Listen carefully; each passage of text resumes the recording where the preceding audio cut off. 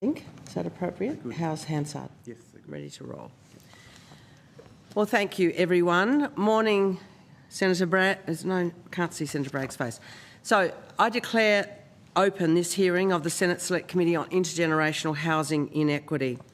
I begin by acknowledging the traditional owners, custodians of the land on which we meet, the Ngunnawal and Ngambri people of Ngunnawal country, and pay my respects to their elders past and present, and I extend that respect to any Aboriginal and Torres Strait Islander peoples here today. The committee will be conducting today's hearing in person and remotely. Committee members participating today include myself, and joining me remotely, Senators Brown, Kovacic, Mulholland and Bragg. These are public proceedings being video streamed live via the Parliament's website, and a Hansard transcript is being made. I remind witnesses that in giving evidence to the committee, they are protected by parliamentary privilege. It's unlawful for anyone to threaten or disadvantage a witness on account of evidence given to the committee, and such action may be treated as a contempt. It's also a contempt to give false or misleading evidence. Witnesses also have a right to request to be heard in camera. If a witness objects to answering a question, they should state the ground upon which the objection is made, and the committee will determine whether it will insist on an answer having regard to the ground which is claimed. If the committee determines to insist on an answer, a witness may request that the answer be given in camera. Commonwealth officers appearing today are also reminded of the Senate order specifying the process by which a claim of public interest immunity should be raised. A copy of the order is available from the Secretariat. The Senate has resolved that an officer of the Department of the Commonwealth or of a state shall not be asked to give opinions on matters of policy, and shall be given reasonable opportunity to refer questions asked of the officer to superior officers or to a minister. This resolution does not preclude questions asked for explanations of policies or factual questions about when and how policies were adopted. I also remind witnesses who are appearing via video conference and who are not speaking to mute their microphones. So I now welcome a representative from the National Housing Supply and Affordability Council via video conference, and I just suggest to all senators that we have a functional way of communicating with each other on what's the system? WhatsApp. Sorry, forgot. I've got some questions I'll lead off with. We have the council for an hour, and I'll probably go to you, Deputy Chair, after myself, just so everyone has a sense of where we're headed. Thank you for being with us. Dr Spiller? Does he have an opening statement? Thank you. Do you have an opening statement you would like to read to us? I do not have an opening statement to read. Okay, and I understand the information on parliamentary privilege and the protection of witnesses giving evidence to committees has been provided to you. And for the Hansard record, could you please state your full name and the capacity in which you appear today? My full name is Marcus Luigi Spiller, and I'm appearing today as Deputy Chair of the National Housing Supply and Affordability Council. Thank you, Dr Spiller. And I wonder if you could start, before I go to my questions, just with a little outline about the role and functions of the council and how long you've been involved in it. So I've been involved with the council since its inception. The role of the council is its primary role is to monitor the state of the Australian housing system. And to that end, the council publishes a report each year. If you like, that is our flagship product, in which we monitor the state of supply, trends in demand, and the implications for housing affordability. The council also provides research and advice to the minister on request on topics that the minister seeks information on. For example, the council has prepared a report on barriers to institutional investment in housing.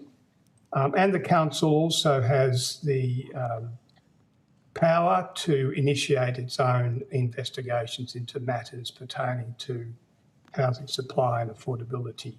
The council is an independent authority, and it is supported by Treasury in terms of its execution of its directions and decisions. Thank you, Dr Spiller. I am very appreciative of your recent report. and its overall assessment of the state of housing in our country. I wanted to just ask you and take you to that report. Page 3 of that report says, younger people face an increasingly insecure housing future. How do you see the components that make up that shift of increasingly insecure housing futures for younger people in Australia? Yes, so it's interesting to note that, in 1981, I think roughly around the time I was purchasing a home, and I would have been in the age bracket, 61% of Australians aged between 24 and 34 were either in home ownership or on the way to home ownership, that is to say they had a mortgage. In 2021, that had shrunk to 43%. So there's clear evidence now that access to home ownership is either receding into impossibility or is being achieved much later. So there is that dimension of the vanishing, well, perhaps vanishing is too strong a term, too emotive a term, but there is that question of home ownership, which has long been a pillar of our society becoming less attainable. I think it's complex also for younger people in other ways. The spatial economy has changed. So whereas in the long post-war boom period, suburban affordable home ownership also came with access to a large pool of high-paying jobs. In our cities today, the pool of higher-paying jobs, more secure jobs, have tended to gravitate towards the central parts of our cities, whereas the affordable housing is for the most part home ownership, that is to say, the most affordable home ownership opportunities tend to be in outer greenfield areas which are more remote from these job opportunities. So there is a rather difficult trade-off that lots of young Australians have to make in terms of situating themselves in those parts of our cities and regions which offer good job opportunities and an opportunity to build their wealth through their work versus the need to get into home ownership, which might cause them to have less access to those higher paying, more secure jobs. So the home ownership precarity works in a number of different ways. Thank you. That is very interesting to hear your reflections on that spatial challenge, the gap between where you might work as a professional, now being more in the city, and your home being increasingly stretched out into suburban, if you can get into that market. Many years ago, I did a piece of research which suggested that was also quite gendered. For women, if the stretch is very long between your home and your job, you are much more likely to step down in your employment status to be closer to your school or your childcare and your home. Do you see that gender difference which really disadvantages new mothers and women in particular in that spatial change in the organisation of housing as well? Yeah. Your comment there, Senator, resonates with me, not so much because of the role that I play on the council, but I have seen it in other research that I've been involved in, that it is a gendered phenomenon, and there is evidence that a lot of people, a lot of women in particular in greenfield growth areas, are not holding jobs that are commensurate with their training, which is a problem for them, of course, and their families in terms of optimising their incomes and their lifetime incomes, but it's also a problem for our country in that it means there's a productivity loss to us. We're not using the human capital that is available to us. And potentially a real professional career disappointment to women who may have trained as a lawyer or an engineer or an accountant and then find themselves working in a much lower paid a retail, for example, hospitality job which doesn't use their skills and offer a career trajectory in the profession they trained for? Indeed. Thank you. In your opening response there, you talked about the 61% rate of home ownership in 1981 and the much, much lower one now. I think 43% in 2021 and probably lower now for that age group 25 to 34. What about what the council's evidence tells us about the number of years needed to save a deposit? How's that changed? Generation. Well, that is continuing to lift, so that if we're talking about a 20% deposit, back in 2015, it took around about 9 years, I believe, and that has now risen to more than 11 years. Mm-hmm. So getting a toehold in the market is continuing to be a challenge. And what are the council's reflections on renters in particular? How has the generational moment shifted the experience of renters in this current environment young renters in particular, relative to earlier periods? I'm thinking about length of renting, level of renting, security and quality of renting. Yes. Well, people are having to spend more time in renting, in private renting. It wasn't so long ago, back in those years that I referred to earlier, in the 80s, for example, private renting was very much seen as a short-term transition. Leaving home, forming your own household, and then moving into home ownership. It was temporary, possibly linked to your work aspirations and career moves. But it was expected that you would move on to home ownership. That was the typical pattern. We're now finding that people are spending much longer in home ownership in renting, private renting. It is now around about 30% of all households and the fastest growing group amongst the tenures. And we also see significant housing stress, rental stress amongst private renters, so that in the bottom 2 quintiles of the income distribution, those people paying more than 30% of their income in rent, which is a widely recognised ratio as being an appropriate amount of rent. The share of renters within the bottom 2 quintiles that are paying more than 30% of their income in rent has risen, steadily and strongly really, from about 25% in 2014 to close to 30% today. So there is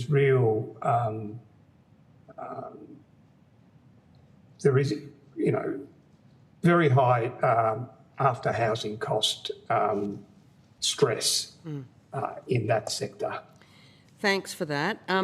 In your latest report, it states on page 9 in the early parts of the document, quote, "For too long Australia's housing system has worked for some Australians, rather more than for all Australians, and this must change to improve equity across and within generations."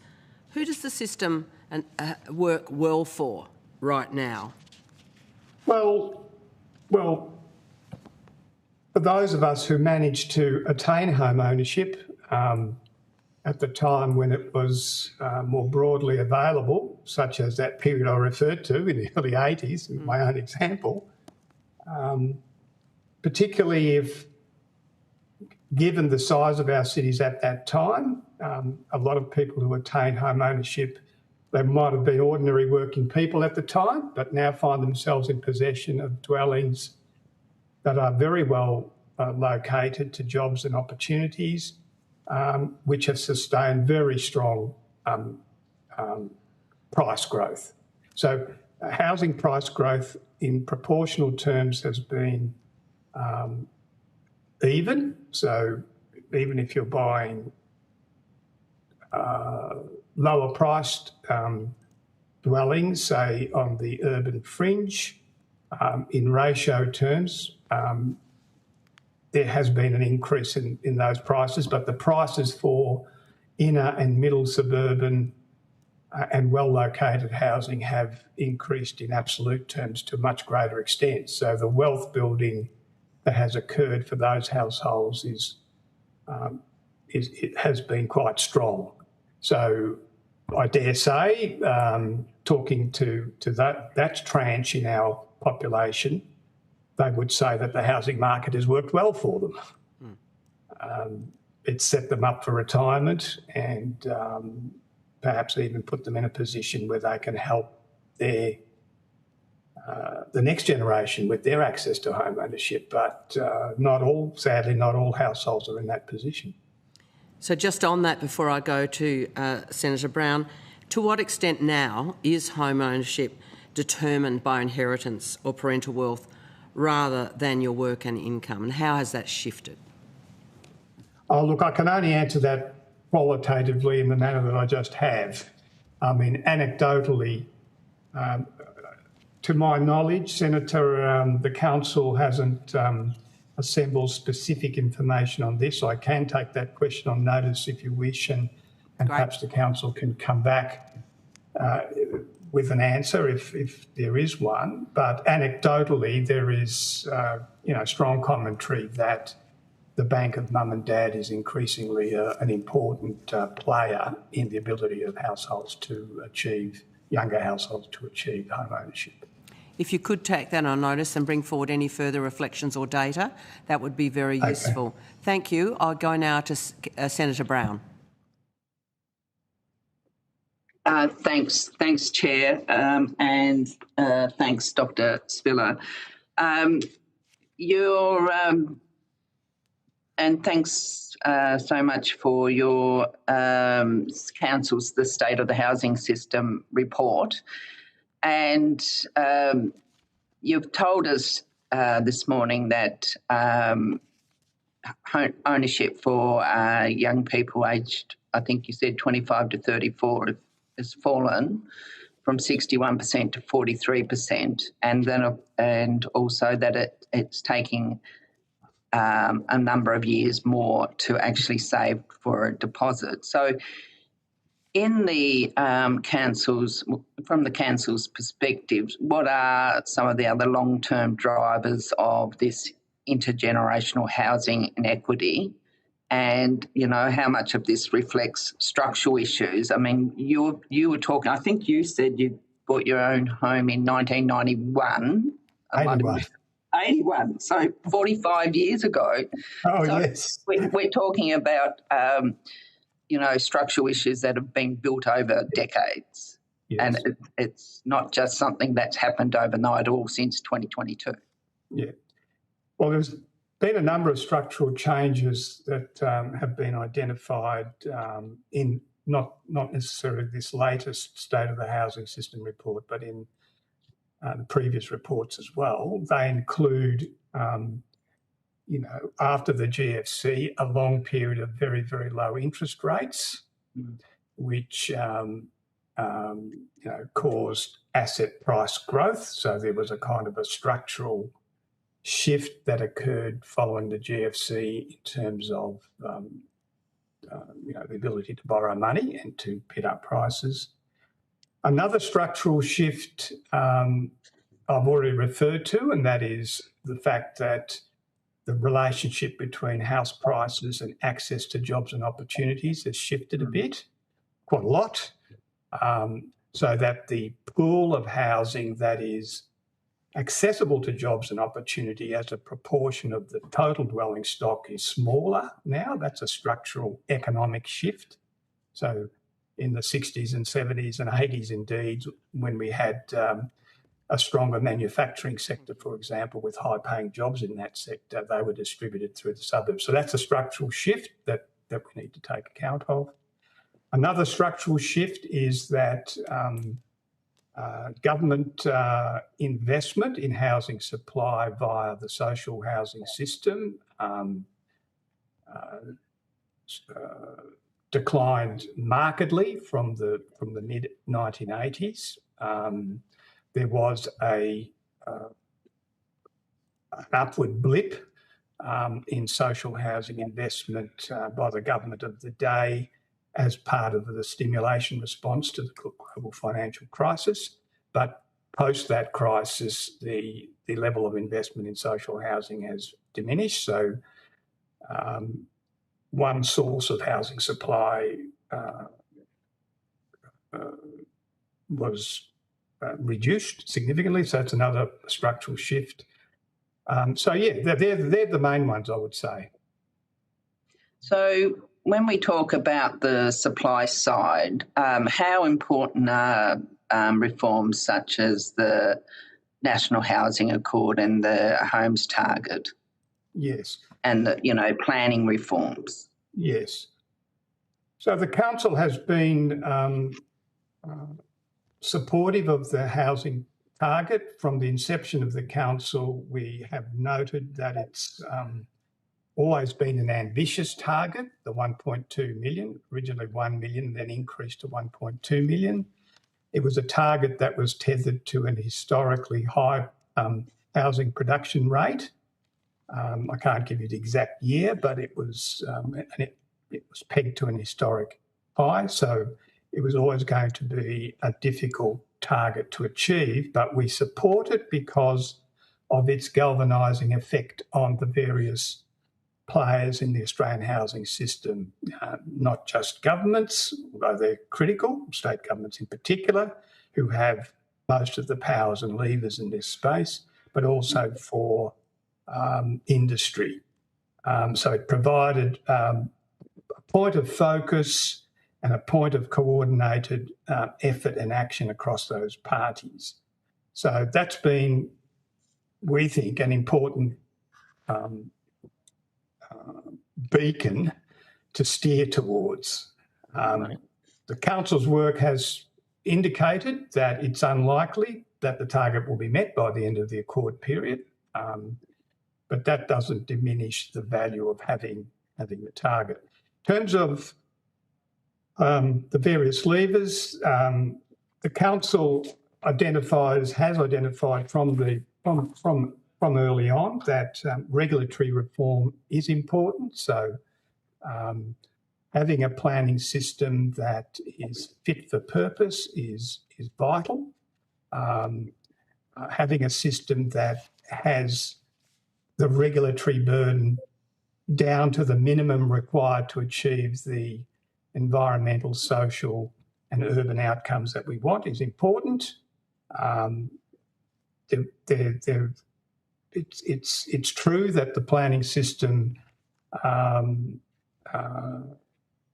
has become complex, possibly unnecessarily so in many jurisdictions, and we have seen concerted effort on that front. There are other things that the council has said should be, as a kind of high strategic level agenda, is to improve construction sector productivity and capacity. Australia's record in producing dwellings per capita isn't too bad, but the rate of innovation in the housing construction sector is low compared to other sectors, and the Productivity Commission has pointed that up. And so the council has affirmed that as a priority area. The council has also called for increased investment in social and affordable housing. It's also called for better support for renters. And it's also called for, without being specific on particular changes to the tax system, the council has pointed up that the impact that the tax system in the broad has on investment choices and the need to look at how that system can better support housing supply and affordability. The council has also called for further action in terms of closing the gap in First Nations housing. So those 6 themes frame the council's thinking about what can be done to address the problem that we face. I think your report does note that the governments are improving planning systems and approvals. There's obviously more that needs to be done. So that would, how important are investment in infrastructure supports to try to turn, approvals into completed homes? Well, the biggest challenge for turning approvals into completions, I think you make if you are making this observation, a good observation that gaining approvals is not really the bottleneck now. The bottleneck is achieving a feasible development, and we had seen in the early part of this year the feasibility equation for developers adopt or come into a more favourable frame. So we were seeing improvements in financial viability in converting those approvals into starts and completions. And in fact, our report this year upgraded the projected number of dwellings to be produced during the accord period as a result of that. As you know, the report also examines the impacts or considers the impacts of the Middle East crisis on that. So anyway, that's a key point, the feasibility for developers into converting approvals into completions. But you also make the good observation that in many parts of our cities, getting the infrastructure in place in a coordinated way so that development can proceed is a major challenge. And I dare say that we've advanced, perhaps I'm stepping outside of the report a little bit here, but my judgment is that we've probably advanced further on the approvals front than we have on the coordinated infrastructure supply front. And when I say infrastructure supply, I also would include in here, and the council has commented on this in its various reports, assisting industry to more efficiently supply housing through things like land assembly, clean up of former industrial land, making sure the infrastructure is there so that some of the frictions and delays that are in the system outside of the approval process might be addressed through proactive action. Okay, thank you, Dr. Spiller. Thanks, Chair. Thank you, Senator Brown. If we can come to Senator Kovacic. Thank you so much, Chair, and thank you, Dr. Spiller. Just to reinforce, to ensure that I have a couple of facts straight, the State of the Housing System report indicates we're currently at 980,000 dwellings against the 1.2 million target, so that's about 220,000 short. Your report also estimates that the 1.2 million target won't be reached nationally until the September quarter 2030, which is about 12 months over the Accord's June 2029 end date, which is, I think, the answer that you gave me the last time we had a chat. And is that still the council's position? Yes, it is. Okay. Noting that the consequences of the supply chain disruptions and cost increases as a result of the Middle East crisis are still playing through. So, okay, so that may well extend out further once the impacts to the construction sector are better known or better established. It certainly won't help. Yeah. Yes. Yeah. Yeah. So that will effectively probably make it worse. Yeah.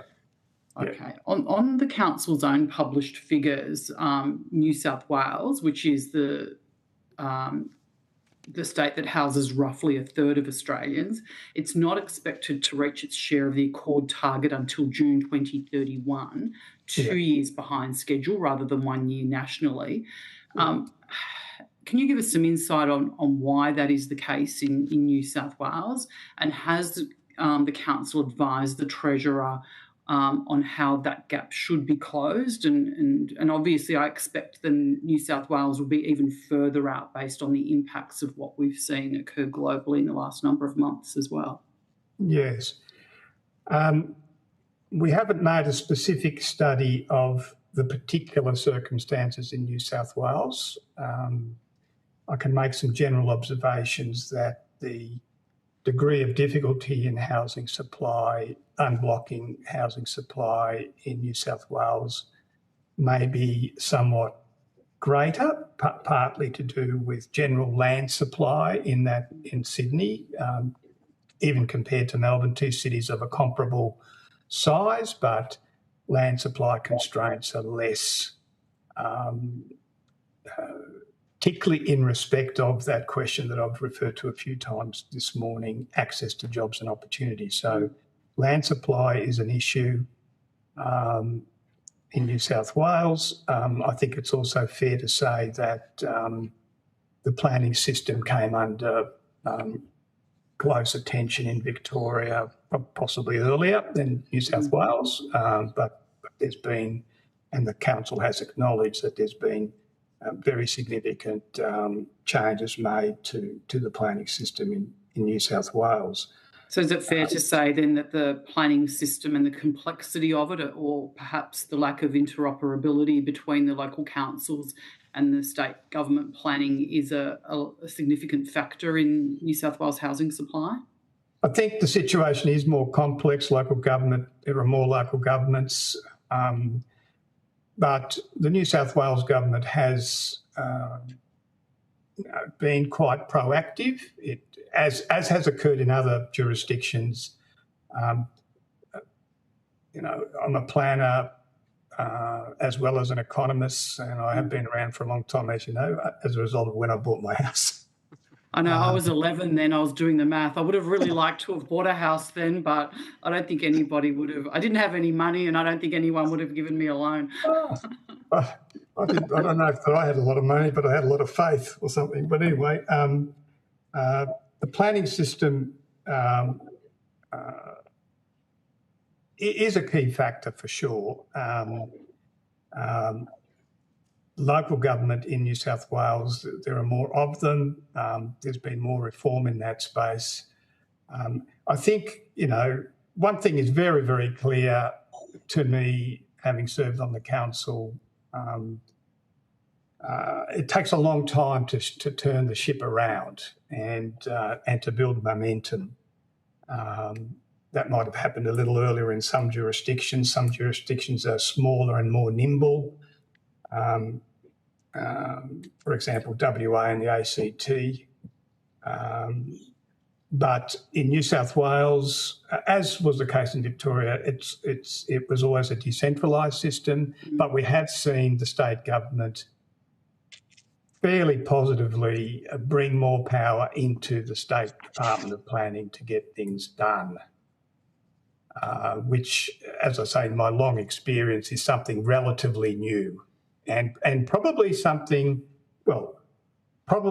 that's happened because of the enormity of the crisis that we face, but I dare say something that has grown out of the housing accord, that galvanising effect that I spoke of earlier.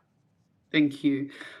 Treasury's budget paper 1 at box 4.4 talks about negative gearing and capital gains tax, and it concedes that the changes will deliver about, and I'm quoting, around 35,000 dwellings fewer over the next decade. All else being equal, does subtracting those 35,000 homes from the pipeline make the shortfall worse, like your published shortfall? And I note they talk about it being offset by homes from the local infrastructure fund. I'm not sure. I don't think your modelling includes that. So I'm just trying to understand what the actual net effect is. It seems a little bit of, I don't know, sort of curly language. Well, look, I won't comment on the curly language, and I will point. Oh, they're my words. I'm not expecting any. No. I'm finding it hard to understand what the net outcome is, and if you could help me understand that. Sure. Well, the council hasn't done its own modelling on the impact of negative gearing. So that modelling that appears in the budget papers was not done at the behest of the council or under the supervision of the council. So that would have been done obviously just by Treasury, not by you, right? Yeah. Yeah, but the council does consider, and as I said earlier, has commented in all of its reports on the need for an aligned tax system. And to answer your question, yes, if everything else was constant and fixed, so that if you did not consider the supply expanding effect of the housing support program that was also announced in the budget, if you set that aside, then the effect would be a reduction in supply.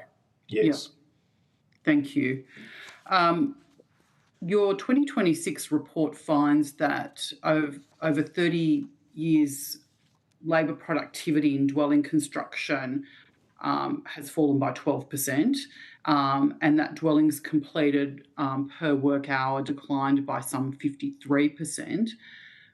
Without lifting construction productivity, can we actually, can the Accord target be actually met? And if so, how?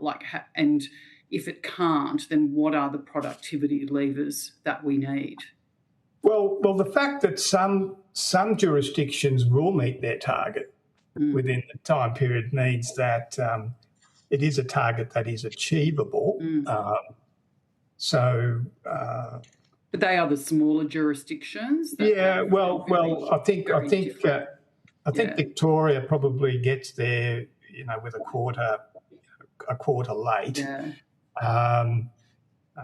But look, there's no doubt that there needs to be a significant lift in construction sector productivity.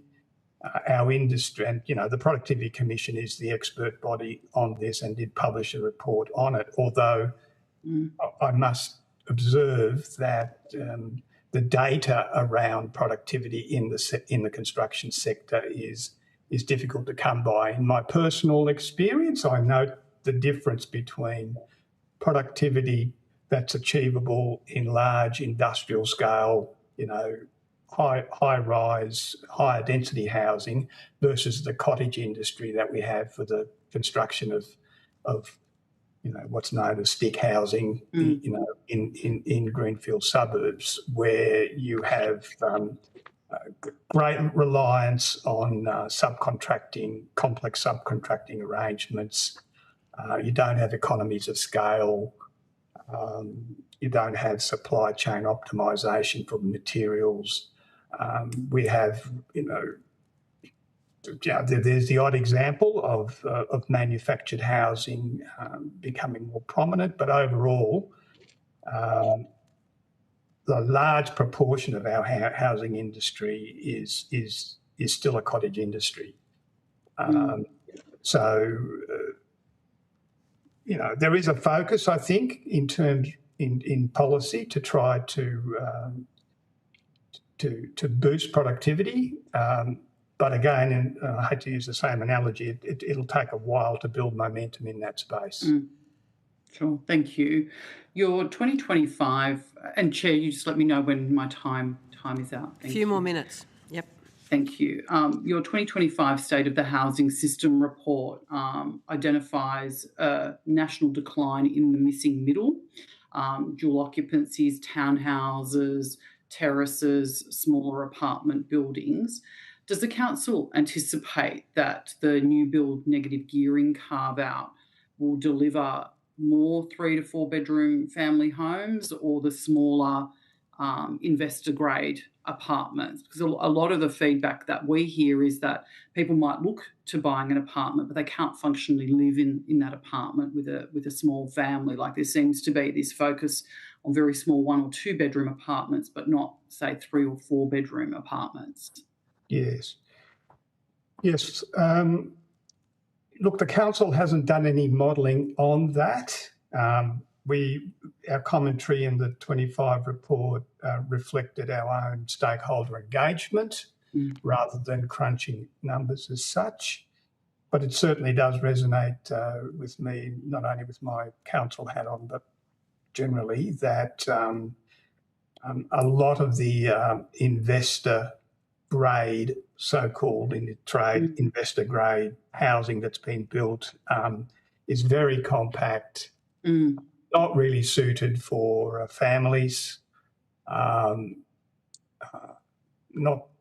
very adaptable dwellings. And also perhaps not attractive to a downsizer. So, someone that actually has a larger dwelling will hang on to that rather than let it come into the market because they don't have really many options of something to move into. Yeah, no, you're spot on there. And so the vacancy chain effect that we would otherwise enjoy isn't happening. So people aren't able to downsize and vacate their dwelling to create an opportunity for a family and that family moving out of another house and so on and so forth it goes. So it's true, well, as far as we can tell, based on stakeholder input, there is a disconnect between what the housing industry was producing for investors and what people actually need.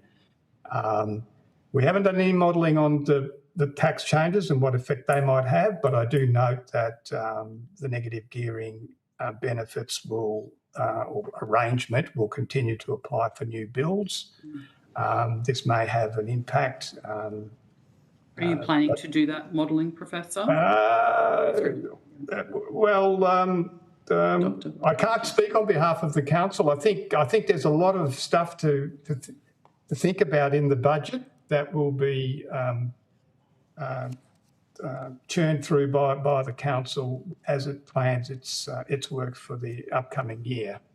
Okay, yeah. I'm mainly curious because the budget talks about 75,000 additional owner-occupiers over a decade on the basis of the tax changes. So I was just curious as to, whether you would see that, and, that's around 7,500 a year against roughly 110,000 first home buyer transactions. So I'm interested whether you see that to be a material lift or what your views on that will be. Well, 75,000 over 10 years, it's not inconsequential. It represents a displacement of investors by first home buyers or home buyers, not necessarily first home buyers. But I think I'll leave my commentary on that. Sure. And my very last question, very quick, in terms of your forward planning, in terms of what modelling you do and you don't do, is that something that's led by the council, or do you get guidance from the government on that, or do you guys just determine that yourselves? No, it's the council is an independent authority and determines its work program. As I mentioned, part of our mandate is to respond to ministerial requests for advice on particular matters, and of course we attend to those.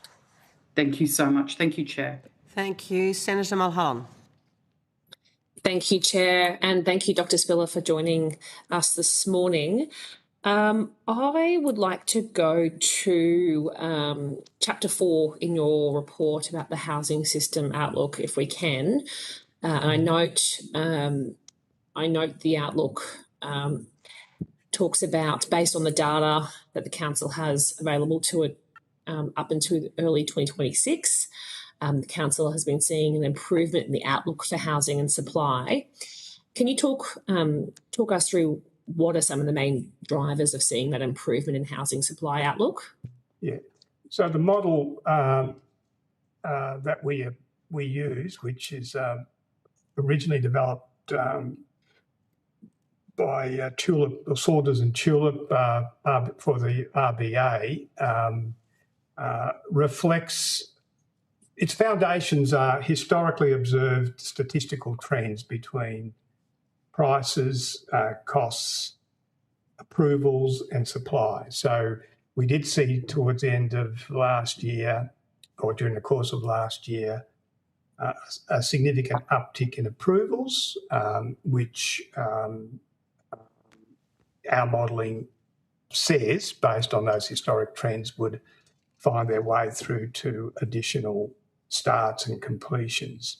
The other thing that we took into account this year is the impact of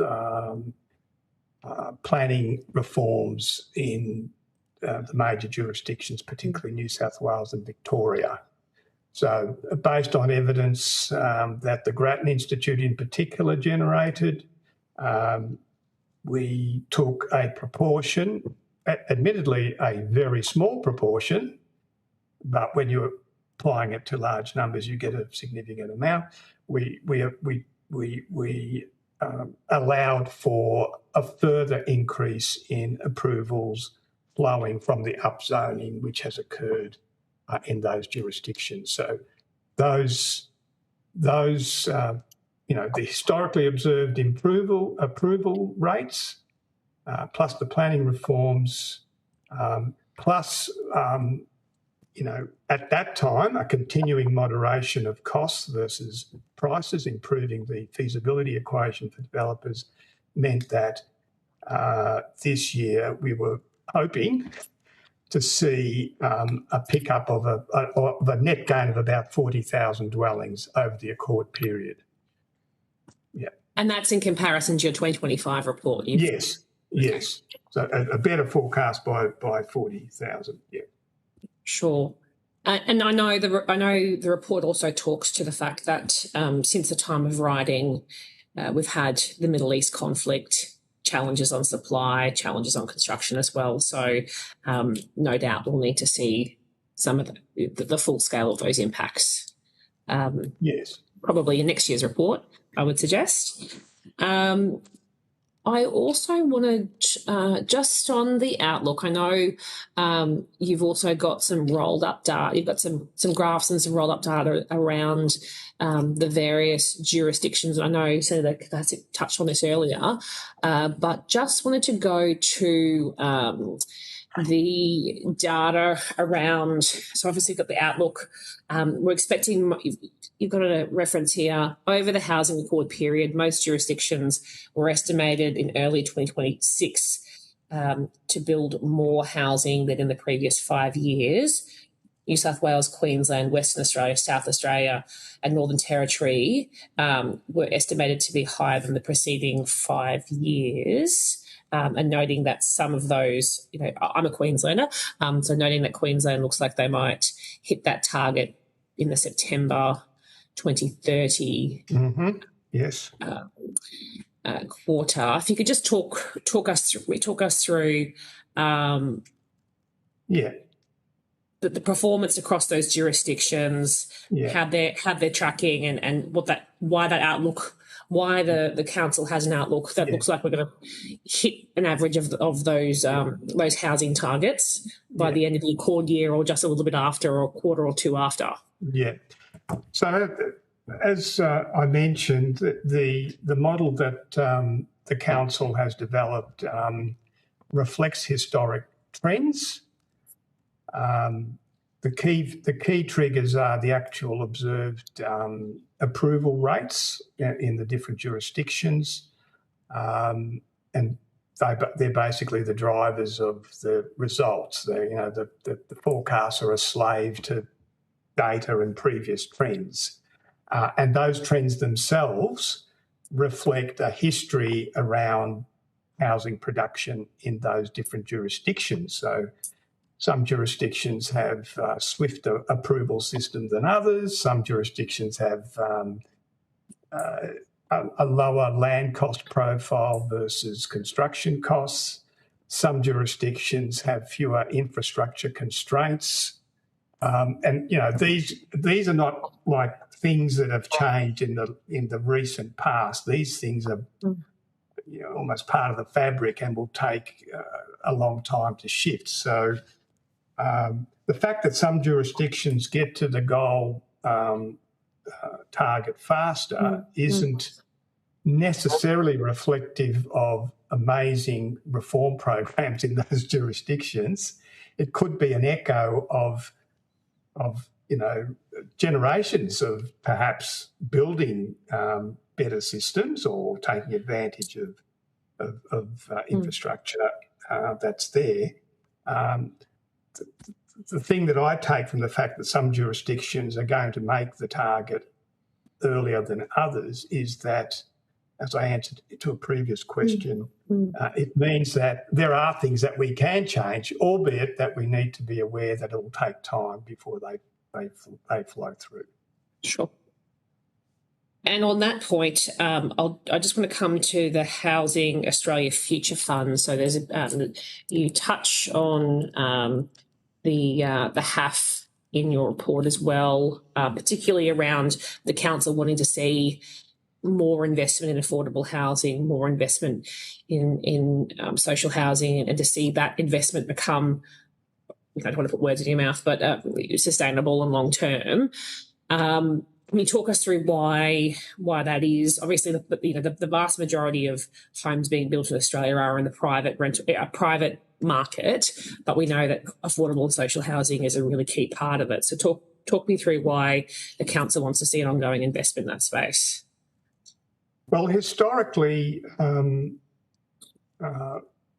construction of social and affordable housing has been a significant component of total housing supply in our country. So I might need to check these facts later, but in the decade up to the mid-1980s, perhaps around 14,000 dwellings per year were in social housing space. Quite a significant and continuous supply. And in fact, in some jurisdictions, it was a supply that was partly generated through industrial production, manufactured housing. And it was a housing supply that, unlike today, wasn't regarded as a welfare safety net. But indeed, if you're going way back to the 40s, 50s and 60s, was actually seen as part of kind of an industrialisation economic modernisation effort. So social and affordable housing, it has been a critical part of housing supply. Importantly, it is not tethered to feasibilities for individual developers. And again, historically was used as a counter-cyclical investment process, so that if the market, which, as you correctly point out, and as the council stresses, the market is the prime mover of the Australian housing system and will always be so, and needs to be as productive as it possibly can be. But when the odds are stacked against it, as they have been of late, with housing costs versus achievable prices, then social and affordable housing investment can keep the wheels moving during those slow periods. And in fact, we hear that the HAF program has been important in terms of keeping production going for some of the major developers during this difficult period.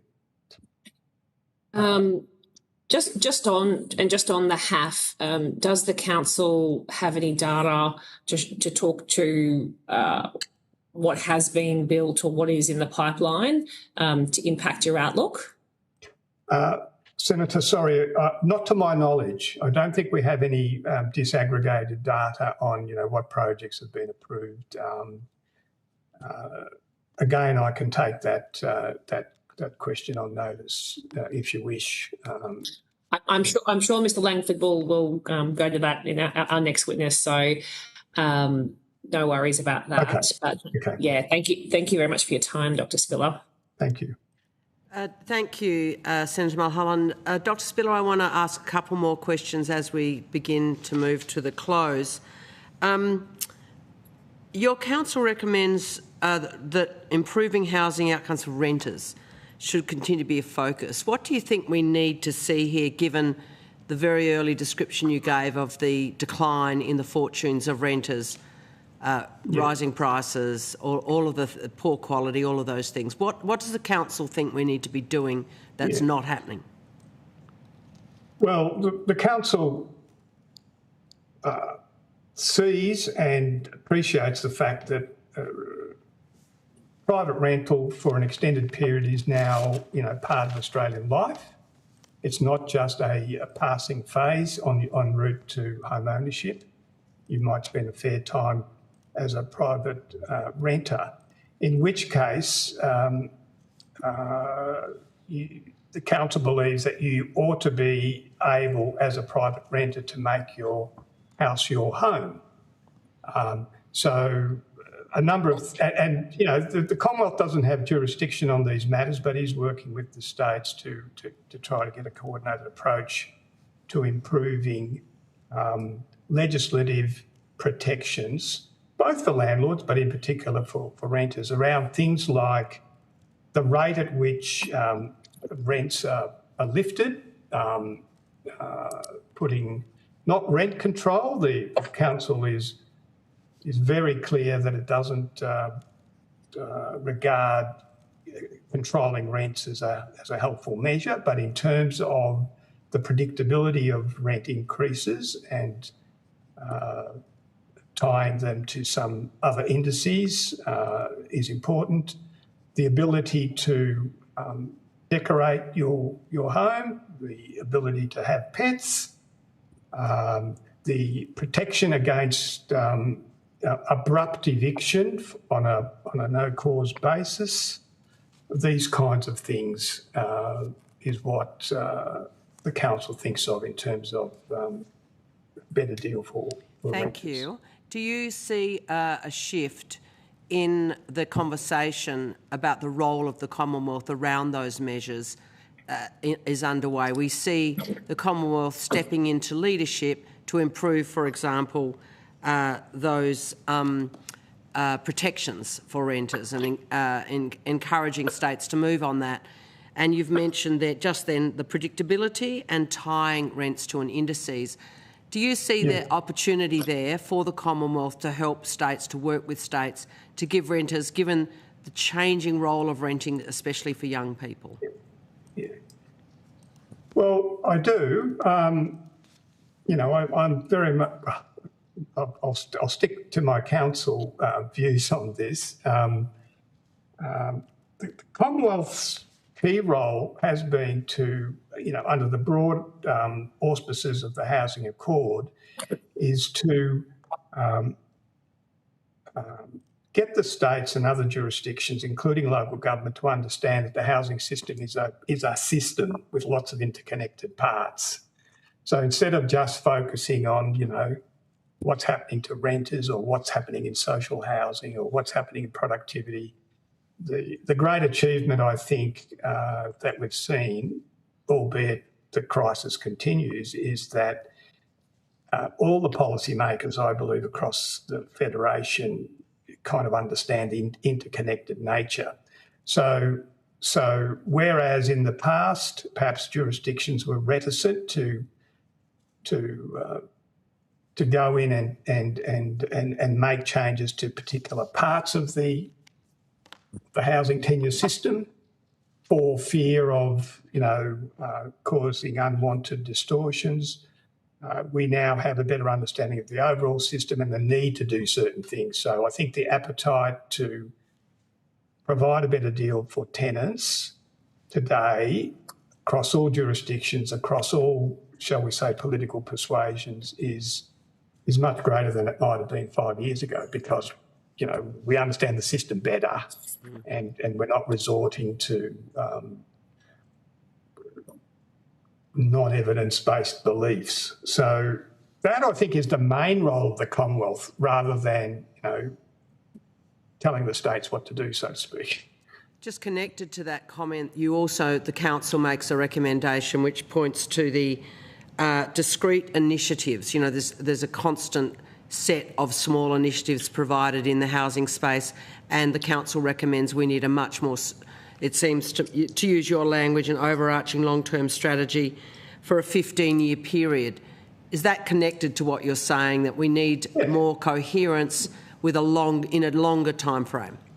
Yeah, and this is where the Commonwealth can play its best role to foster a better understanding of the system as a whole and its interconnected parts, to have a long-term vision, and to that end, one of the innovations in our report this year is to put an outcomes framework in there so that we can track progress.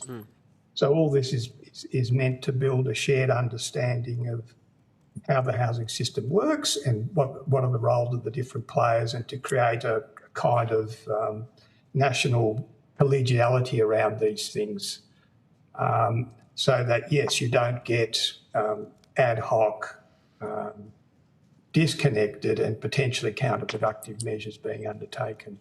Last quick question. Immigration gets a lot of oxygen every day at the moment as a cause, some would argue, a significant contributor to the housing crisis. What work has the council done on immigration, and what's the perspective of the council about the role of immigration in the housing crisis? The housing model that the council operates imports the information about population from the Centre for Population. So again, we do not produce our own estimates of population, future populations, including the migration component that comes to us via the government's official source of information on those matters. So that comes to us with an age profile and a household formation propensity.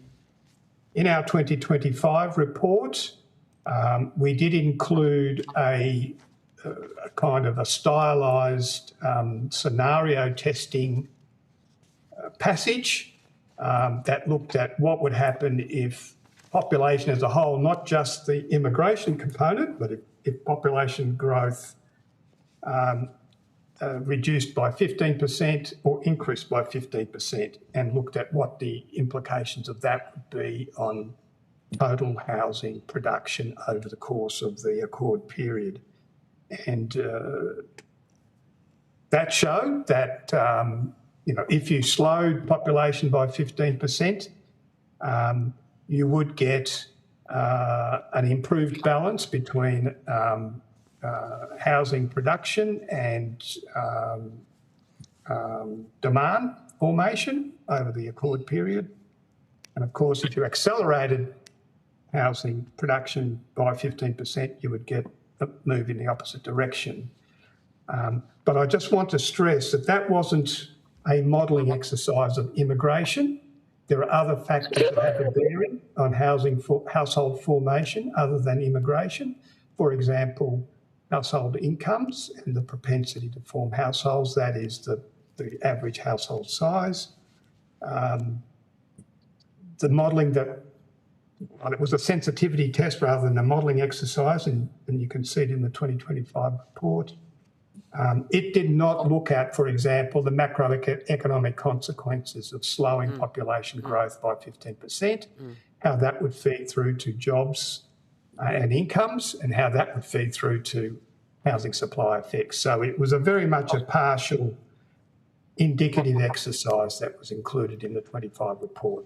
Thank you. And you're pointing to the complexity that surrounds analysing these matters. It's not just a question of a single number.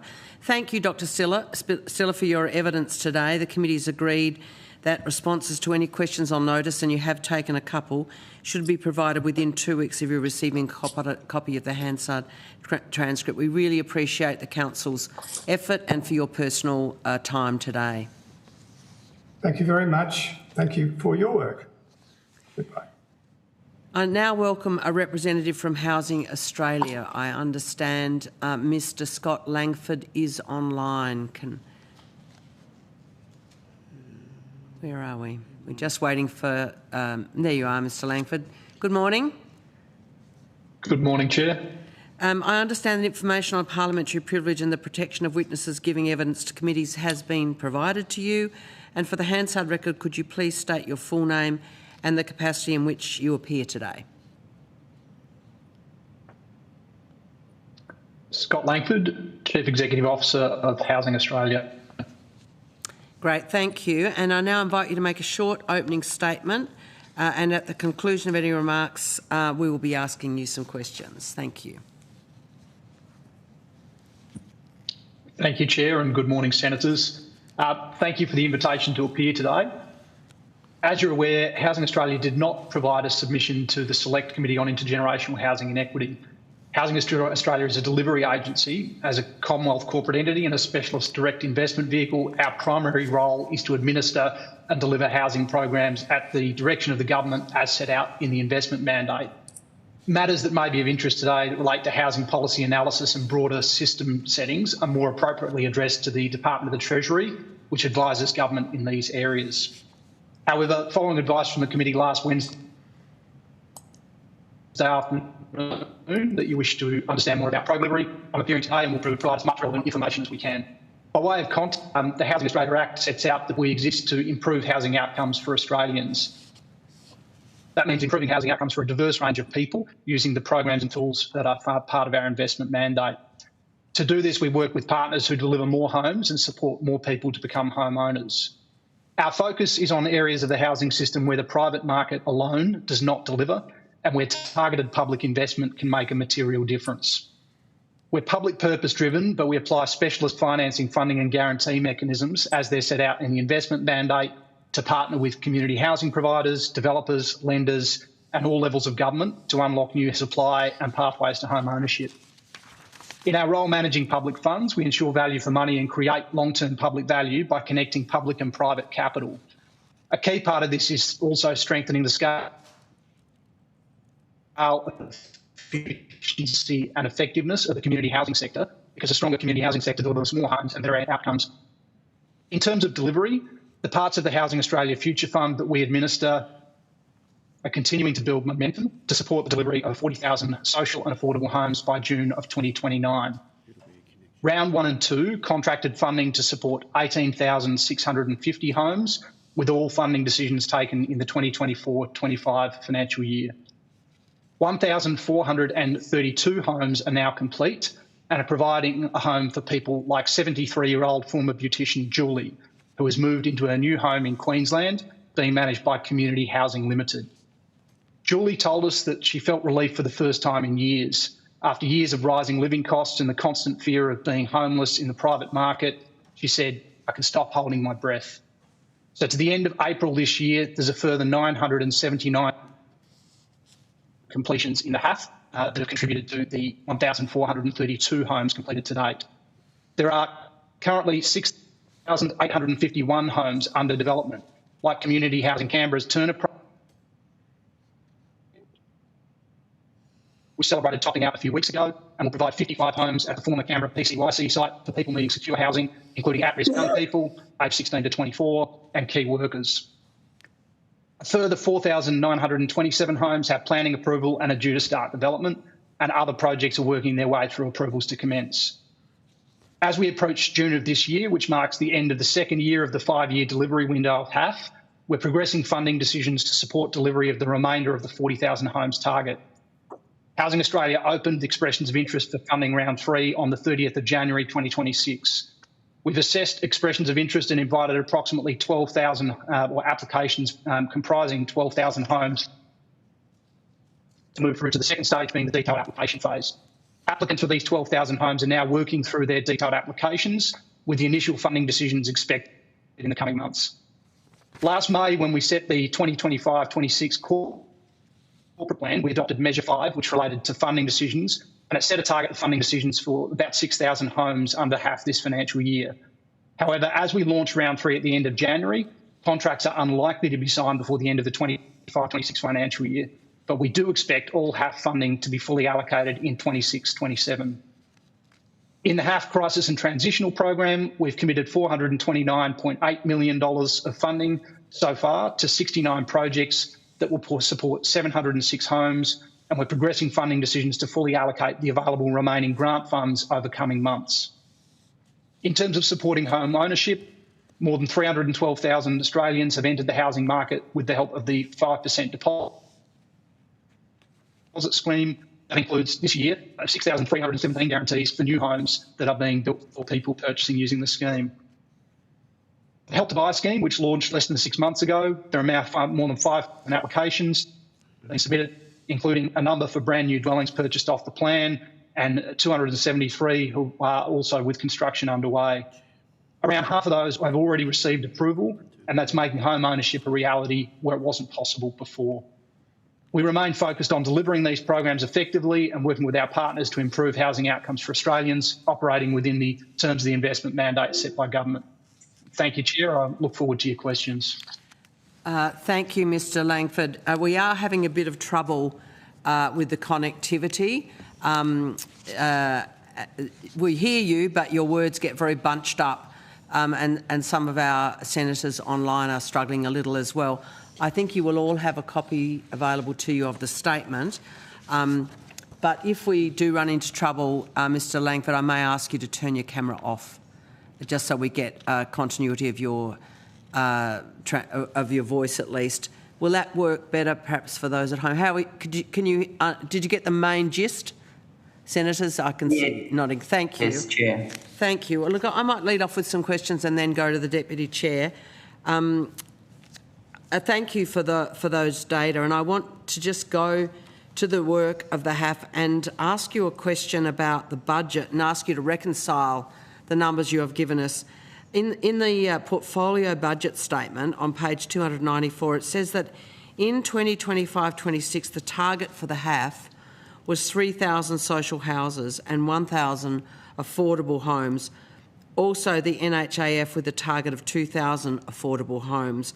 But the expected actual is 0 social and affordable homes. And it states in that table, table 2.1.2, which gives the performance measures for outcome 1, that the target is at risk.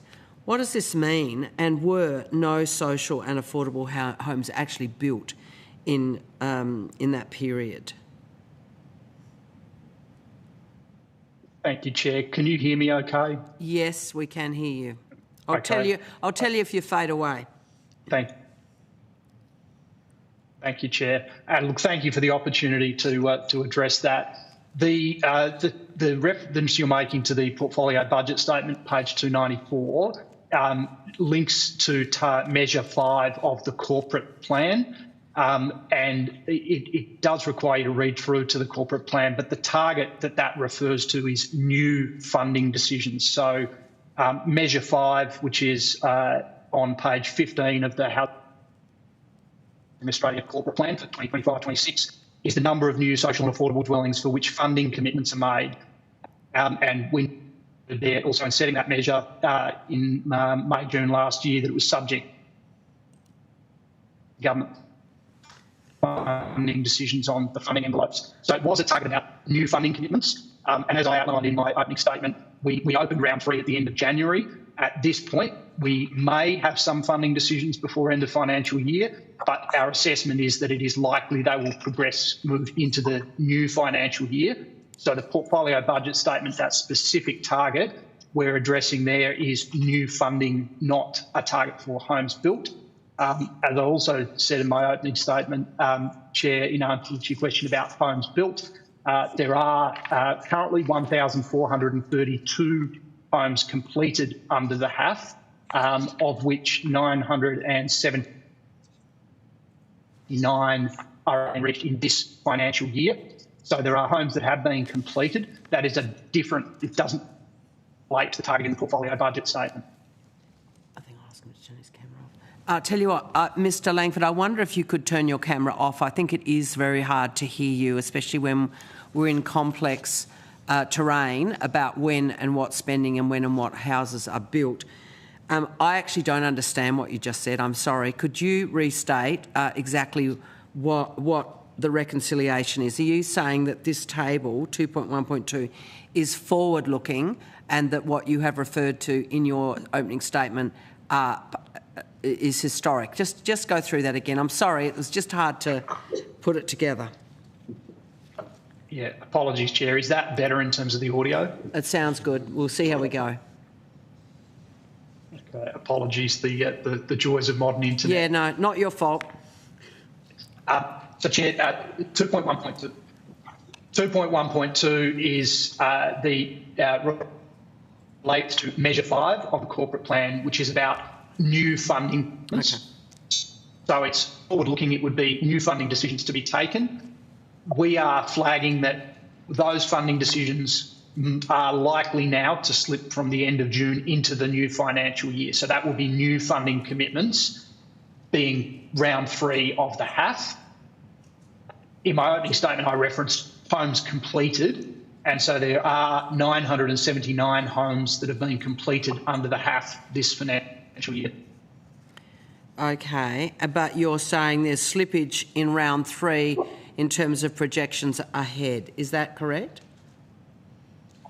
So, Senator, we set the corporate plan in May, June last year, and at that stage we didn't know the timing of when decisions would be made by government to set the funding envelope. The government made decisions that enabled us to launch at the end of January, and as a result, some of those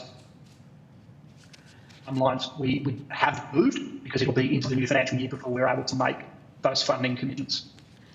And how do you think that slippage will affect the government's commitment to build 1.2 million homes by mid-2029, which we know is a target overall that has definitely fallen behind?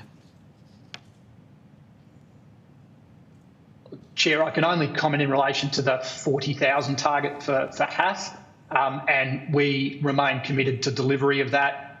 Round 3 is designed to allow us to make funding decisions with sufficient delivery time. We're coming towards the end of the second year of a 5-year delivery window, and with funding commitments to be made in the second half of this calendar year, we see a pathway to completion of those projects. So if I can, your stated purpose is to improve housing outcomes by helping more Australians access affordable, safe and secure housing. But we've just heard that the council, the National Housing Supply and Affordability Council, has found that, to quote, rental affordability and purchase affordability deteriorated further in 2025, adding to growing concerns, in their words, about intergenerational housing inequality. What's your response to that growing concern? Well, Senator, Housing Australia is a delivery agency. We are very focused on using the tools the government has equipped us with through the investment mandate. They relate to delivery of specific program targets, which we are progressing. The broader context of the housing system is matters really of broader policy. So what consideration... Directed to Treasury. Sorry, say that again, the last bit. Sorry, Chair. The broader policy commentary would be best directed as a question to Treasury. What consideration in the operationalisation of the programs that you do you give to intergenerational housing inequity?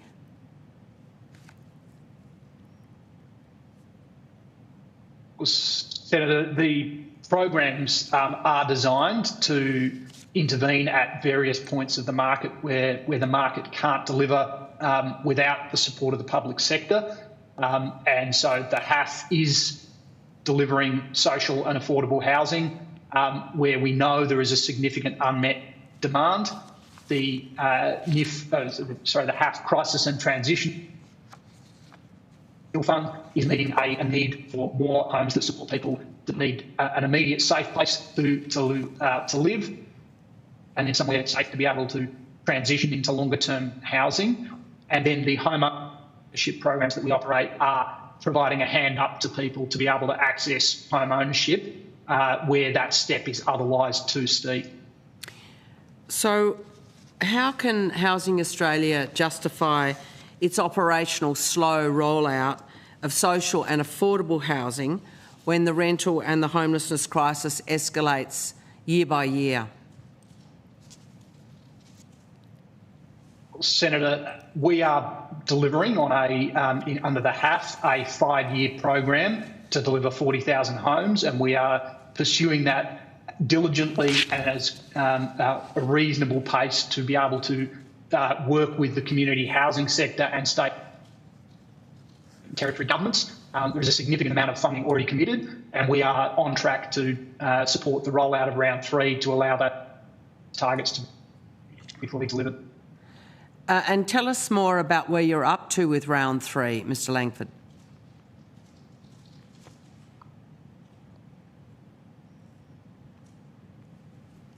So we launched round 3 at the end of January. It is a 2-stage process, and we have assessed an initial tranche of expressions of interest and invited applications representing around about 12,000 homes in 2 of the 4 streams, being what we've called partnerships at scale, so larger packages of homes, and housing diversity as 2 of the 4 streams in round 3. We have also started to receive the first expressions of interest from the First Nations sector under the dedicated First Nations stream of round 3. And states and territories are beginning to make their put in their submissions under the dedicated states and territories stream. As I mentioned, with 12,000 currently moving through to the detailed assessment phase, we anticipate initial funding decisions on those in around about July or August as they progress, depending the nature of what they put forward.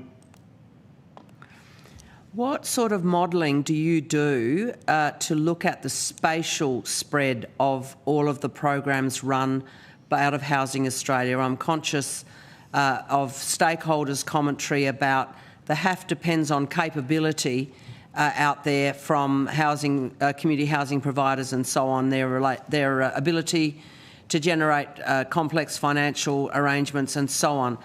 What does that do to the way in which these funds are allocated spatially? I'm curious. I want to know whether the appropriate allocations are matching need.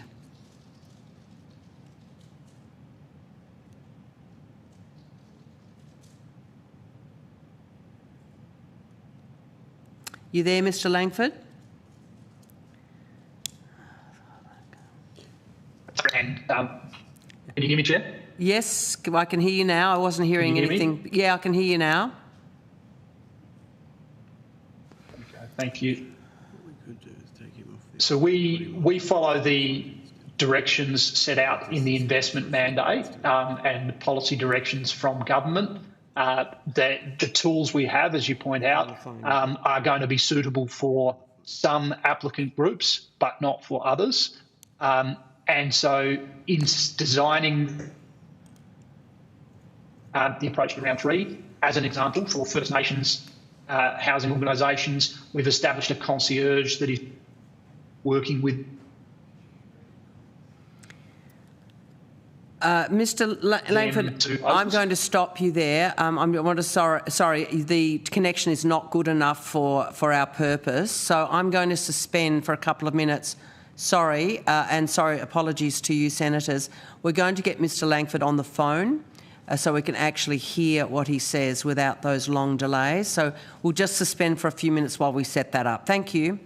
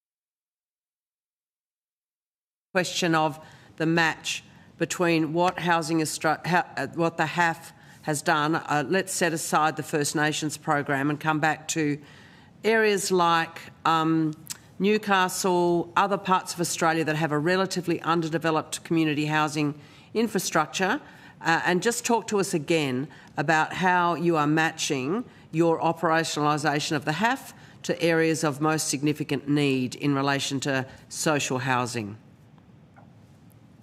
Thank you, Chair. Well, firstly, I'd recognise that there is broad need and demand for social housing and affordable housing right around the country. And we are encouraging a diversity of different delivery models and applications in a couple of ways. So firstly, as we did with round 2, in round 3 there is a distinct partnering stream with states and territories, and many of the states and territories are then working with their community housing sectors to facilitate projects that are suitable for the sector in a diverse range of locations and different project sizes. And we have been working quite collaboratively with states and territories where they've given some feedback about project and size and how best to accommodate the variety of things they're trying to accomplish. We do recognise that states and territories, as custodians of the social housing system in their own jurisdiction, have a really important role in building the capacity of the community housing sector too, and so that partnering approach has been key. That's something that is following from round 2 and then into round 3.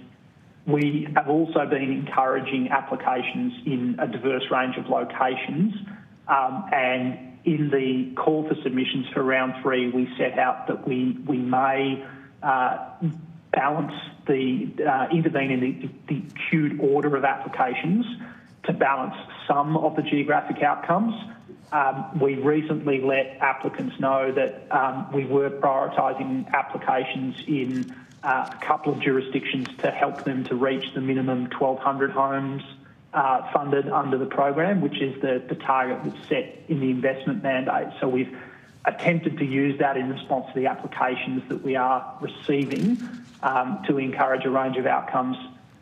Senator, I also recognise your premise that the HAF has some complexity to it and it may not be a suitable program for all applicants. So I would also observe that there is a broad diversity of applicants being funded with grant funding under the HAF Crisis and Transitional Fund. And in fact, there's some very good regional outcomes being delivered where the nature of the funding and the way we can offer it is quite suitable. For example, a small project in Orange that one of my colleagues attended recently, where a local service provider was able to be supported to acquire some accommodation suitable to a particular cohort in that community, and the upfront funding nature of that was suitable to them. So within the funding programs we've got, it is not all just the HAF availability payment. There are other programs, and we are cognizant of how we try and get a diversity across those. Are you worried about the pace of delivery? I'm looking at your opening statement. 1,432 homes built, 6,851 under development, and a further nearly 5,000 with planning approval. This is, something like 12,000 out of the 40,000 in your plan. Are you worried, are you concerned about the rate of activity relative to your 40,000 target, which of course is a very, very, very long way from the really 640-odd thousand shortfall in public and community housing? Thank you, Chair. The momentum is building in the program, and we are coming up on the end of the second year of a 5-year delivery window. And much like the delivery of a home in its own right, there is somewhat of an S-curve of progress that will be evident. And so we do expect that the program is mirroring that, where it has taken the initial year or two of the program is a lot of new commitments being made. We're obviously making more in round 3. And then as those commitments are made, people are progressing into finalising their development applications and then into construction. And so to be at a point now with 1,432 homes complete, but significantly, more than 6,800 in construction nearly 5,000 with BA, we're starting to see that pipeline building up momentum. And with round 3, we anticipate funding commitments will further add to that pipeline through the course of this year. So notwithstanding there are some challenges in the broader construction market at the moment, we anticipate that the program is building towards a delivery profile that will have those homes completed by the middle of 2029. And can you clarify how many of the 1,432 homes that have been built are actually purchased having been built by others? Yeah, thank you, Senator. So I want to be really clear about this. So firstly, the HAF does not buy homes. Housing Australia does not buy homes. We provide funding to funding recipients like community housing providers. And I think what you're asking about is there is a delivery model where a community housing provider goes to a developer and says to that developer, if you are able to deliver these homes, we will pay for them on completion. We refer to that as turnkey. I'll see if one of my team can pull that number up and send it to me as we're talking, Senator. If it's okay, we might come back to it because I don't have that number here in front of me. But I want to be really clear, it's a legitimate delivery model because for some community housing providers, they will play the role of developer themselves. And in other cases, they say, well, it's good to partner with the private market. And there are very good reasons that private developers want to partner with the community housing sector, including that sometimes it can catalyse a broader development with a larger number of homes being delivered with the certainty that they've got a community housing provider who is paying for part of that development. My particular focus here, Mr Langford, is in additionality. And you may choose to take it on notice, but I'm very keen to know how many of those turnkey developments, as you call them, were already in the planning pipeline or under development by, for example, a private developer and then bought into the HAF through a community housing provider. The key question here, of course, is the HAF is meant to grow housing, for social housing, by at least 40,000. And so pulling stock out of private development, which would already have been headed for the market, is not additional. So I would really seek that information about actual additionality. Does that make sense? Senator, I understand the question you're asking. I would offer a view that there are many instances where there are private developers around the country who have a development approval or a project they would like to progress but are unable to do so, and it is only through partnership with a community housing provider that that project is able to progress. In fact, it would similar view that there are, within states and territories, in their own programs, there are projects that can be significantly brought forward with commitments from the HAF. So my team have just texted me to say that of the completed, 670 of those are turnkey, but I don't think that addresses the question you're asking, which is more specific, and I'd have to see if we have that information. As I say, I do suggest that the delivery of those homes where the developer may not otherwise be able to progress that project is true additionality to supply. And the final comment I'd make, Chair, is that the investment mandate is quite specific. It's about increasing the availability of social and affordable housing. So that is the model and how it's designed to operate. Thank you. I look forward to that, your attempt to answer. I am really interested in which of those 670 turnkey projects would not have progressed. I mean, this is a real important question for the Senate and for the Parliament about spending that genuinely offers growth in housing supply in this crisis to those who need it most. Has there been any consideration in Housing Australia about what you would like to see in terms or lessons or ideas for after round 3? Chair, at the moment we are absolutely 100% focused on delivery and pursuing that. And we wake up thinking about it, we go to bed thinking about it. I have dreams about building housing and seeing those outcomes for our partners. So that's our focus at the moment. There are broader policy discussions that are being led by Treasury, and I'm sure I think they're appearing later today. They'd be happy to answer questions about what comes next. Have you done any thinking about the lessons of HAF 1, 2, 3 so far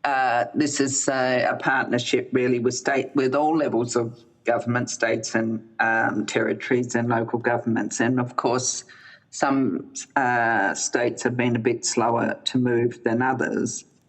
But I just do want to congratulate Housing Australia, because from what I've heard in your evidence today is that you've delivered the first two rounds of the HAF, which has built some real momentum. But and correct me if I'm wrong, but Housing Australia has, from that experience, Housing Australia has changed the process that they undertook for the third round. That's correct, is it? It is, Senator, yes. And what are you finding around making those changes? Well, Senator, I think it'd be premature for me to have a conclusive view because we're still in the procurement phase, but I think we have heard from the market there was a very strong response when we released round 3 at the very end of January, and a very significant number of expressions of interest came in early. We are approaching round 3 with a view that we are being transparent and timely with information, so we provide a almost weekly update to applicants and interested stakeholders in the progress of assessment of the expressions of interest. And I think what we are trying to achieve with that is to improve people's visibility to the process and support the outcomes that we've set out in the call for submissions, noting that there are some new challenges emerging in 2026 that maybe none of us anticipated, with some of the impacts flowing through into the construction sector. So I think, Senator, we anticipate that it will allow us to make well-informed decisions and that applicants can also make well-informed decisions about the use of their resources in seeking funding from the program. So what's your view about the importance of investing in enabling infrastructure, water, sewage, roads, and the lot in terms of unlocking housing supply and trying to assist in ensuring that any delays are minimised? Well, Senator, I think that the broader question is probably a policy question which would need to be directed to my colleagues in Treasury. What I can observe is that for some of the projects we are currently funding and committed to, that the coordination of access to infrastructure and the manner in which it needs to be funded and paid for can have impacts on delivery. I visited a large project in Penrith that's currently in construction. It's a mixed project with 135 affordable homes being funded under the HAF with Evolve Community Housing, but it forms part of a larger development of 430 homes being delivered by a private developer. And that project has had some challenges with infrastructure. It's incredibly well located right up against the rail line at Penrith Station. It sits in a wonderful precinct. With that comes some challenges about the completion of access to infrastructure and the way it coordinates. So we would observe it is absolutely a crucial piece of the program we're funding. As to the broader impacts, that's probably a policy question for Treasury. Thank you. Now, you might have answered some of these questions, but it was at times it was difficult to hear you. So my apologies if you have, but I would appreciate you just putting them on the record quite quickly if you've already done so. So can you update the committee on the scale of delivery currently being supported under the Future Fund and other related programs? Senator, from what I understand across the Commonwealth, all of the Commonwealth's programs, my colleagues at Treasury have shared with me that there are 6,839 homes completed. Housing Australia is responsible for the HAF component of that, along with some other programs like the HAF Crisis and Transitional Fund. In the HAF program that we're responsible for, we're 1,432 homes complete, 6,851 in development, 4,927 in what we call pre-development. That means they have a DA and are able to start construction soon, and more than 5,000 are in the planning stages. And then, of course, we have round 3, which launched at the end of January. Right. So can you explain how your financing model, including concessional loans and long-term availability payments, helps unlock projects? Thanks, Senator. So there are a couple of funding tools that we have for social and affordable housing.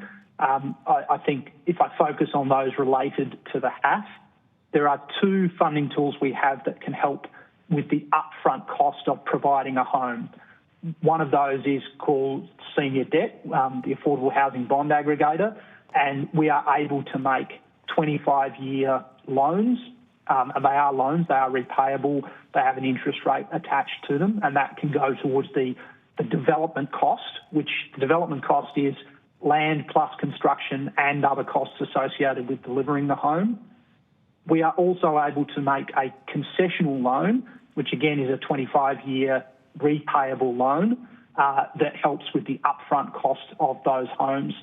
And that often then still leaves some gap, and so funding recipients will get other grants or pull in other sources of capital to help with the upfront cost.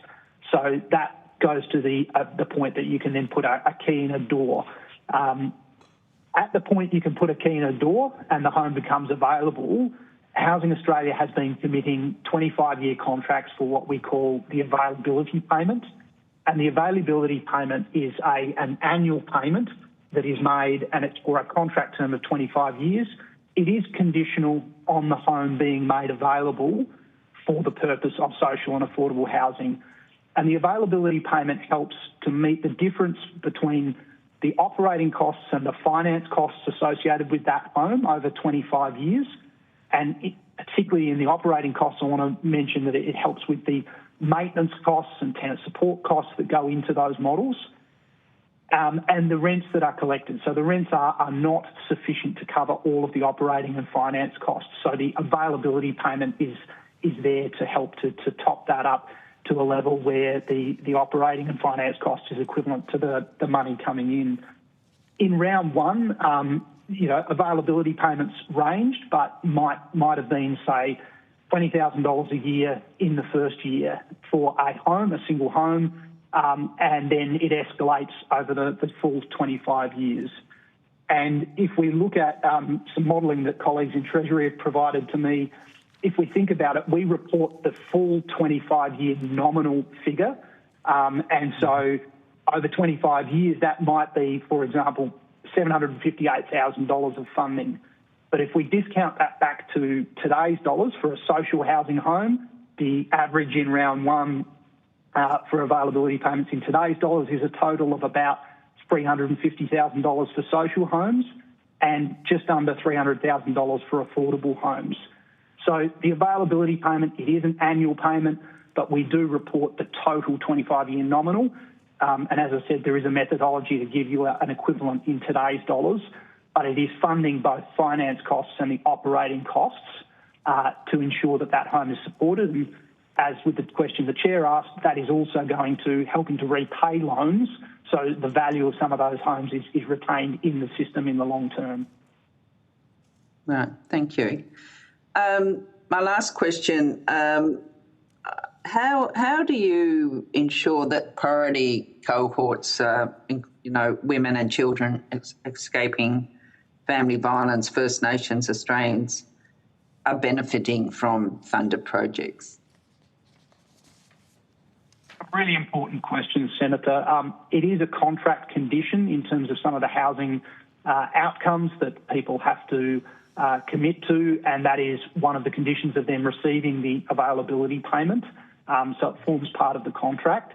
In round 3, we've specified that 10% of all social housing, as one example, must be made available to First Nations people.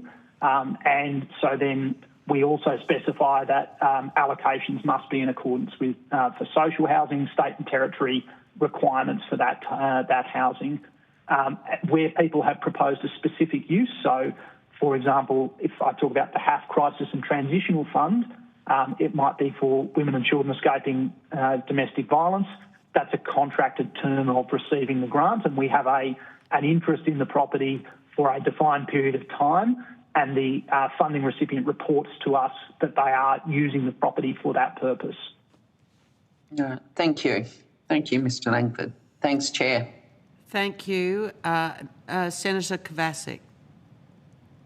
Thank you, Mr Langford. I just wanted to clarify an answer to a question that you gave to Senator Pocock. You spoke about the 760 turnkey figure. Could you tell me whether that actually accounts for all acquisitions and refurbishments of existing dwellings counted as delivered under the HAF? Because I'm finding all of the data, it's sort of not clear as to what is what. And I noted that you would provide some additional detail to Senator Pocock, but on that specifically, what is in that 670? Thank you, Senator. I will see if my team can provide that information to me while we're talking here. Would it be okay if we return to that in a moment? Sure. Because I'll just need to ask them if we can check. But to be very clear, this is new residential where it hasn't previously been lived in. Okay. All right. So, yeah, so it's so they are not.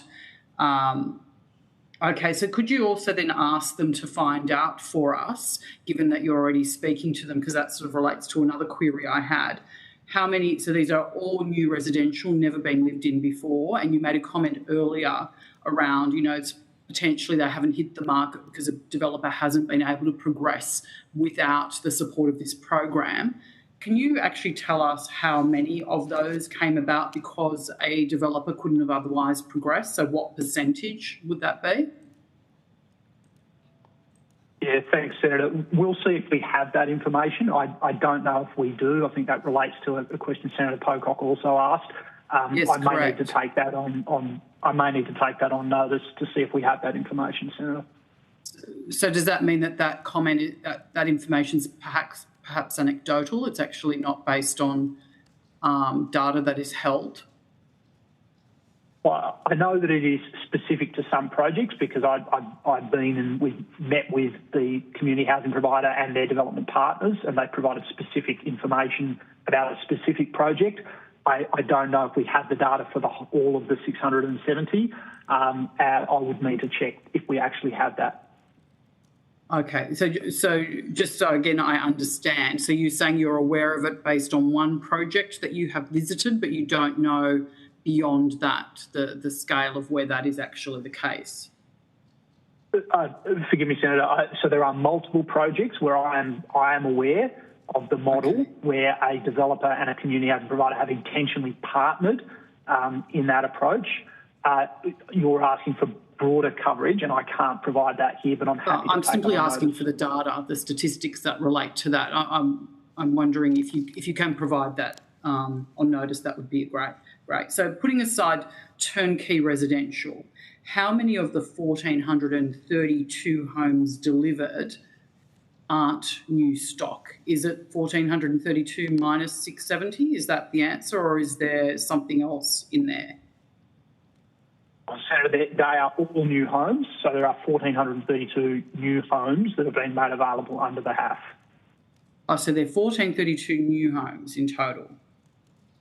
Yes. Brand new. So does brand new include refurbishments, or brand new is never been lived in before? It is homes that have not been lived in before. So whilst the investment mandate did allow for refurbishments of homes that had reached end of economic life, there are none that I'm aware of, and I will ask the team to confirm this, but there are no refurbishments in the HAF program that Housing Australia has been administering. Yeah, and that's what I really want to understand, and it goes to Senator Pocock's question. I want to understand how many houses that weren't there before are here now, not where we have used a particular type of language or assessment to go, it was end of life, so it's been refurbed, so now it's new because this refurbed house has never been lived in before. I want to know how many new dwellings there actually are. Does that make sense? So, Senator, my team have been able to give me the data, and I can confirm that the 1,432 new homes, that is brand new homes, not refurbishments. Lovely, wonderful, thank you. On Sunday, the Prime Minister posted that 45 new social and affordable homes in Melbourne are ready for people to move into. Are those 45 counted in your 1,432? Senator, I will ask the team just to tell me the answer to that. It will depend on the date of their practical completion. The data I'm providing to you today is as of the end of April. If I can get that information, I will provide it to you during the course of the... Wonderful. What I'm particularly interested in knowing is whether those 45 new social and affordable homes are actually newly constructed dwellings or if they are the refurbishments that you referenced. Thank you. One of the other things that you noted was around the investment mandate and policy direction from government coming at a point in time that didn't allow you to launch until the end of January, which was that later than expected, and did that impact your ability to deliver opportunities in relation to housing supply? I'm curious as to why that was late and what impact it had, and assuming it was late. I'm assuming that that timing was late. Thank you, Senator. I can't speak to the timing of the policy decision. That would be a question best directed to Treasury. Housing Australia prepared on the basis that a decision of government may be taken at any point from the start of the financial year. In anticipation, we were also doing a number of market engagement activities to inform the design that would roll out. And so we were able to do that. In December, we did do a market briefing, which allowed many in the market to prepare, and that's reflected in the significant appetite that we saw with the expressions of interest coming in soon after the opening of round 3. We anticipate that will continue to allow us to work with applicants to make full funding commitments in the 26-27 financial year. And that those will progress to the delivery of the overall 40,000 targets. Okay, so basically, am I right to understand that you didn't receive any direction or investment mandate between July and December? Is that right? So it took that whole period of time before you had it, which is why you couldn't launch until January. And is that part of the reason that progress has been impacted? Well, Senator, I wouldn't say progress has been impacted. I would say that we were preparing as a delivery agency in anticipation of government making policy decisions. They did that and we were able to then launch at the end of January. So we were, in terms of your question about the investment mandate, I would need to take that on notice because there have been some updates to the investment mandate for a variety of matters. But not in relation to round 3. I don't believe we received anything prior to December of last year. Okay, so basically you had nothing in July, August, September, October and November, so nothing for 5 months from government in relation to what you could or couldn't do. So that means you couldn't go out and launch. You did brief in December and you launched, as you said, at the end of January, but you're also saying that you don't think that had a negative impact, that 5 months were lost. Well, Senator, I wouldn't characterise it that way. I would characterise it as round 1 and 2 had significant activity in the market, and at the end of June last year we had signed funding agreements for 18,650 homes. Many of the eligible funding recipients that will participate in round 3 have also participated in round 1 and 2. Okay. And so they've been very focused on the delivery of their existing commitments, and the intervening period did give us the opportunity to engage with the market and to do a number of market soundings, which helped inform the design. Okay, but my understanding is that in your opening that you said in your opening that the corporate plan target of 6,000 funding decisions this year will be missed because round 3 was launched late. So can you confirm for me that Housing Australia will sign no new HAF contracts in 25-26? Is that correct? Well, Senator, our current forecast is that is unlikely. We're obviously still got about 6 weeks left. What will happen? So, sorry, what is unlikely? Is it unlikely that any contracts will be signed, or is it unlikely that no contracts will be signed? Sorry, Senator. It is unlikely we will sign a funding contract in the next 6 weeks. It is likely that they will happen in the early part of 26-27. So in the interest of being transparent with...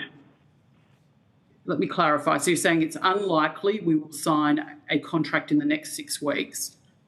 But to be clear, that means no, just a yes or no answer. That means no HAF contracts. Housing Australia will sign no HAF contracts at all in the 2025-2026 financial year. Is that correct, yes or no? No round 3 contracts. Okay. So there will be no contracts for round 3 signed in this financial year. We are forecasting that, yes, they won't be signed this financial year. It'll happen early in 2026-27. Okay. All right, we got you. Didn't update the corporate plan target. Yep. I understand all of that, but my understanding is correct that we are not signing a single round 3 contract in this financial year. Can you then explain to me how that doesn't impact? Because I would think that is a negative impact on the supply. If not a single contract will have been entered into in the last year. And I know you've stated there'll be some early in the next year, but still there are no round 3 contracts being signed in an entire year.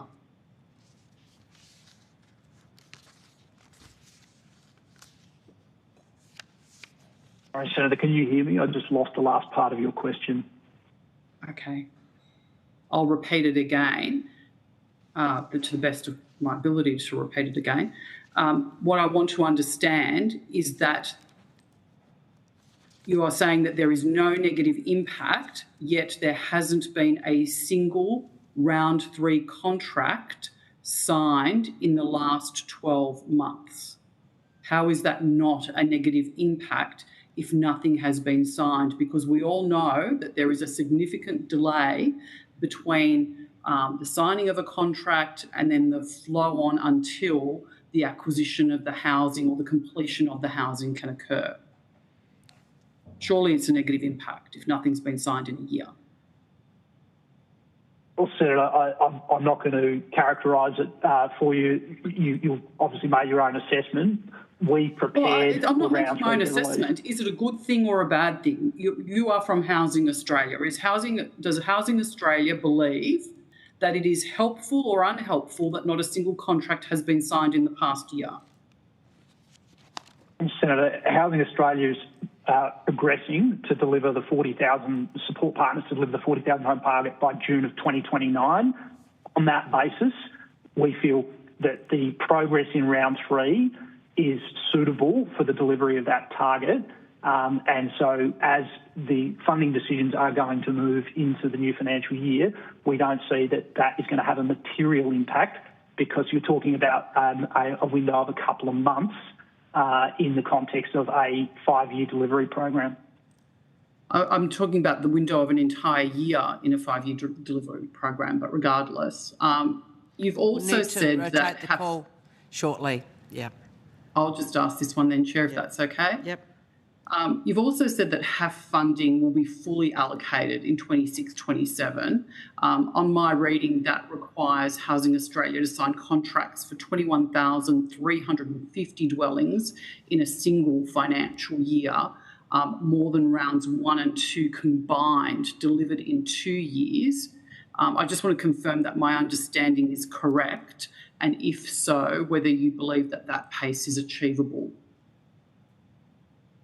Yes, Senator, your understanding is correct, and that is the basis upon which we have designed round 3, and we are on track to meet that.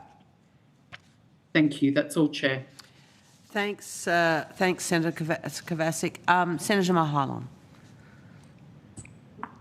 Thank you, Chair, and thank you, Mr. Langford, for joining us. A little earlier, we had Dr. Spiller in from the National Housing Supply and Affordability Council, who talked about their State of the Housing System report for 2026 and talked about, obviously, the challenges that have been felt in the housing system over the last 40 years and big steps that have been taken to try and address these. What was really pleasing from that report was that the housing outlook between 2025 report and 2026 report, the housing outlook was improving, which I was really pleased to see in their report.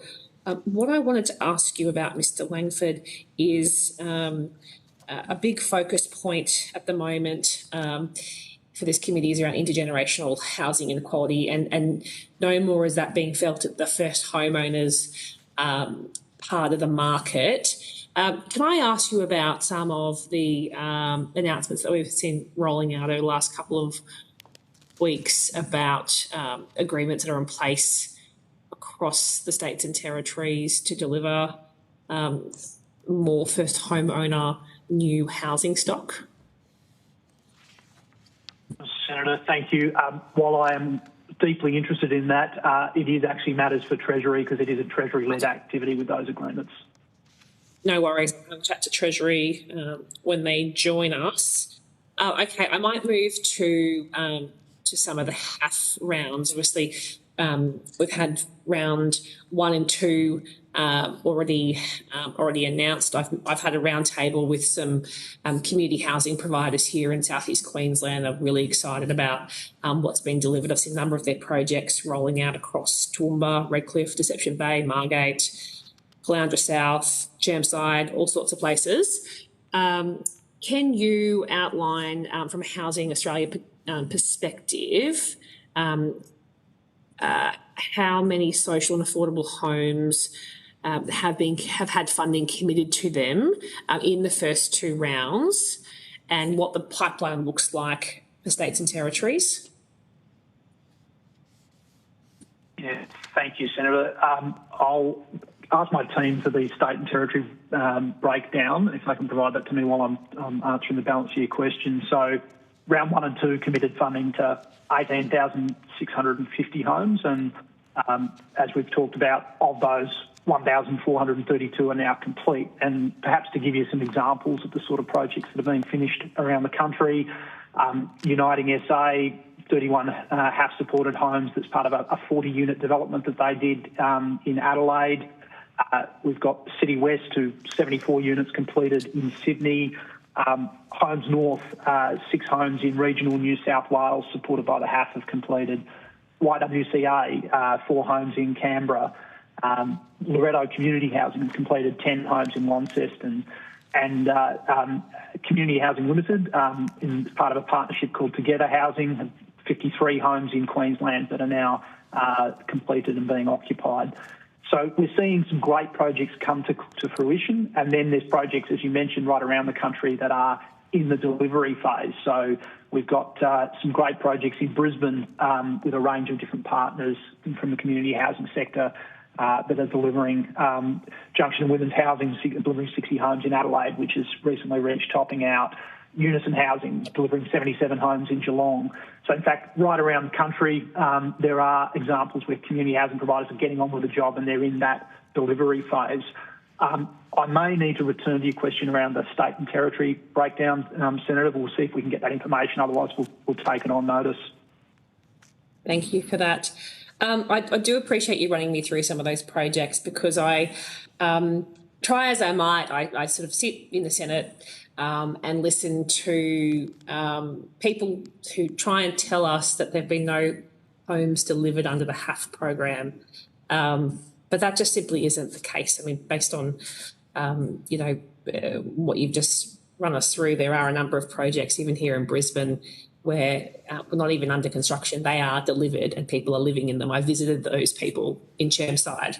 I visited those people in Redcliffe, living in those homes. 75 odd here, 95 odd there in individual projects. So if you could just respond to that question, the fact there is, I think, a myth that gets thrown around that there aren't any homes being delivered by half, but that simply isn't the case, is it, Mr. Langford? Well, Senator, the data tells us that there are homes being delivered, 1,432 complete, 6,850 in development, and many of those by community housing providers that have spent a lot of time and effort putting together the pieces to make those projects happen.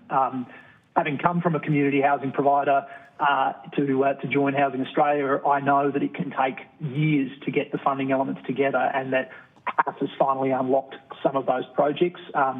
I know of one I had involvement with in my prior role that has been almost 10 years in the making and is now in construction in New South Wales as a result of the HAF. And certainly, Senator, if you or other senators are interested, Housing Australia would be happy to arrange to take senators out to look at some projects, to meet some community housing providers to see what is being delivered, because there is delivery underway right around the country. And that might be extremely beneficial, Mr. Langford. I'll pass it over to the chair for consideration. Certainly getting out and having a look at some of these projects. I know the committee is looking to move around the country, so that might be an opportunity that we could take on notice. I did also just want to touch on also the in reading the state of the housing system report from our earlier witness, there was a big focus point on social and affordable housing and encouraging government to continue to focus on that. One of the things that we also hear often is that social and affordable housing may only be getting delivered in capital cities. This might be something as part of that earlier work that you're looking at producing for us that you might need to take on notice. But can you talk, I suppose, at a higher level around the delivery of social and affordable housing in regional and rural parts of the country?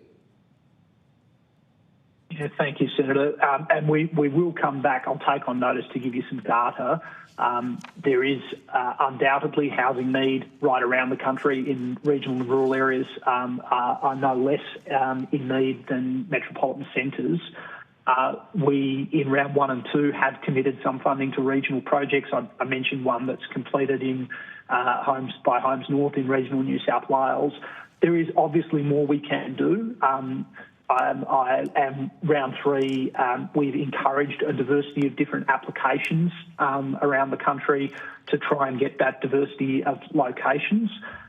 We are also looking at opportunities to partner through all of the programs Housing Australia operates, not just through the HAF with the availability payment, which goes a bit to the comment I made earlier about the suitability sometimes of the funding we can offer. The HAF Crisis and Transitional Program has funded a lot of regional outcomes. It's funded some youth foyer outcomes in Queensland, for example, in partnership with the Queensland Government in regional areas and regional centres. And there are a range of projects being funded in small projects, but really impactful in communities like the one I mentioned in Orange. So I think of the funding commitments in round 1 and 2, I think about 2,000, just a bit under 2,900, 2,879 is the number my team has given me funded into regional areas. To recognise that is less than population share. We continue to work on ways that Housing Australia can use all the funding products we have to support outcomes in a diversity of places. Thank you. And just my last question. Obviously, there's been some discussion this morning about round 3 of the HAF. When I held a round table with community housing providers here in South East Queensland a month or so ago, there was every single one of them had put in for the next round, and we're really, really excited about the program. I think you said something like, I wrote down earlier, 12,000. After the EOIs were assessed, you've moved to 12,000 applications, 12,000 properties that have been invited to sort of move to the next level. Is that right? Did I get that figure down right? That's correct, Senator. So far, applications with around about 12,000 dwellings. And are there any changes or learnings that you've got from round 1 and 2 about how you can accelerate delivery, streamline applications? Because I know there's a bit of discussion earlier about time taken to move to the next stage, but if there are ways that we are streamlining the way in which you're doing those applications and moving to the next round and proceeding to funding, would welcome you talking us through any of those measures that you've learnt between the first and the second rounds to implement into the third. Thank you, Senator. One of the key bits of feedback from the community housing industry and other partners was about the need for incremental certainty. It does take time and resources for organisations to put together proposals and to submit them. Round 1 was a single submission approach. So in round 3, we've gone to 2 stages: the expression of interest, and then which is really about tell us about you, tell us about the projects, and then if people are invited through to the next stage, then that is an assessment where they do the more detailed financial work at that point in time. So that is trying to reduce the load onto applicants and help them to make good decisions about progress. We have gone to an open procurement model that allows us to look at each application as it comes in. So it's a little bit like a deli counter. The application comes in, it gets a ticket, we assess the application, and then if it's suitable, it gets invited. Otherwise, we go to the next one. And things of that nature are designed to incrementally improve the efficiency for the system overall. We set different rules in terms of having 4 funding streams, so having a specialised stream for First Nations-led organisations, a specialised stream for states and territories, where in round 1 they all would have been mixed into a single applicant pool. So there are incremental improvements, and as with many programs, as they are repeated, you improve the way that it's rolling out. We're very, very focused on round 3 and the delivery that will need to be evidenced and come back off the back of that. Thank you. And thank you, Mr Langford, and I'll hand back to you, Chair. Thank you, Senator Mulholland. Thank you so much for your evidence today, Mr Langford, and to your staff who've made efforts to give you responses as we've talked. We look forward to your responses to any questions on notice, and you have had a few, that should be provided within 2 weeks of you receiving a copy of the Hansard transcript. And thanks for all of your ongoing work. We have plenty of things we want to probe you on, as we have this morning, but we're very conscious that what you're doing is important work out there, building homes and making sure we begin to address a crisis. I guess you will have caught the tenor of our concerns about the size of the effort and the timing of it. So thanks so much for your appearance, and we'll suspend until 11:35. See you back here after that.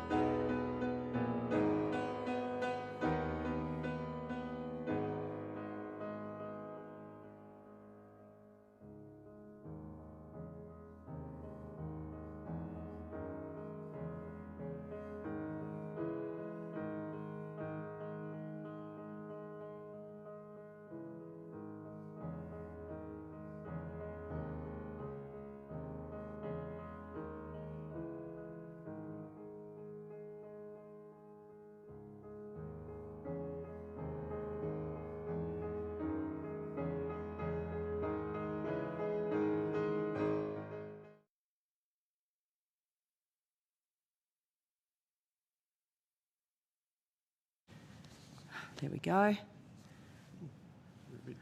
Welcome back, Senators. You're a long way away. Okay. Someone's making an escape out of frame.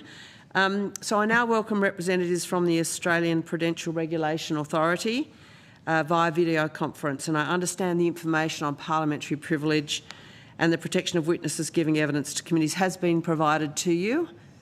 Yes, I see some nods there. For the Hansard record, would you please state your full names and the capacities in which you appear today? Ian Beckett. I'm General Manager of Policy at APRA. Marion Kohler, I'm the General Manager for System Risk at APRA. Sorry, Marion Kohler, is it? Yeah. Okay, great. Thanks so much for being here, and thank you for appearing online. I wanted to invite you to make a short opening statement. At the conclusion, we'll proceed to questions. We don't have an opening statement, and we're happy to go straight to questions. Okay, thank you. Thanks, Mr Beckett. I will lead off and then move on perhaps to Senator Kovacic.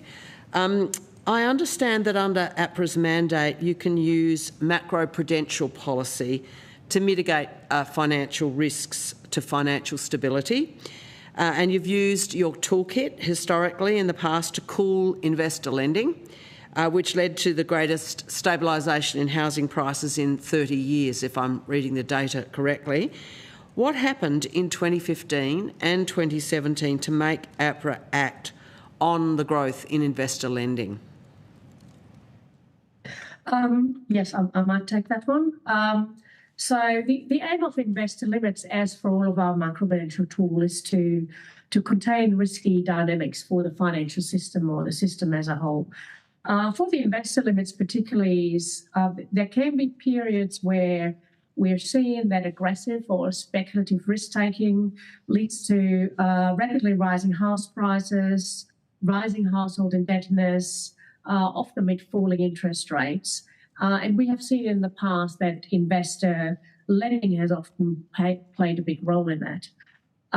However, it doesn't mean that investor lending always plays that role, and so we need to look whether that risky dynamic is taking off.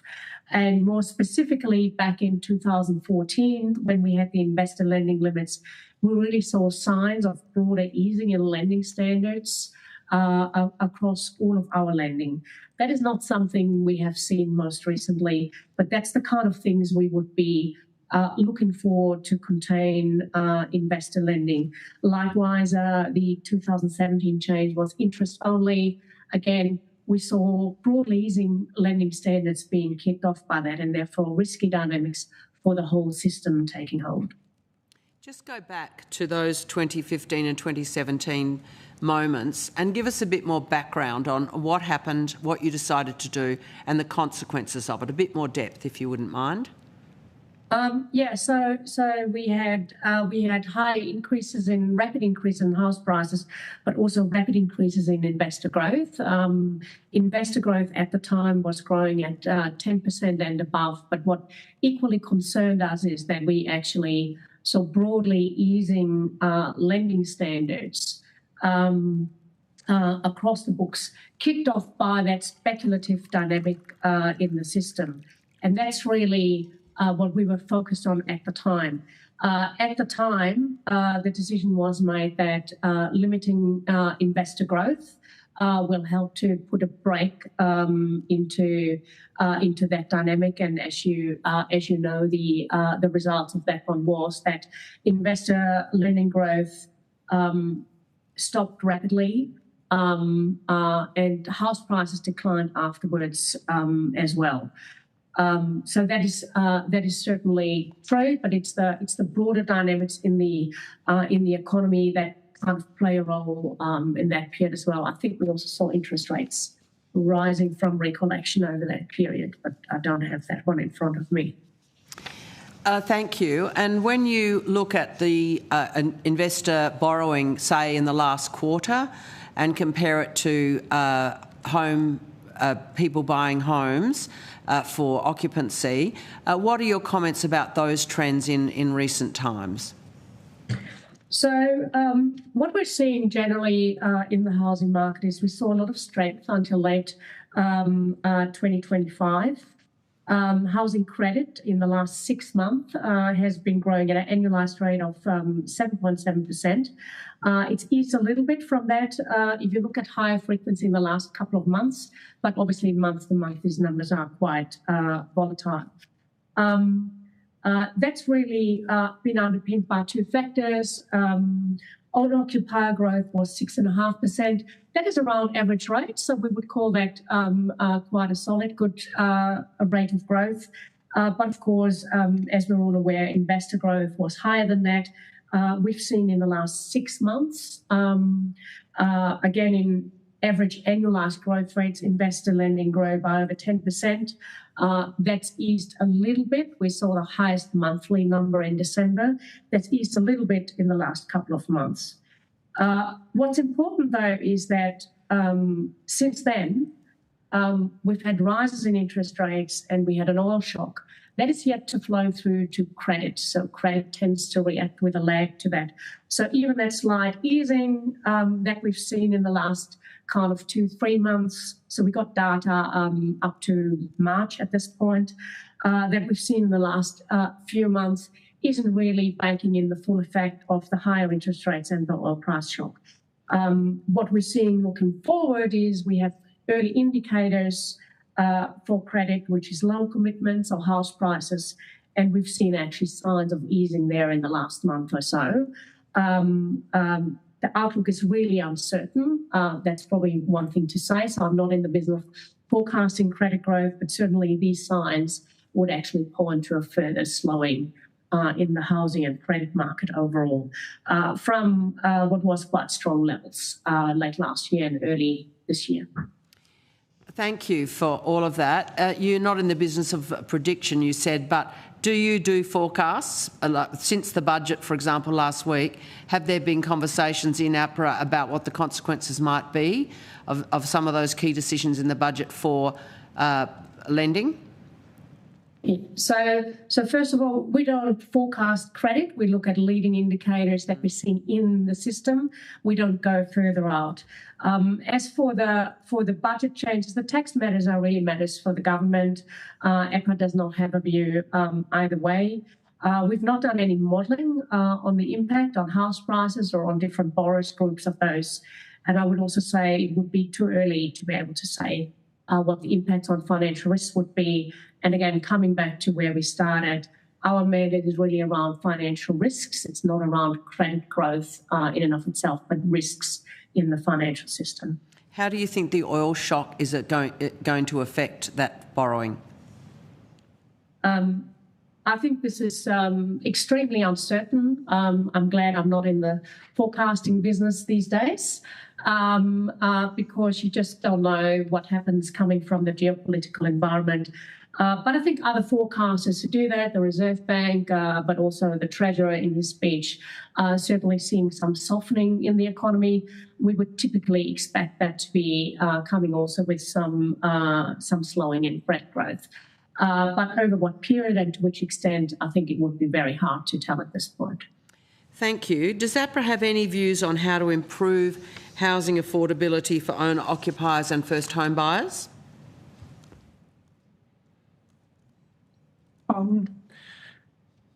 So again, as Dr. Cole mentioned, it's not something that we especially focus on because our mandate is really about ensuring the solvency of lenders and maintaining overall financial stability.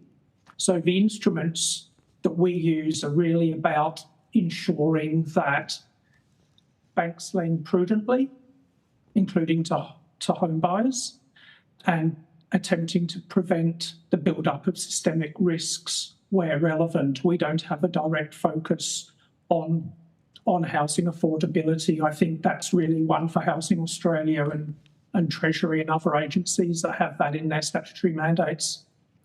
Thank you, Mr Beckett. A last line of questions before I hand on. I wanted to ask some questions about the 5% deposit scheme and mortgage serviceability. This scheme, created by the Liberals, expanded by a Labor government, it's APRA's, and your submission to the Economics References Inquiry into the Financial Regulation Framework and Home Ownership states, and I'm just going to quote you back to yourselves, a highly indebted household sector can create vulnerabilities for the economy and financial system, since highly indebted borrowers are likely to be less resilient to future shocks. So very squarely exactly where your last reply landed us, Mr Beckett. We know that 45.9% of median household income is needed to meet mortgage repayments, well above the 30% threshold for being in household stress. Given 3 recent interest rate rises, is APRA concerned about the ability of new home buyers to service their mortgages? I mean, do you want to take that? Yeah. I would say at this point, we think we have prudent lending standards in place. We also see banks applying these prudently. And when we come to the first home buyers, for example, we do actually have not only serviceability assessments when the bank decides the amount of loan that they give you. So it's not whether or not you get a loan, but what is the size of the loan? And it's very important that you can service that loan, whether you're a first home buyer or another borrower. So for first home buyers, as for other borrowers, we actually test them against, or not we, but the banks test them, we just set the broad framework there, against serviceability at current interest rates. But we also say that they have to have what we call the serviceability buffer. That is a macro-prudential tool. And that really builds resilience for borrowers, lenders, and the system, because what it does is it asks banks to ensure when they're writing the mortgage that the borrower can not only pay that current rate in their current circumstances, but to add on the buffer. And the buffer is meant to account for not just rising interest rates, but changes in income and changes in expenses. And that is particularly pertinent in a time like this, where we actually see things like fuel prices go up or oil prices go up. We know that recent first home buyers would have been assessed against that serviceability buffer. So they have a buffer sitting in there over and above, kind of just plain servicing the loan here and now. That's kind of built into our framework. And in that sense, we have not seen exceptions to that serviceability buffer come up. So the banks report to us, they can make exceptions, limited exceptions on individual loans. Where that's prudent, we have not seen that come up at all. And it is for us quite important for first home buyers that that assessment is being done. I think I might pause here. There's more we could talk about first home buyers, but I think that gets to your question. Thank you. Recent research from the Consumer Policy Research Centre and Mortgage Stress Victoria found that Australia is, to quote them, an outlier internationally because we do not have stable and varied mortgage options. End of quote. For example, most Australians don't have meaningful access to long-term fixed-rate loans, tracker mortgages or consistent standardised hardship protections. Plenty of other countries have better supports for such things in their systems. While many older home owners are likely to have paid off their mortgage, younger borrowers are left to absorb the volatility of interest rate changes, risking their well-being and ability to financially plan for the future. What is APRA's view on fixed-rate mortgages and access to a broader range of mortgage-related characteristics? So I'm not sure we have a view per se on fixed rate mortgages. I think the main issue for us would be how the banks would manage the risk of offering a fixed rate mortgage when their funding costs may vary, and also how they might manage the risk of the refinancing risk if interest rates go down and people on a higher fixed rate want to be able to refinance to a lower rate.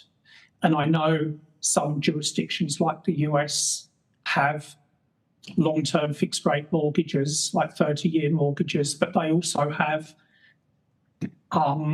extensive sort of government backing behind, those systems. So the government's more involved in the credit market.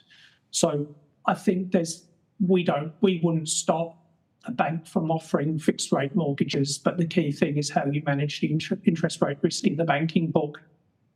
I might add to Ian's comment there. We've seen during the 2020-21 period, actually, we saw quite an increase in fixed rate mortgages. And this was really because consumers asked for them, and the banks were happy to offer them. So this is not something where we interfere. This is the bank's business model to offer that. That's really between them and their customers. What we require is that the risks banks have with those mortgages is appropriately managed by them. Thank you for those answers. Senator Kovacic. Thank you, Chair, and thank you both for your time today. And I note Dr. Kohler has made comments around not forecasting and looking at leading indicators and financial risks as being the primary work of APRA. But Mr. Beckett, just if I could ask you, APRA announced the high DTI cap in November to slow investor lending. And I'm just curious whether between November and the Treasurer's announcement last week, whether APRA, either at Treasury's request or of its own initiative, looked to assess how a tax side measure with the same directional effect on investor demand would interact with that prudential cap, what the impacts of that would be. Just curious whether that's something that you've considered. So I'm not aware of any. I mean, Dr. Kohler can talk about how the DTI caps have operated, but I'm not aware of any consultation between us and Treasury in the lead up to the budget announcement on the calibration of Treasury's tax changes. Sure, and I was particularly interested, Dr. Kohler, you made that comment that you've seen the easing in the last month or so as a result of that high DTI cap, and then the outlook being uncertain. And that's sort of what prompted me a little bit to see whether there was any sort of, further thought to that, given that we've got an additional sort of something that will, at the very least, create more uncertainty, if not a negative effect. Yeah. So if I might put in that, if I can just correct that, I didn't link the two quite purposefully. So we have seen easing in the broad environment and really early signs, I would say. It's absolutely right what Senator Pocock pointed out at the beginning, or I think where we were going, which was that investor growth is actually quite strong.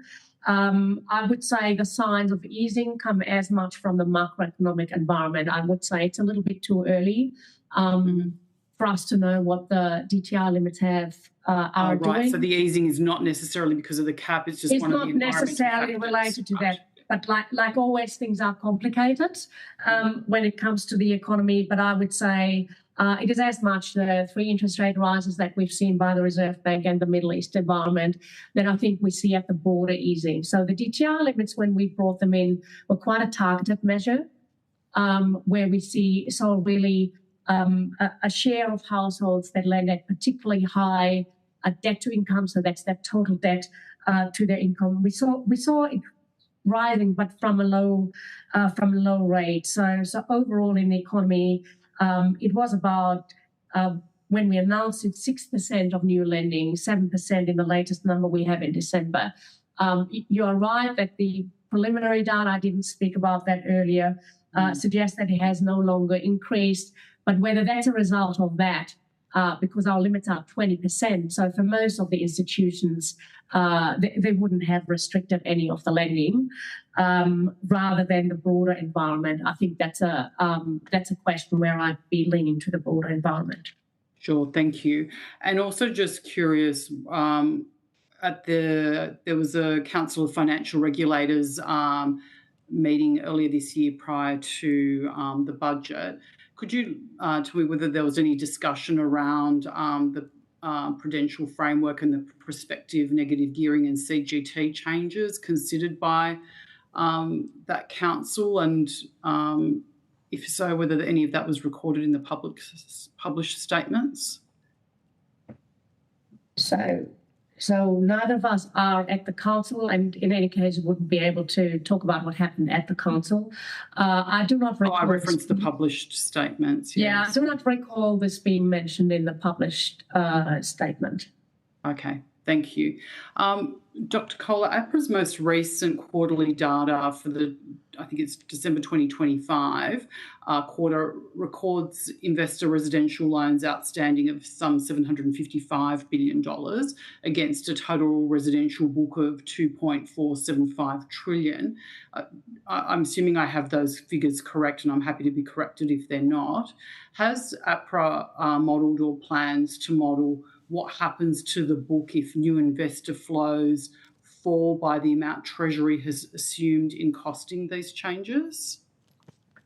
So the answer is no. As I said earlier, we haven't modelled that. We are not forecasting credit as such. We're looking at the riskiness of credit. But in any case, we haven't done any modelling on the impact of these changes, and it would be too early to say what the impact would be. I would say typically policy changes on banks, policy changes take time to flow through to banks' books. That would be a general observation I would have around that. Sure, and just for my understanding of what sort of triggers the financial risk approach to cause an investigation or modelling or looking at those leading indicators, I think you called them. Sort of at what point would you go, has this moved too far? Is this going to create an issue? Is this going to reduce residential investment or residential property investment? And then perhaps what impact that actually has to the supply of rental dwellings in the market, etc. Yeah. So, and you might want to add to that, I think I want to be clear that we're really looking at risks in the system. Yeah. So for us, it is not to tilt the scales in favour of one borrower or another. Yeah.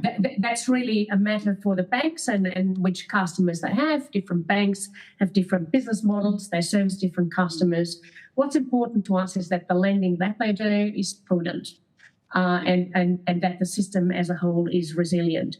So in that sense, when I say, I have signs of easing of credit growth, that is just an observation of the trends. That's not an observation for us for whether we need to adjust something. We need to adjust something when we see those segments of lending that we know are risky go up. And so the DTI limits was an example where we saw early signs of something moving and therefore put prudently, preemptively guardrails in place. And the interest only would be another one. We're obviously also tracking Macro-prudential, so that is kind of what banks are doing rather than what the system is doing. And we're speaking to banks regularly of what their lending is, and when we see and ask them, how is your lending standards? And when we see things there, we could have a Macro-prudential answer to that. And that's what we, for example, did back in 2014-15. The thing that was seen a little bit less is actually that we worked a lot with banks to make their lending, their serviceability assessments on a firm footing to ensure that those guardrails are always in place. Sure, but I guess what I'm asking you is, and this is me just sort of asking very plainly, if you think about what happens to the investor market, because Australia primarily has a private rental market, so there aren't any other options more broadly for Australians via that market. Does downside impacts to that investor market, is that a risk that you look at, or is that not a risk because you're only looking at risks that go the other way? So risks where, as you say, there is too much or not being managed effectively. That's what I'm trying to understand. I mean, I think what we're doing is looking at banks underwriting, like how... Yes, right, yeah. So their underwriting's not impacted. Underwriting those loans, yeah.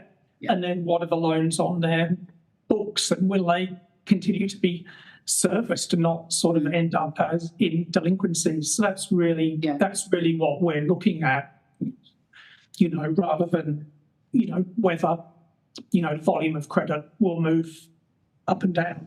Correct. So, so your concern isn't around any pace of investor lending as it relates to housing availability. Yours is around the pace of investor lending if it goes too high in relation to, the bottom line for the banks in relation to, whether they've actually underwritten that effectively. If it goes too high, if it creates a risky dynamic for the banks or for the system overall, that's what we'd be looking at, but not to whom the credit flows necessarily. We really don't have a view how the credit in the economy is being divvied up between different borrowers. That's a decision for the banks to make. Of course. I was just curious as to where your risk parameters come in and what are the triggers for those. So it's very much from that prudential piece. Thank you. That's all from me, Chair. Thank you for your time. Thank you, Senator. Over to Senator Mulholland. Thank you for that, Chair. I know you touched on this a little bit already, but coming back to the terms of reference for this committee, which is to look at intergenerational housing inequity and inequality, could you outline APRA's role in a little more depth when it comes to housing, particularly the primary role in the financial system of providing stability and regulation? I mean, I think from APRA's perspective, lending to housing is a large portion of banks' books. We're a country, we have quite a lot of housing lending on banks' balance sheets. I think we have a reasonably high degree of household indebtedness as well. So from that perspective, I think we're at APRA very keen to ensure that lending standards are maintained, and just for the stability of individual banks, and also to ensure that we maintain financial stability where necessary by addressing instances where you get quite rapid credit growth that might have a potential in the future to undermine the stability of the financial system. So that's APRA's primary role in terms of the Australian financial system. Thank you. That's helpful. You talked about making sure that lending standards are maintained. We've heard a little bit today about the 5% deposit scheme. There's obviously been some discussion in the public space about this for some time. But could you outline whether or not the responsible lending criteria and some of those key aspects of the responsible lending criteria are maintained through the 5% deposit scheme? I.e. that recipients of a 5% deposit still have to meet the relevant lending criteria for a home loan? So I can. So responsible lending obligations are in ASIC's jurisdiction, but we're responsible for setting standards on how banks underwrite loans from the perspective of banks themselves rather than from the perspective of a consumer. And I can say that the normal underwriting rules apply to the 5% guarantee scheme. So banks are required to do an assessment of serviceability to make sure that, or to ensure as much as possible that the borrower will continue to be able to service that debt. They're not allowed to take into account the guarantee. So as with other credit enhancements, they have to sort of assume it's up to 95% LVR in terms of that process. And it's also subject to the 5% serviceability buffer. So that's an additional buffer that comes in, that the lender will have to ensure that the borrowers can still service that debt, even if there's a 3 percentage point increase in interest rates. And I think, as Dr. Kohler said earlier, that provides some further buffers for borrowers. Yeah. And just correcting, it's a 3% serviceability buffer. I think you misspoke. Oh, sorry, said 5. Oh, sorry, 3%, yeah. So it's current interest rates, and then there's a buffer on top to give resilience to the loan if some adverse conditions were to happen to the borrower. Thank you. And have you seen any changes around increase in default behaviour around the uptake in the 5% deposits? So we haven't seen any, I think, across the board yet, but, 5% deposits are quite new. The scheme only started in October. And as Dr. Kohler noted earlier, while we are facing some increased economic headwinds and uncertainty as a result of oil shock, that hasn't been reflected in sort of the macroeconomy yet. So unemployment is still, I think, pretty low. And for that reason, arrears and impairments are still low by historic standards. So at the moment, we haven't seen any material increase in impairments in residential borrowing. Okay, thank you. That's it from me. I'll hand it back to you, Chair. Thank you. Senator Brown, do you have questions? No, not for, all my questions have been answered, and I'd just like to thank APRA for coming along today. Much appreciated. One last question from me. Are you watching the consideration of AI and its potential impact on the labour market? I just think we are seeing some very alarming projections about how employment, especially for professionals, many of whom will have very large mortgages, might have for risk in the system. So we do spend a lot of time thinking about AI. Probably we're not a macroeconomic agency. I think the kind of forecasting for employment directly is probably less ours. But I think there's many legs to that. I would say it's very uncertain what might happen, but I think particularly AI obviously is probably more prominent at the moment in the cyberspace. Also what it does to how our banks assess credit, if they're using AI, what that means. So those are conversations we're having at the moment with the banks in order to actually assess the risks around the financial system.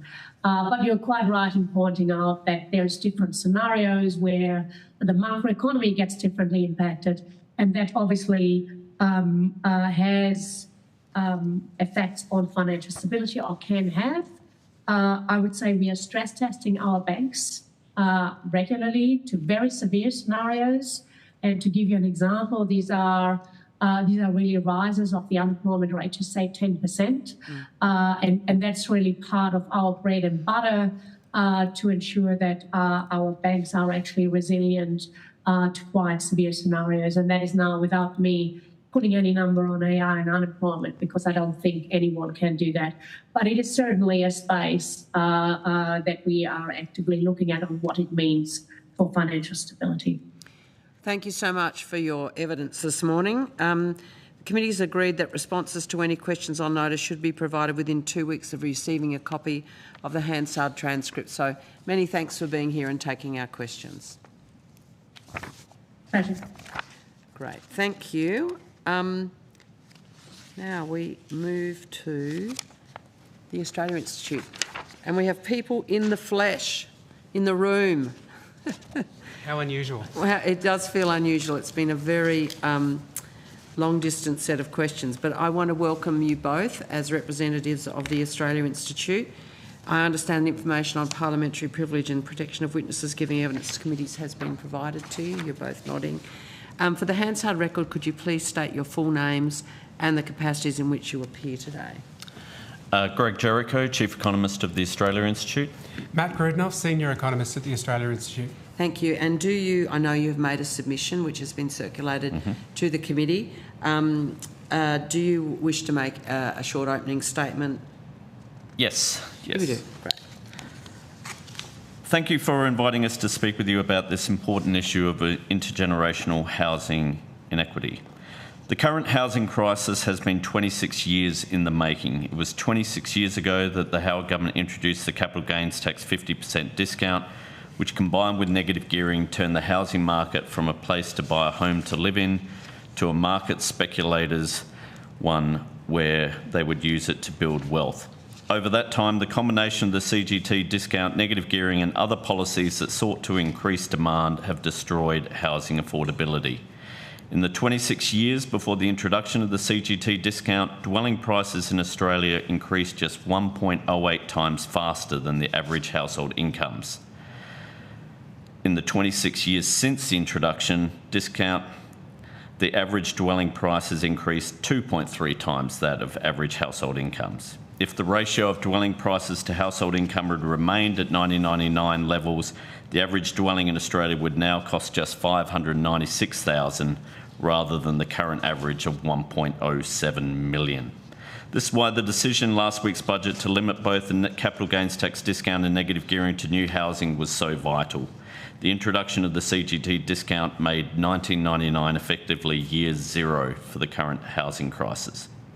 But removing the distortion in the tax system will not fix everything because that is not the only cause. Supply is also a crucial part. Unfortunately, though, the debate in recent time has suggested the problem with supply is one of population growth and migration. This has been so particularly vile, not least because it gives comfort to some of the worst groups in society who seek to stoke racism and xenophobia for political ends, but also because it is false. Over the last decade, the number of homes has been increasing faster than population. The population has increased by 16%, while the number of homes has increased by more than that at 19%. We also have the evidence of the pandemic lockdowns. From May 2020 to September 2021, migration was effectively zero, and yet over that period, the average dwelling price rose 32%, 3 times faster than was observed in the Sydney price boom in 2016 and 2017. The issue with supply is that around the same period of the introduction of the CGT discount, the public sector largely exited the field. In the 1950s through to the 70s, public housing was a significant part of the housing market. Public housing would routinely account for 10 to 15% of new housing construction. This would equate to more than 125 building commencements per 100,000 people. But since the late 1990s, public housing has accounted for less than 2% of new housing, which equates to less than 15 building commencements per 100,000 people. So this combination of a collapse in public housing, the marked increase in demand and speculation through distortions in the tax system, the added mix of the rise of university fees and HECS debt, the ongoing shift from full-time to part-time work, and policies geared towards keeping wage growth down, and it equals the current housing crisis, where for the first time since World War II, fewer than half of Australians in their early 30s own their own home. We welcome the opportunity to discuss the findings of our research further and take any questions you have. Thank you. Great, thank you. And thanks for that opening statement. I want to go to your submission and just take you to your figure 2 on page 3, where you, and I noticed in your commentary on the budget last week, you welcomed the changes, which the Australian Institute has long campaigned to change on tax policies for CGP, capital gains discount, and negative gearing. Your figure 2 shows how the benefit of those policies was distributed by age. Can you take us to that picture and tell us what's going on for baby boomers there? You want to do that? Yeah. Yep. So what it shows is that Generation X and baby boomers overwhelmingly get the majority of the benefit, and that's not surprising. Older people have more time to accumulate wealth, and it is the wealthy who get most of the benefit of the CGT discount. And what we see is that this distorts the economy. So the larger the CGT discount has become, the more important it has become, particularly in the housing market, the more that housing has been concentrated in the hands of older people. And as Greg just said, we see more and more that younger people are unable to get into the housing market. And, well, firstly, they're getting in later and later, so they're becoming older and older before they get in. And some are simply being unable to get into the housing market. It was also a case that because 1999 was the year when everything changed, it purely became a case of if you happen to be born at an age where you would already be in the housing market before then, so we're talking the baby boomers and even Generation X, such as myself, who I bought my first home, a townhouse with my wife in 98, I think, so we were in before then. Purely by winning the lottery of when you were born determined how you were going to benefit from these discounts. And so our research showed that baby boomers, that sort of generation from 45 to 1965 birth, have accounted for around 45% of the benefit. Gen X, 37%, and it keeps going down. Millennials down to 18%, and Generation Z, 2%. Now, clearly that is because of the age, and wealth is always about accumulation of assets. But the problem with those policies is it effectively locked out future generations from being able to follow in those steps. So it wasn't a case of if we'd waited another 20 years, we would have seen the same sort of pattern emerge for millennials and Gen Z. They wouldn't have been able to get in there. And so that was the key thing. It's not so much that baby boomers or Generation X had abused a system. It was just that the system was set up in such a way that they were the ones who were going to benefit to an extent that others who came after them would not be able to. So if I understand your argument correct, there's this bulge for the Gen X and baby boomers, which will not be repeated subsequently, but is, and I would like your reflections on this, preserved in the way in which grandfathering was dealt with last week in the budget. Doesn't the grandfathering provision preserve that bulge for that lucky generation whose houses have gone from $500,000 to $1 million in value, and there's no prospect of that for future people, but they get that benefit into the future? Look, I think with the grandfathering, there's two aspects to that. Our research has always shown that the capital gains tax discount was the bigger issue than the negative gearing, and really the full grandfathering is with the negative gearing side of things. The capital discount is effectively ended, except for those new builds, although it is still factored in sort of a pro rata as we go on. So I think in terms of the bulge, I think you're right, not so much because of the negative gearing, but because of the damage of 26 years of this policy means we're probably not likely to ever get housing affordability back to where it was in 1999, to that extent that ratio of house prices to household income. It would take an extraordinary long period to get back to that point because we've had a quarter of a century of it. So I think that bulge is going to remain, not so much because of the grandfathering as such, but because it just is not, we're not going to be able to get back to 1999, and certainly in any extent that millennials are going to be able to take advantage of it. I think the negative gearing, and Matt, you can speak more to this as well. I think we were certainly advocating, if there was to be an end to negative gearing, to maybe set a limit of 5 years at sort of worst. I can understand why the Treasury and the government have decided not to, but we certainly did advocate for a grandfathering. Yeah, we thought 3 to 5 years for people to make a decision about whether or not they wanted to sell the asset because the negative gearing would end, in 3 to kind of 5 years. And so people would have time to make a decision about whether or not they wanted to sell the asset or whether or not they wanted to keep the asset without negative gearing. That said, over time, assets that are held go from being negatively geared to positively geared as the debt on the property is paid down.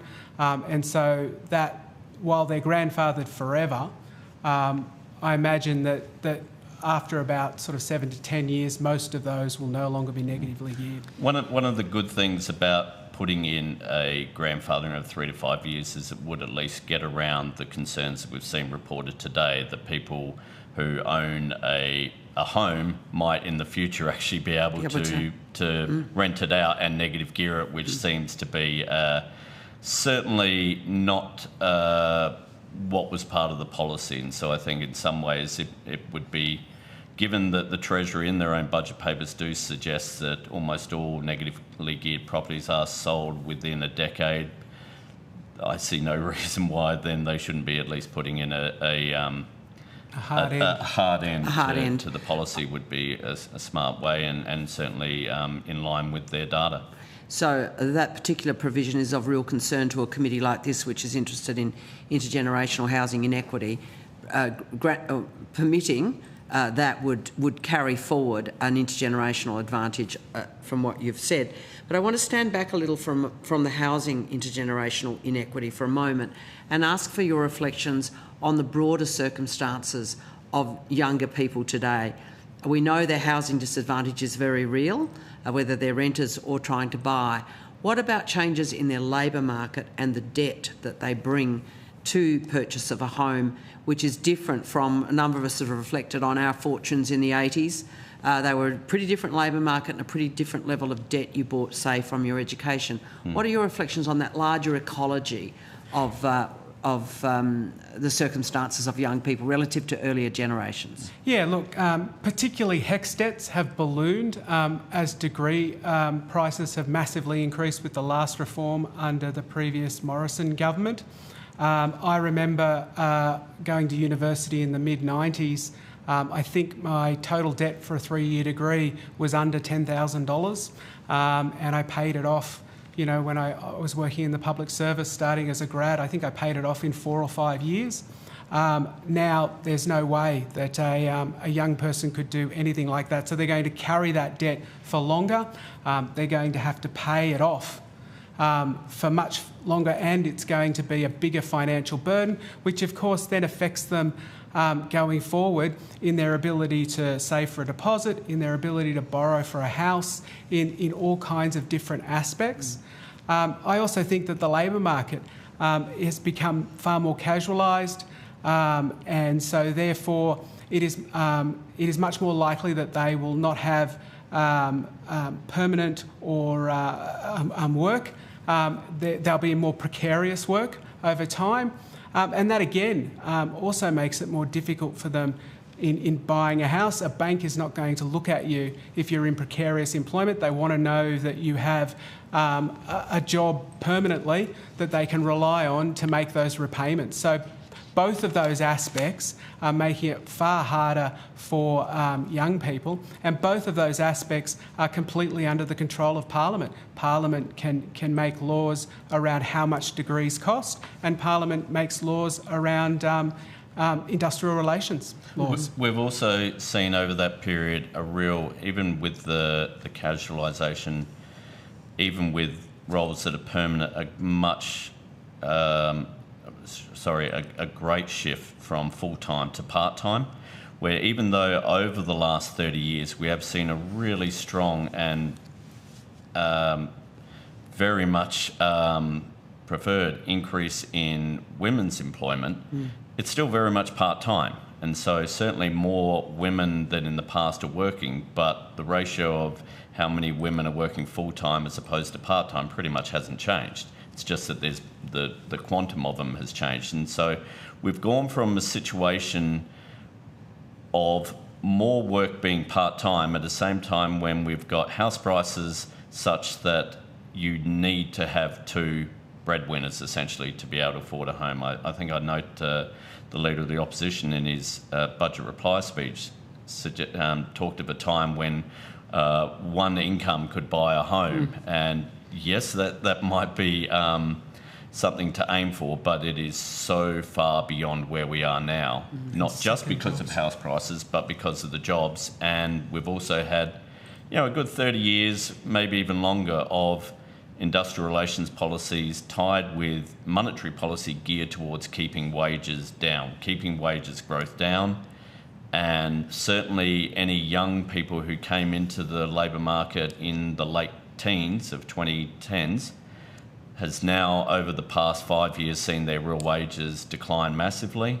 And so they don't even have that sort of benefit of having entered at a good time. They're really entering behind the ball straight away. So last question from me, I want to share the call, but I just wanted to go to, we've talked about a lot of the disadvantage that accrues from where we've been for the last 26 years. What about who's done well? I know you've done research, for example, about bank profits.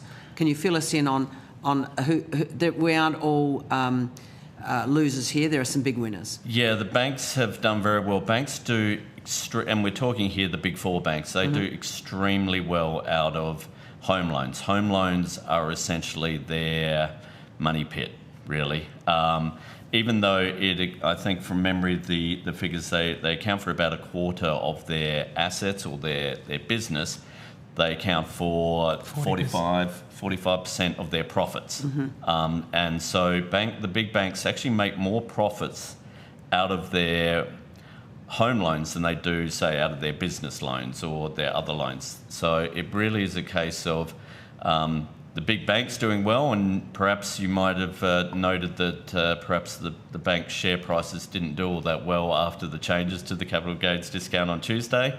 That's not coincidental. That is because banks have done very, very well out of home loans. I think we're talking, about 200,000, is it 230,000? $228,000. So over the 30 years of the average mortgage, the big four banks will make $228,000 in profit. So that's just profit after their costs, not revenue. $228,000 in profit per loan. So the bigger the mortgage is, the longer it takes to pay off, the more profit banks will make from lending for mortgages. Great. Thanks so much for your evidence. Senator Mulholland. Thank you very much for that, and I appreciate the work that's gone into preparing your submissions. I do want to come back to the focus of this committee, which is on intergenerational housing inequality. And the committee is looking at the broad trend. How have we got to this position? What's happened over the last 40 years? So I would welcome if you could summarise the submission and give me some thoughts around what you think is one of the biggest challenges that has emerged over the last 40 years in relation to building to the situation that we're in now. Yeah, I think there's a combination of things in our submission. We point to, we've definitely had 26 years, but perhaps even a little bit longer, but definitely 26 years where the housing market has been treated as a source of wealth rather than a source of home ownership. And that change in attitude absolutely brought about a change in housing affordability and the ability to get a home or a first home.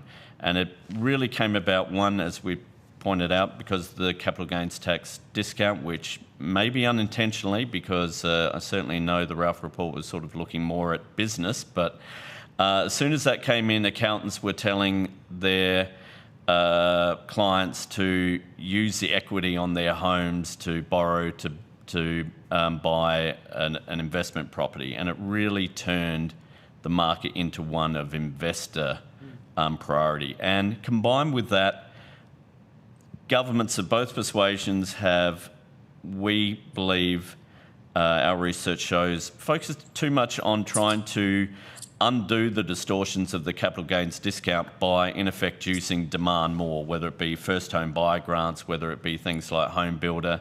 Now, sometimes these were required, such as during the the global financial crisis, where there was a need for some stimulus. But one of the things we also note is that certainly during the GFC, while there was, I think, a doubling of the first home buyer grant, there was also a massive increase in public sector housing. And that actually ensured that there wasn't a huge surge in housing prices. Whereas during COVID, we did see a big stimulus through home builder, but there wasn't the also the increase in public sector housing, so it all became private sector and house prices absolutely exploded. So that real combination. And Matt? I'd say the other big policy is the government vacating public housing. If you look around the world, there are some countries that don't have housing affordability issues, and they all have one thing in common, and that's a large role for the government in the housing sector. The government is involved in supplying housing. The government is now that's often public housing, but it doesn't have to be. In Singapore, for example, the government builds blocks of flats and sells them to young Singaporeese families, basically at cost. And if those Singaporeese families ever want to sell those apartments, they can't sell it into the private market. They have to sell it still within the system. So you have this constant supply of affordable housing in Singapore. So, you know, what they all have in common is there is a large role for the government in the supply of what is essentially a human right, something that we all need. Shelter is an absolute need, and the government has a role in supplying some of that. Thank you. Looking over the last 40 years, what do you see as the major turning point? And reading the submission, it seems to argue that the introduction of capital gains tax in 1999 was one of the largest turning points in turning the housing market from a place to buy a home to live into market speculation to build wealth. Talk me through those arguments that you make in the submission. Yeah, absolutely. As we've pointed out, there is just an undeniable delinking of house prices with household income from 1999 onwards. If you go back, and we have data from the Bank of International Settlements that takes us all the way back to 1970, and you can see that essentially house prices went up at a good pace, but they went up in line with household income, as they should. Housing in Australia had always been a good bet, had always been something secure where you could build wealth, but it was build wealth through your family home, knowing that, you know, my home is going to increase in value, but increase in value at a proportional rate to household incomes. As soon as the capital gains tax discount came in, what happened was I would say, horror combination of capital gains discount and negative gearing, where, in a sense, the hurdle that you needed to get over with negative gearing was suddenly lower, because one thing that's often forgotten about negative gearing is you're actually losing money. Each year you are losing money. And you can only afford to do that if you know at some point you're going to recapture all that lost money through selling the property and making a profit. Well, when you're suddenly getting 50% of that profit tax-free, that made the hurdle much lower. And so suddenly it became very smart from an accountancy point of view and a business point of view, if you're thinking of yourself as a sole trader in property, of speculating in the housing market, knowing that it's probably going to go up, but this is actually going to help it go up faster. And while I'm waiting for it to go up, now I can actually negative gear, minimise my tax, and then when I sell it, I'm going to get 50% tax-free. So I'm winning both ways. And it was just undeniable that this turbocharged and changed the market from one of making a home, buying a home, to investing and building wealth. And it's why I'm certainly old enough to remember all the ads. I think it was Commonwealth Bank. They had ads with sports people and everything talking about equity, mate. That was purely after the capital gains tax discount was introduced. It massively changed the market, and it might have seemed okay at first, but after 26 years, it has led us to where we are. So that's why we certainly say the budget changes were vital and necessary, but that's why we also say after 26 years of damage, it's not going to get undone with one little change. And when you also look at the massive difference in public housing, and, you know, I point to the Prime Minister often referencing that he grew up in public housing. Well, he's talking 1960s, and as I say, 15% of new builds were public housing. Now, if you're going to be in public housing, you need to be so poor, so probably homeless. In fact, I've talked to people who said they actually needed to become homeless so that they could then qualify for public housing. That combination of turbocharging investing in the market and the public sector withdrawing from the market was just a really dire combination. Thank you. So this committee is looking at the causes of housing affordability and inequity. So we've touched on some of those key turning points. One of the other arguments we hear quite strongly is that we haven't built enough houses, building of houses and supply hasn't kept up with population. And then, you know, some people want to throw in a migration argument on top of that. But what I was really interested to read in your submission is that that's not actually the case. And the number of dwellings has been increasing more than population over the last 10 years. And I think you've got a figure in here on page 12 that says over the 20 years from 2001 to 2021, the population increased by 33%, while the number of dwellings increased by 39%. So could you just talk me through that part of the report where you talk about the fact that there have been houses built, and how that's been intersecting with population, but what's been happening with those houses? Yeah, look, what that highlights is that this wasn't caused by a housing supply problem. And that's not to say that more housing supply will not solve this problem. Absolutely, building more houses will make this problem, will make housing more affordable faster than if we don't. So we should absolutely do everything we can to increase the supply of housing. But if you look at the 2001 census and the 2021 census, which is the most recent census, as you said, housing has been increasing faster than the population. And we also have quarterly data from the Australian Bureau of Statistics. So if we look over just the last 10 years, we can see that has been the case even over the last 10 years. The population has increased by 16% and the number of homes has increased by 19%. So, what that shows is that the housing crisis wasn't caused by a drop in supply. It's actually been caused, as Greg said, by an increase in demand, in particular investor demand for housing. It's investors that have rushed into the market, attracted by the capital gains tax discount. They've outbid first home buyers. They've pushed up prices. That rapidly increasing price has actually attracted more investors, because how do investors make money? They make money when the house price goes up. So the more house price goes up, the more people look at the housing market and go, that's a great place to make money, I'm going to jump in as well. And that's really what we've seen, that massive increase in demand, not a lack of supply, but the massive increase in demand is what has driven up house prices. And I'd also like to add, it's rare that you actually get a real-world opportunity to test what would happen if we had no migration. And we had it. We had it during the lockdowns where there was literally no migration. And so this was the perfect opportunity to check whether, because there had been many people well before then suggesting that, it was population growth and migration that was driving up house prices. So great, we actually, in a real world, stopped migration.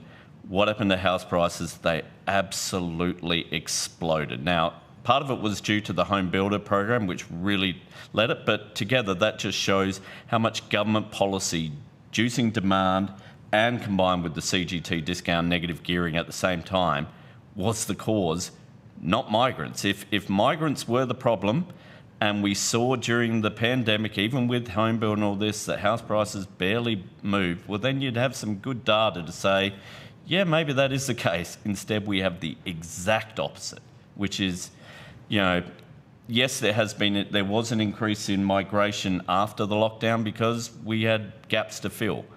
But it certainly is not a case, if you look at any data over any good length of time, so you're not cherry picking in any way, there's been more than enough housing stock. It's just who's getting them, who's buying them. And when you had the CGT discount combined with negative gearing, it was promoting investor buying rather than that going to homeowners. Thank you very much for your evidence. I'll hand back to you, Chair. Thanks. Perfect timing. Thank you, Senator Mulholland. Senator Kovacic, thank you. Thank you both for your time and your evidence today. Just for my own clarity, can you just confirm for me that the Australia Institute does not believe that we have an undersupply of housing in this country? Is that what you're telling me? We have plenty of houses? We don't have a shortage of supply. That's your evidence? No, I wouldn't say that. The fact that we have homelessness and have had homelessness for going all the way back suggests that we still need more housing. And I'd just like to emphasise again that more supply will help solve this problem. We are not against... Well, that didn't seem to be I noted that you did say that, but the comment was that it wasn't a supply problem, it was a demand problem. The reality is we also have a problem with people trying to access rental dwellings. So not only is it hard for people to buy a house, it's hard for people to rent a house as well. So what I was saying is what caused this crisis, what the change was that set house prices off on this massive gallop over the last 25 years was not a lack of supply, but an increase in investor demand. I know, but the comment that was made, and I didn't get an opportunity to write down the stats that Senator Mulholland was asking you, I think it was 16% increase in migration, but 19% increase in housing. Yeah. So there isn't a supply issue. No. What we say is that the supply issue is not the cause of this housing crisis, and if you're just focusing on supply, you're not going to solve the problem. Sure, but we do have a supply issue. You do agree with that? Well, I think there certainly should be more public sector housing because that is where there has been a massive drop in supply. that's irrefutable from all the evidence. We've had 26, 30 years.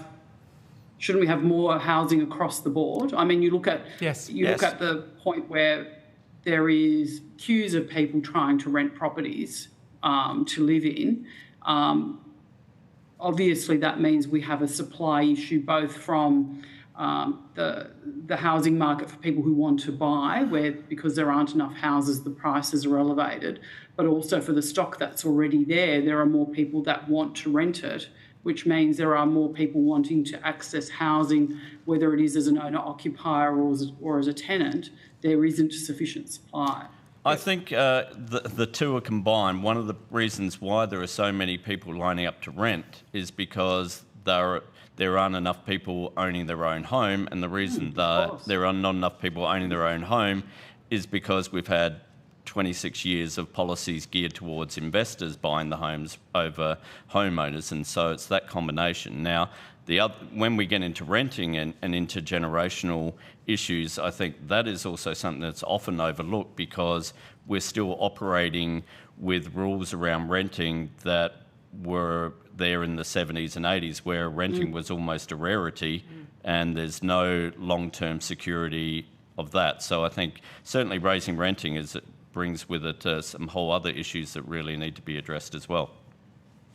Do you see that and this is sort of something, again, that's sort of come to me listening to the line of questioning from Senator Mulholland about how home ownership and the way we utilise dwellings has changed over time as well. So you can't just sort of compare 30 years ago to today and go, it's because of this. We have people who are staying in their homes, in larger homes with empty bedrooms that they don't need as they age because there isn't sufficient housing that suits their needs for them to downsize into. And then we also have a societal shift where, the number of people in a dwelling is reducing. You've got, single occupant households or one or two people versus 4 or 5 people in a dwelling. Does that have an impact as well, in your view? Oh, look, certainly there are issues with vacancies, but a lot of that vacancy as well is investors having vacant homes that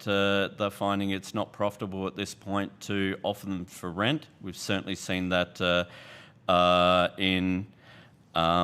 in Melbourne and Sydney. I've also noted that there have been instances where there have been new apartment builds, but they're not all offered on the market at the same time because developers control the supply as well. So, yes, there is this aspect of... My understanding that the empty dwellings on the new builds tends to be foreign investors, surely not Australian mum and dad. No, I mean... I haven't finished my question.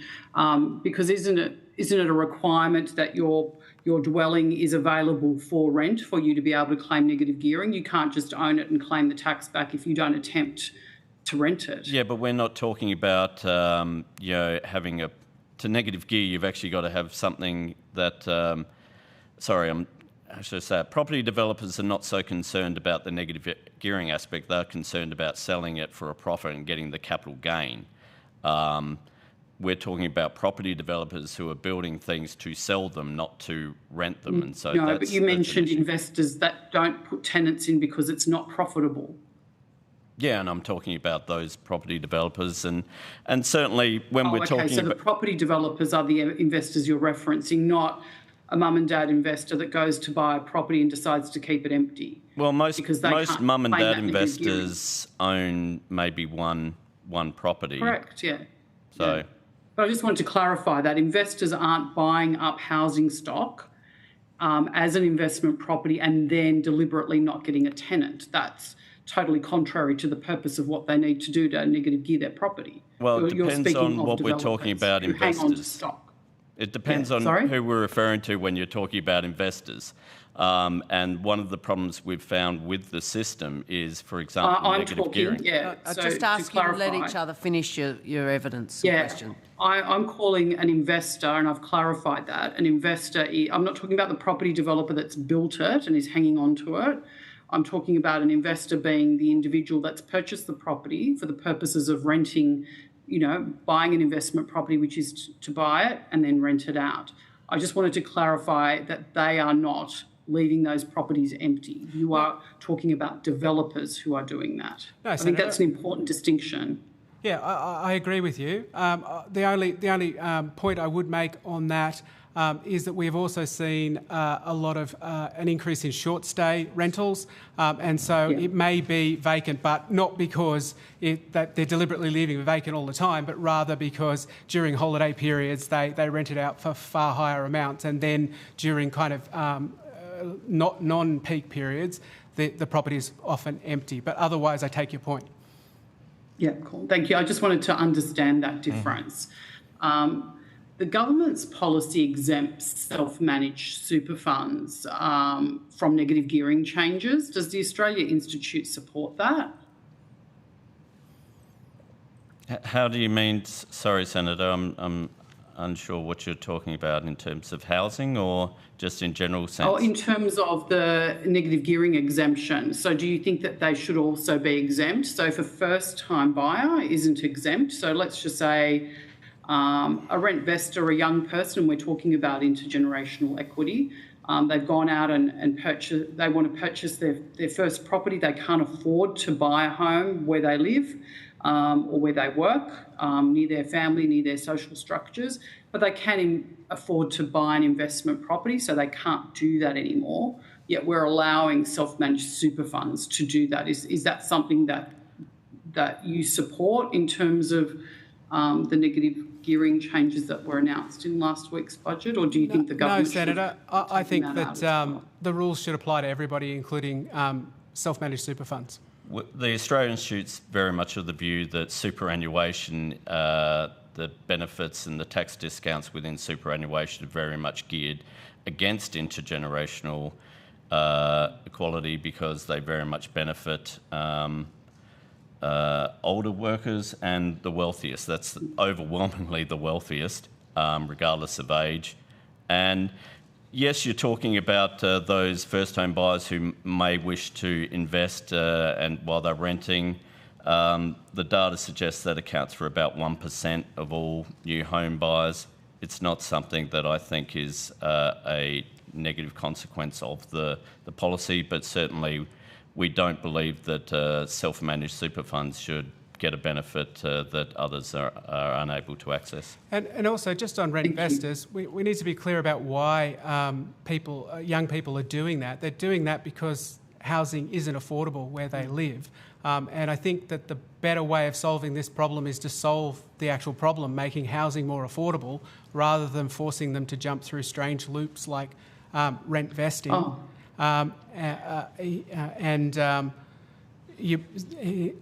It would be far better if they were able to buy a home, an affordable home, close to where they live and work, rather than having to rent vest. Look, I think that's a valid point. What I'm worried about is that an entire generation are going to get neither. They're not going to be able to rent vest or buy their own home because effectively the changes that you articulated earlier, will take quite some time to cycle through, so they will actually miss out completely. Well, and I think that is what concerns me a great deal. I would suggest that we are at a point of crisis, and that if we'd kept doing the same thing, the crisis would not have improved in any way. It only would have continued to get worse. And as I pointed out, those rent vestors, we're talking a very minute section of it's first-time still some, though. We're talking, as I say, 1%.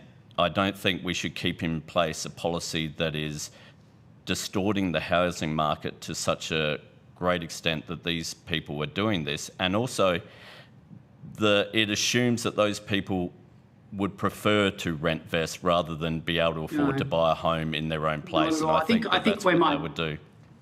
No, I think that's where we're sort of not understanding each other. I'm talking about choice. It takes away a choice that they currently have to having a scenario where they no longer have that choice. And I agree they may well prefer to buy their own home, but it takes away an option that was there that's no longer there. That sort of leads me to my next question in asking around the self-managed super funds.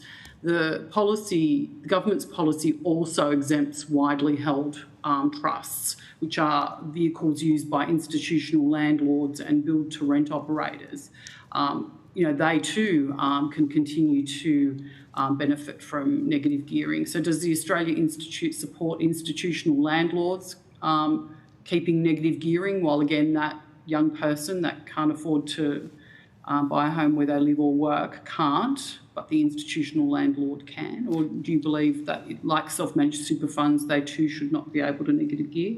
Sorry, negative gearing is where you offset your rental losses against other forms of income, usually employment income. If you're talking about an institutional investor, that's not the case.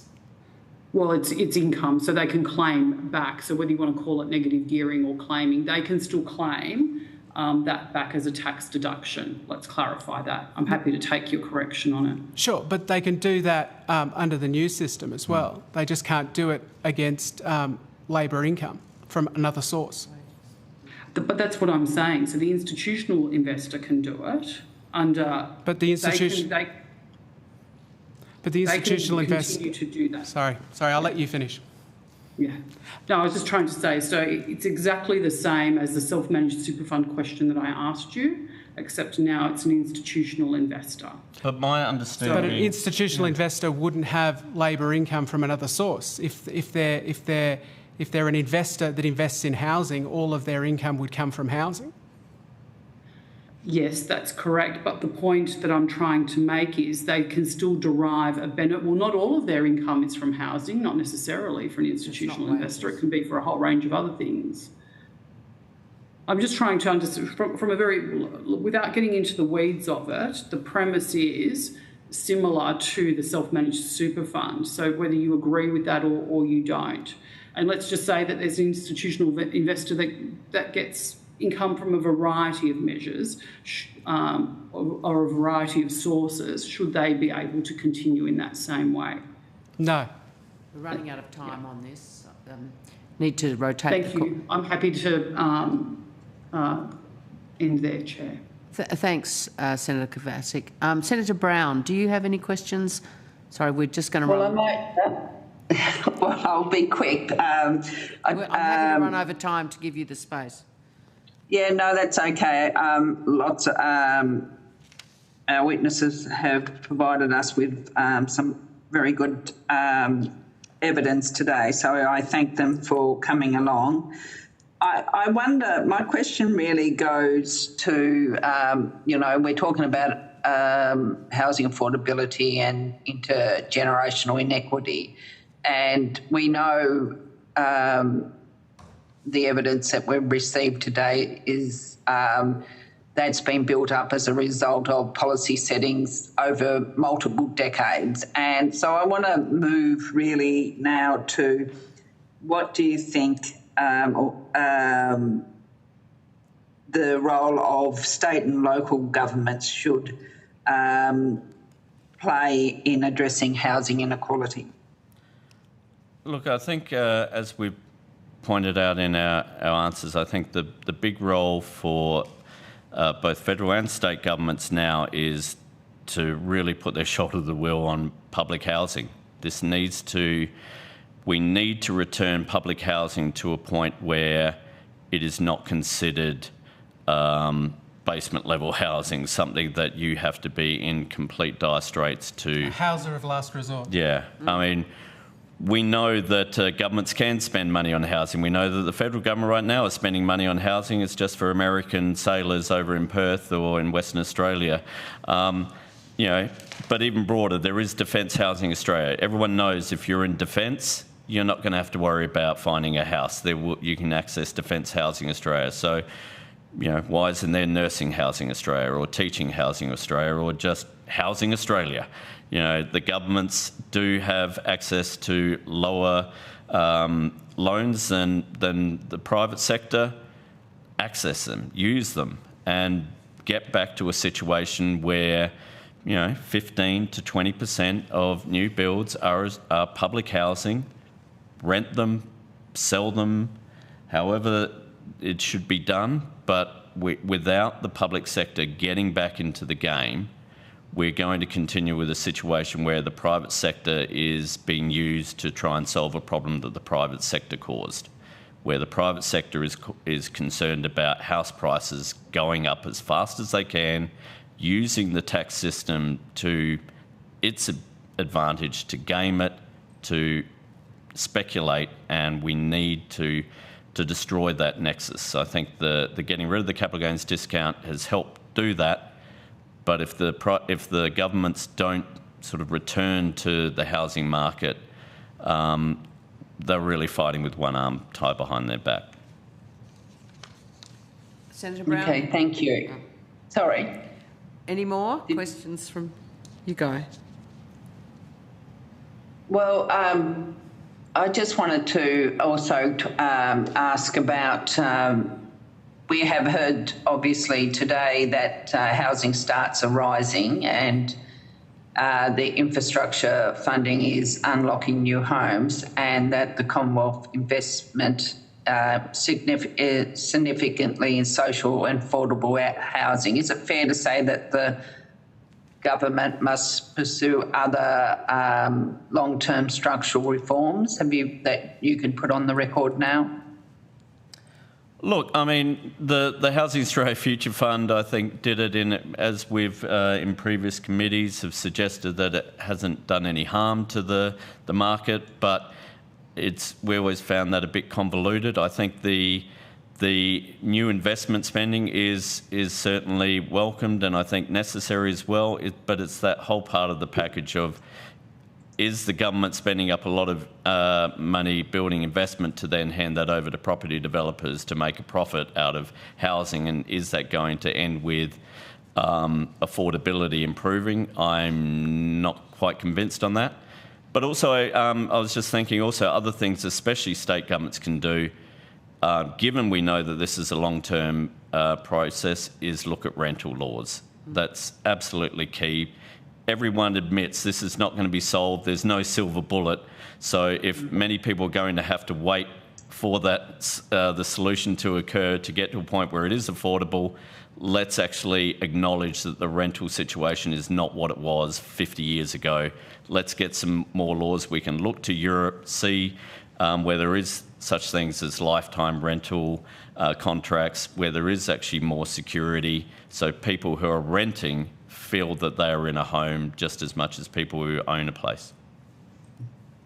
Thank you. Thank you, Chair. Can I ask two quick questions in response to what you've said? We heard evidence from the Council on Housing this morning, the National Council, about the possible use of indices around price increases relating to rent. Is that something that you think should be considered? Certainly we have advocated, and we certainly advocated in the last 3 or 4 years where we did see housing prices go up to there to be caps on rental price increases.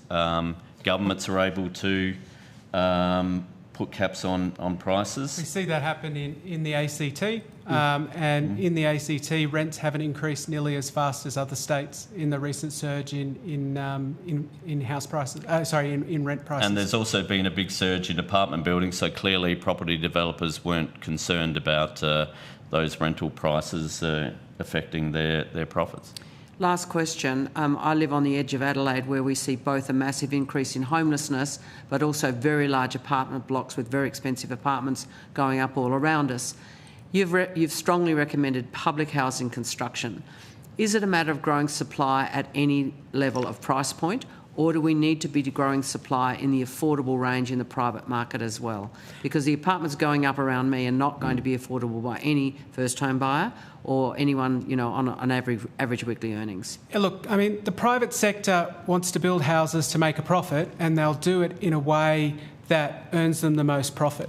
What the advantage the government has in building public housing is they're going to build housing for people rather than for profit. And that difference is they will build affordable housing in areas that people need it, rather than just looking for the most profitable segment of the market. And I'll just add on that one thing, though, that needs to be considered when we're talking affordable housing is how that affordability is set. We've seen in Victoria, for example, set at 30% of income, and yet the apartments that are available are at a price point where you'd almost have to earn $120,000 to be able to say that that is affordable. So it is a key thing of not just affordable, but also affordable for those on low incomes, for those on single parents and such things as well.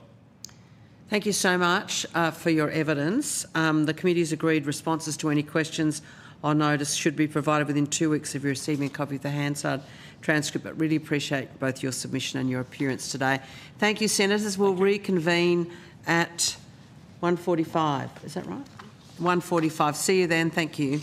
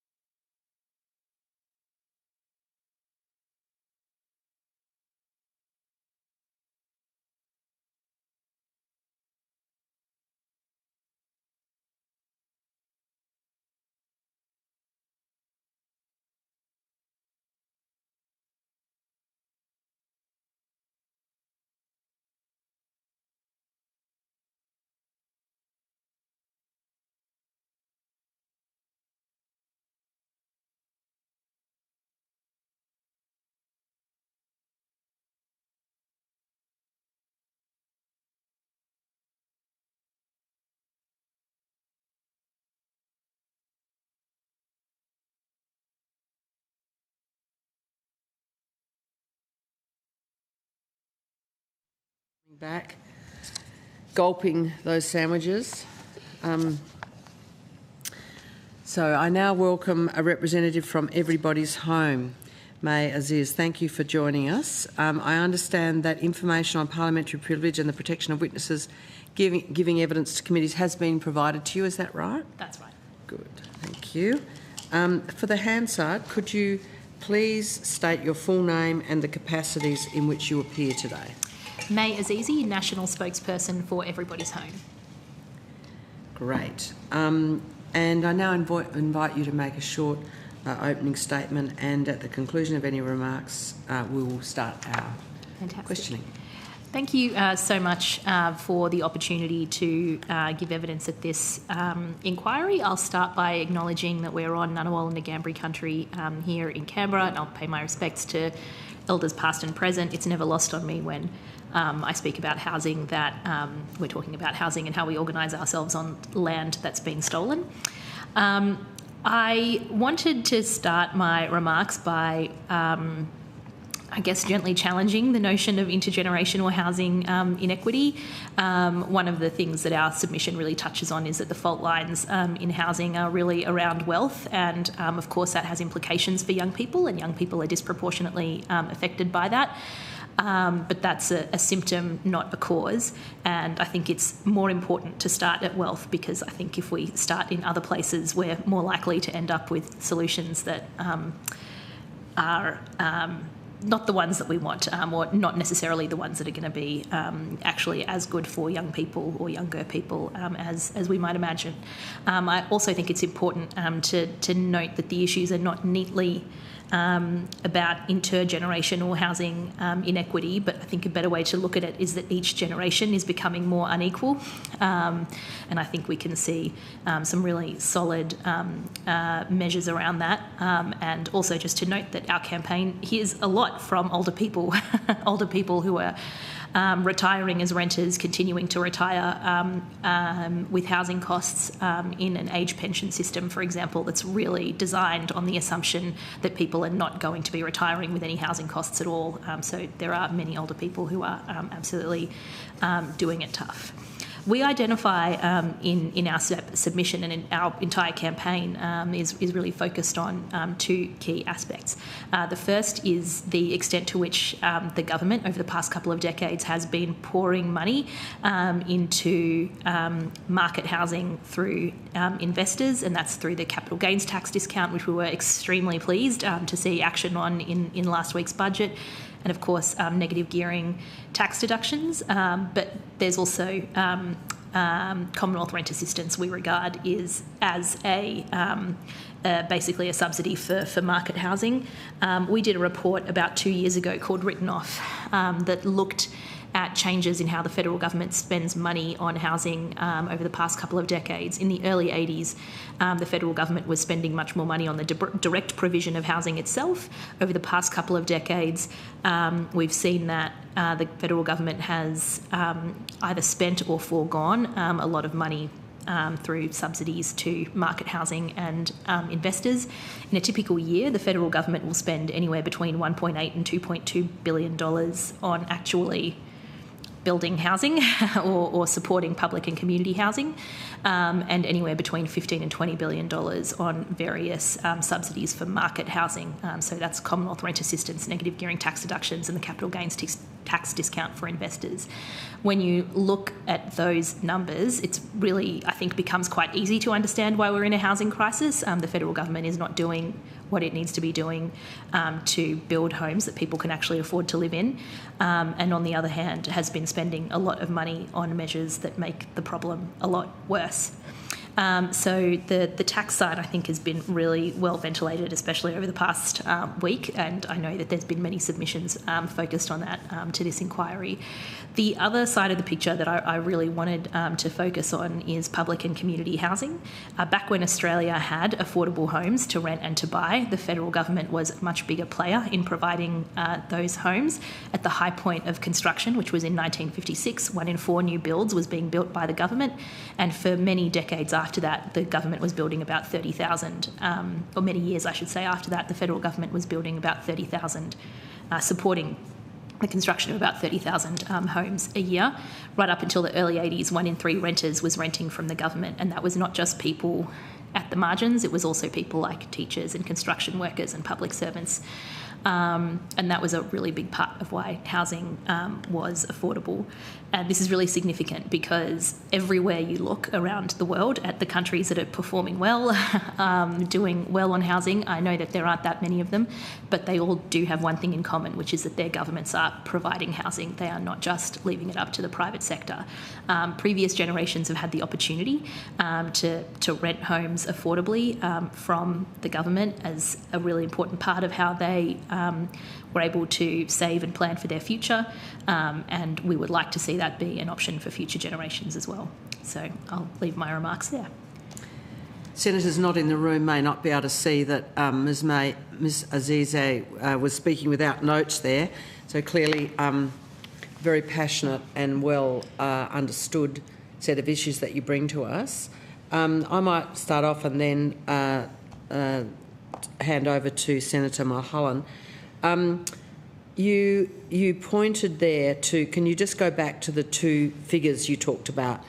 In recent years, and I'd like to hear what span of years you were talking about, there was a spend of 1.8 to 2.2 billion on direct investment in, as I understand it, public housing. Was it public? Public and community. Public and community, yes. So you're talking about social housing, relative to a $15 to $20 billion injection into the market forms of housing, whether they were subsidies for rent or tax subsidies for private market. Is that right? What I understood? Over what period are those figures? So that latest figure and those, comes from... The study that we looked at began in 1981, and the last year that we looked at ended in 2022. So budget papers from throughout that 40-year period. Yeah. And when you go way back, as you did to 1956, the key standout over the longer period is the investment in public housing. That's exactly right, yes. And I want to understand your numbers there also. You talked about 1 in 4 of houses constructed in the 50s were built by government in the form of public housing, with 30,000 public housing builds in a year after year in the late 50s and into the 60s. Is that right? Yes. I think we started to see it drop off in 1972. But it was steadily at about 30,000 homes. And has your organisation done any work on international comparison? You said some countries do well, some don't. What's the story? Where do we look for evidence of how to fix this that might be existing in other places? Sure. So I should say Australia's followed a fairly similar, like a fairly typical pattern for lots of comparable countries. Lots of countries invested in directly building homes after the Second World War, and lots of comparable countries also started walking away from directly providing homes in the 70s, 80s and 90s. So that's a fairly typical trajectory. But there are different countries doing different things, and I'll pick a couple of examples. Everybody points to Austria as a country with really high social housing density, and that is a really good example. That's a country that has built and maintained a lot of public housing. A lot of people have lived in public housing, have experience of living in public housing, and long-term renters in public housing. But there's other models as well. Singapore is another really good example where the government is a big supplier of housing. There's not a big culture of renting. It's more homes to buy. So the government will build homes and then sell them to people at cost, basically. And if people want to buy a different kind of home, or they've made a lot of money, been very successful, want to, for whatever reason, they can sell that home, but they have to sell it back to the government at a price that just reflects, an indexation increase. So you're not making money from a home that's been sold to you through that scheme. And then there are other examples, France and Paris especially are doing quite a bit of rebuilding public housing by getting developers to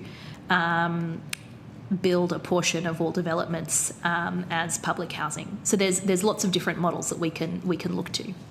But in all of these countries, the common thread is really the government has chosen to be involved in the provision of housing.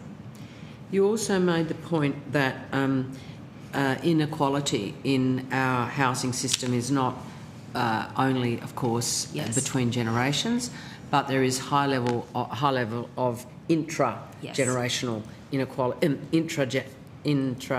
single generation inequality. So, for example, if we look at people currently in their 60s, there are some people who have done extremely well, got plenty of housing assets, and a growing number of women, older women, for example, and a very significant divide also along First Nations versus non-First Nations people. Absolutely. I think you make really good, important points there. Do you think there is also a case, though, for focusing on solutions that do deal with intergenerational differences that have become more extreme? Sure. I mean, what I would say is I think younger people have been disproportionately harmed by the system that we've got, where the government has walked away from providing homes directly and has focused more on supporting investors, and I think they will benefit disproportionately from responses that tackle that. I suppose what I'm wary of is like opening a door for the framing of, say, greater support for first home buyers as an intergenerational measure. I don't think it is. I mean, I think the issue is that some people have been allowed to accumulate an enormous amount of wealth by investing in property, and I think that's the issue that we need to be tackling. And also that some people have not had the opportunity to benefit from government investment in housing, and that's also an issue that we need to tackle. Whereas I think there are ways that you can use this kind of framing to open the door for solutions that won't necessarily help people in the longer term. So in the spirit of that, what do you see as the really significant long-term consequences of spending decades outside secure housing, which is now the fortune of too many young people? Yeah, well, I mean, I think that is the strongest argument for focusing on the intergenerational framing, because I think the further younger people fall behind, the harder it is for them to catch up and achieve any kind of housing security in time. We hear in our campaign from people who want to have children or want the opportunity to have a couple of children and just don't feel that they can because they can't get into secure housing, and that's like a really really sad thing for those people who've just missed out on the kind of life that they've wanted to have.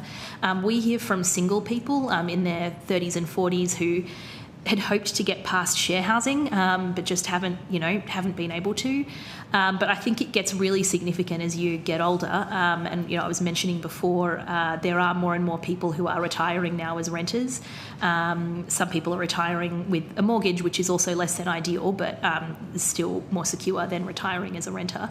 And when you retire as a renter, you've got absolutely no security and no way of knowing what the rent is going to be in 5 or 6 years, but you're on a very kind of fixed income as a pensioner. There's been a lot of every kind of 10 or 15 years, there's sort of a new crisis around the funding of aged care. And we're definitely going to come into more of those issues down the line, because so much of the funding of aged care is tied up in housing and people being able to stake their home on getting a place into aged care. Exactly. So there's so many consequences down the line. Yes.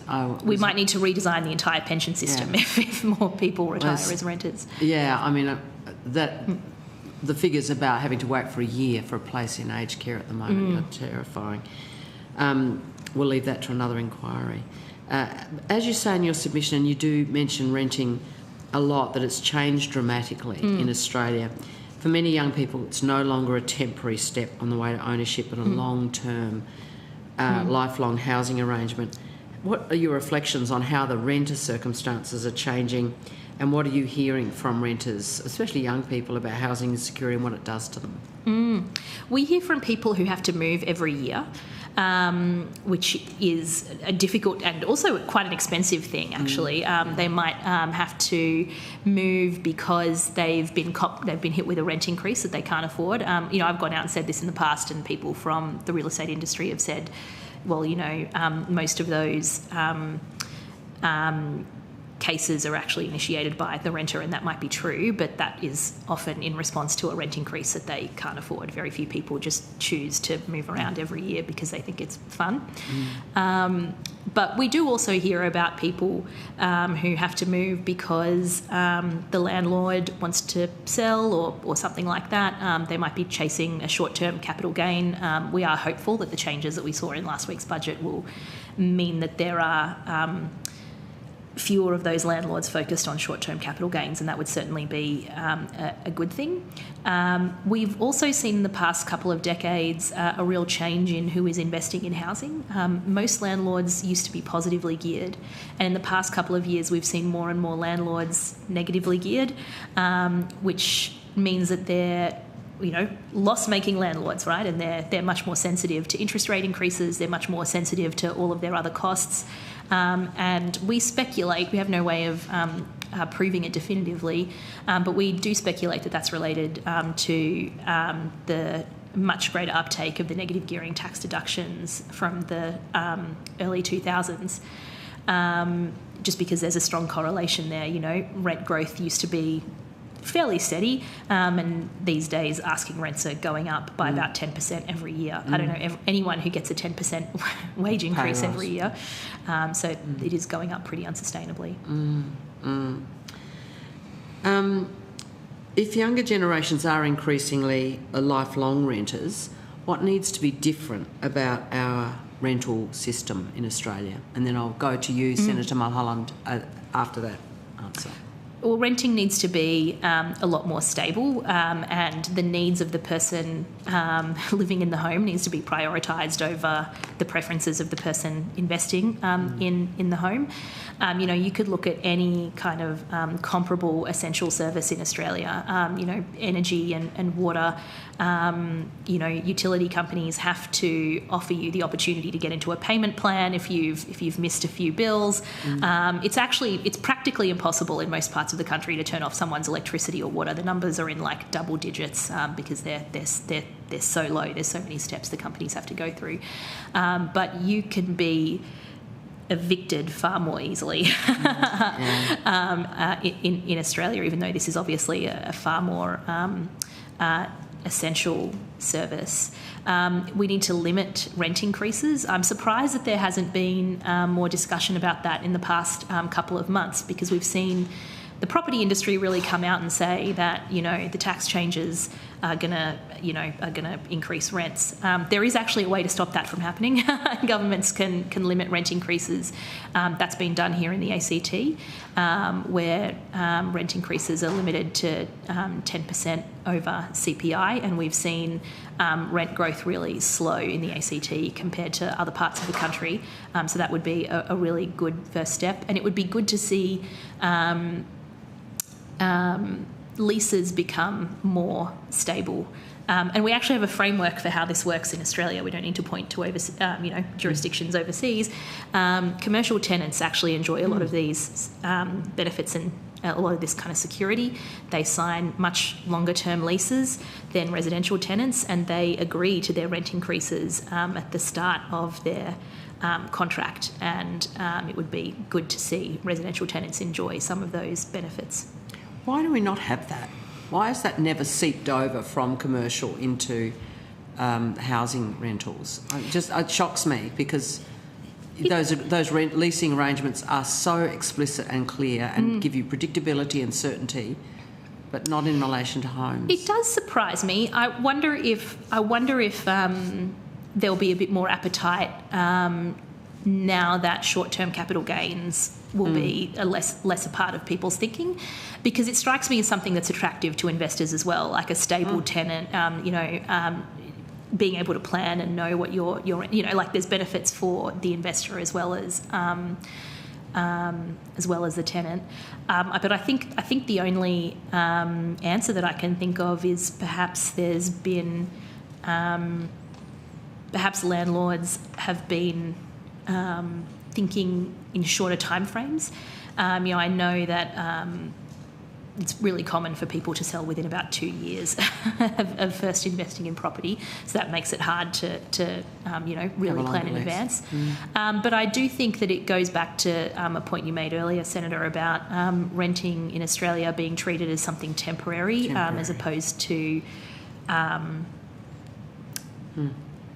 being, treated as potentially permanent, which it's going to be for more and more people. Thank you. Senator Mulholland, your turn. Thank you, Chair, and thank you very much for joining us this afternoon. So the committee is really focusing in on thinking about intergenerational inequality, and I know that you challenged that notion in your opening remarks. But I guess a lot of this debate has really focused on the impact on younger generations trying to get into the housing market. But we also know that there are a number of older Australians experiencing housing insecurity. We only need to look at the media reports of people who are living in insecure housing, can't get into social housing around the country, and that is often skewing older as well. But this debate often gets framed as a generational one, young versus old, first-owned homeowner versus property investor. But we know it's a little bit more complex than that. So could you talk the committee through, I think, some of the challenges at both ends, and how do we address the challenge at both those starting out on their housing journey and those who, for a range of circumstances, are still experiencing insecurity in their housing later in life? I certainly don't want to imply that someone who's trying to buy or rent and is starting that out right now doesn't have a lot of reason to be aggrieved. I totally understand and appreciate that. Housing is the biggest cost facing anyone trying to build a life for themselves now, and many will find that they try to start, say, saving for a deposit if buying is something that they want to do, but costs continue to just rise so prodigiously that people might think that they've finally saved enough, go out to an auction and find that actually they don't have anywhere near enough. They need to go back and start saving. And also saving is incredibly difficult if you're renting and you've got absolutely no predictability about how much your rent is going to increase year on year. There are limits now in most states and territories on how, I think across the country now, on how often the rent can be raised, but that's not the same thing as limiting the amount that the rent can be increased by, which is really the most important thing. And it makes it very, very hard to plan. I think there are other inequities that people who are growing up in this generation are facing that, perhaps weren't as big factors as they were for people in past generations. In my day job, I'm the Deputy Director of Anglicare Australia, and we release something every year called the Jobs Availability Snapshot. And we look at entry-level jobs. And 20 years ago, entry-level jobs made up 1 in 4 vacancies. Now they make up 1 in 10. So jobs, people need to spend a lot more time in education to compete for jobs, and those jobs are less secure. You could also see a big change between now and the 80s, where people are having to work many more hours. I think there's this myth that there's been, all this great microeconomic reform and, people's living standards have increased.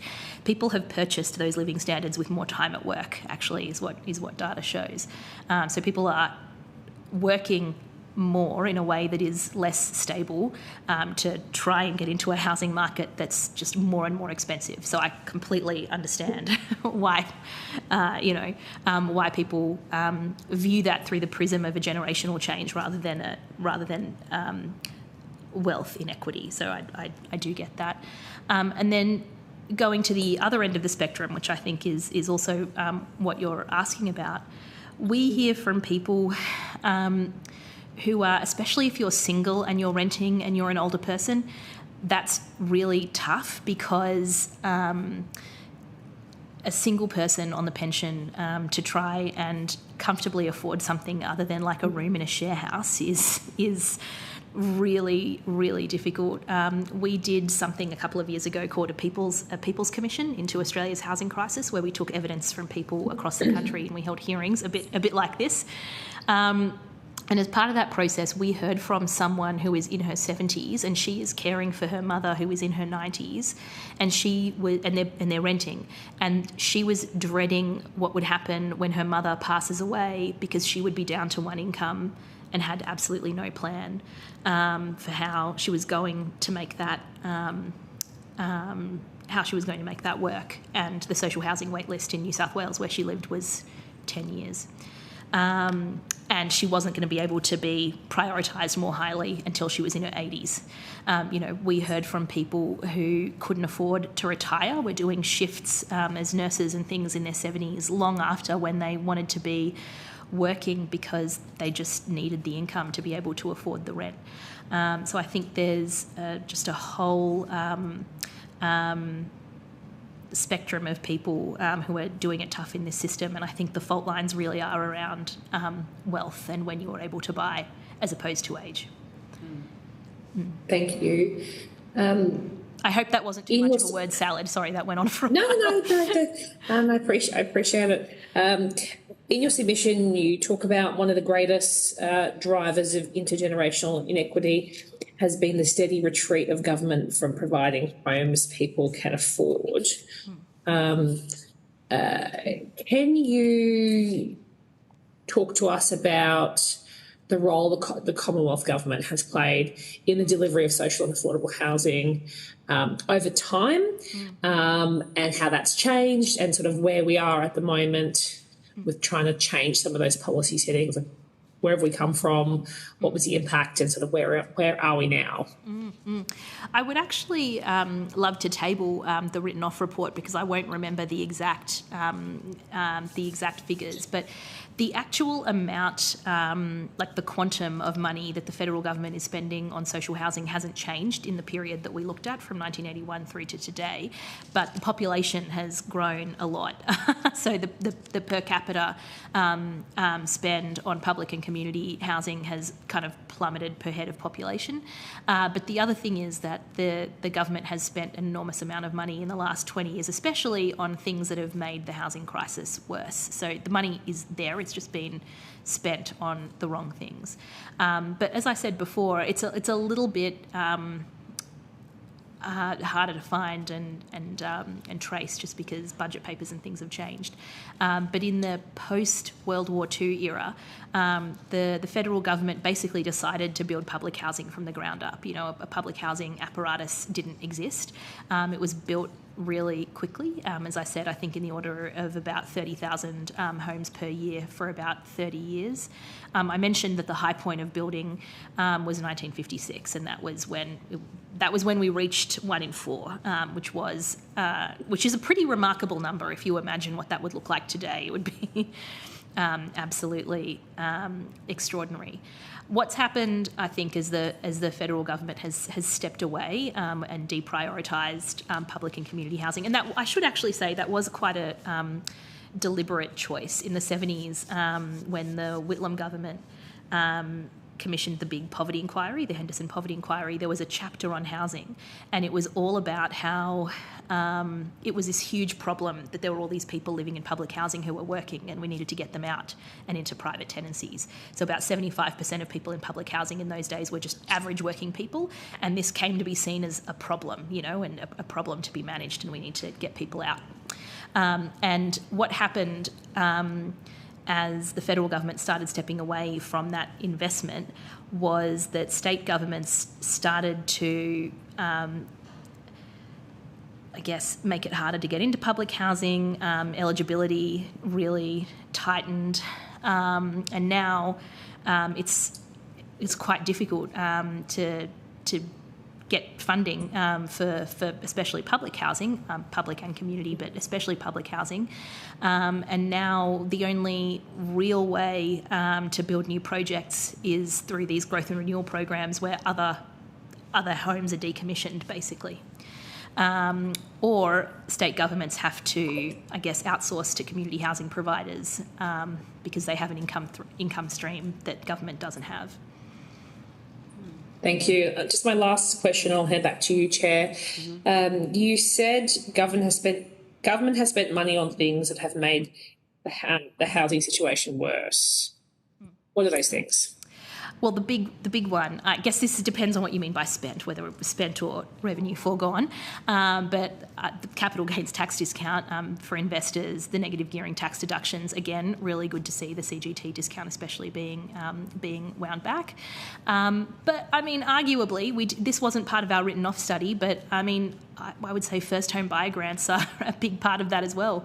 And increasingly, I think people have come to understand that grants like that have, in the long run, only benefited people who are selling by pushing up the cost of homes. That was it from me. Thanks, Chair. Thank you, Senator. I just want to note that you've mentioned the written off report, which you have promised to send to us. We'd definitely benefit from that. Senator Kovacic. Thank you, Chair, and thank you, Mrs. Eze, for your evidence so far. Just to follow on from a question from Senator Mulholland, in terms of the questions around where you noted the first home buyer benefits being an impact, do you see the 5% deposit guarantee being a problem as well? Particularly, we've seen some data that in the December 2025 quarter, I think prices went up by some just under 4%. I think it was 3.7% in that quarter alone, and then 6% in totality since the scheme without any means testing was introduced by the government. It does look like that's had an impact on pushing up prices. It's always hard in housing to draw a really clean line and say this thing definitely led to this thing, but the timing of the scheme and the increases in costs that we were seeing does appear to have had an impact. I'm not a person who does, I don't have expertise in modelling, so I can't tell you why the modelling seems to have been wrong. Definitely there were people who were sceptical that it would have such a minimal impact when the modelling came out, and it does seem to have had an impact on pushing up prices. Yeah, I think you're right. I think even the RBA themselves indicated that the price increases would be higher than that. So I was just curious as to your view on that. Thinking about tax, supply and social housing altogether, because they do have impacts on each other, do you think that the housing package in this budget is adequate to the scale of the crisis that your organisation documents? Is there somewhere that you think more should or could have been done, or a lever that could have perhaps been different, given I think it's some 600,000, I think the 640,000 households, I think you note in your submission that we require in social housing? If we look at the two elements of our campaign, tax and social housing, I would say on the tax side, this budget has been a really positive budget, the most positive budget that we've seen in a really in a very long time. I was meeting with people a month ago who were telling me, you'll probably get something on CGT, but don't expect anything on negative gearing. So, on the whole, I would say it's been a really positive budget on the tax reform side.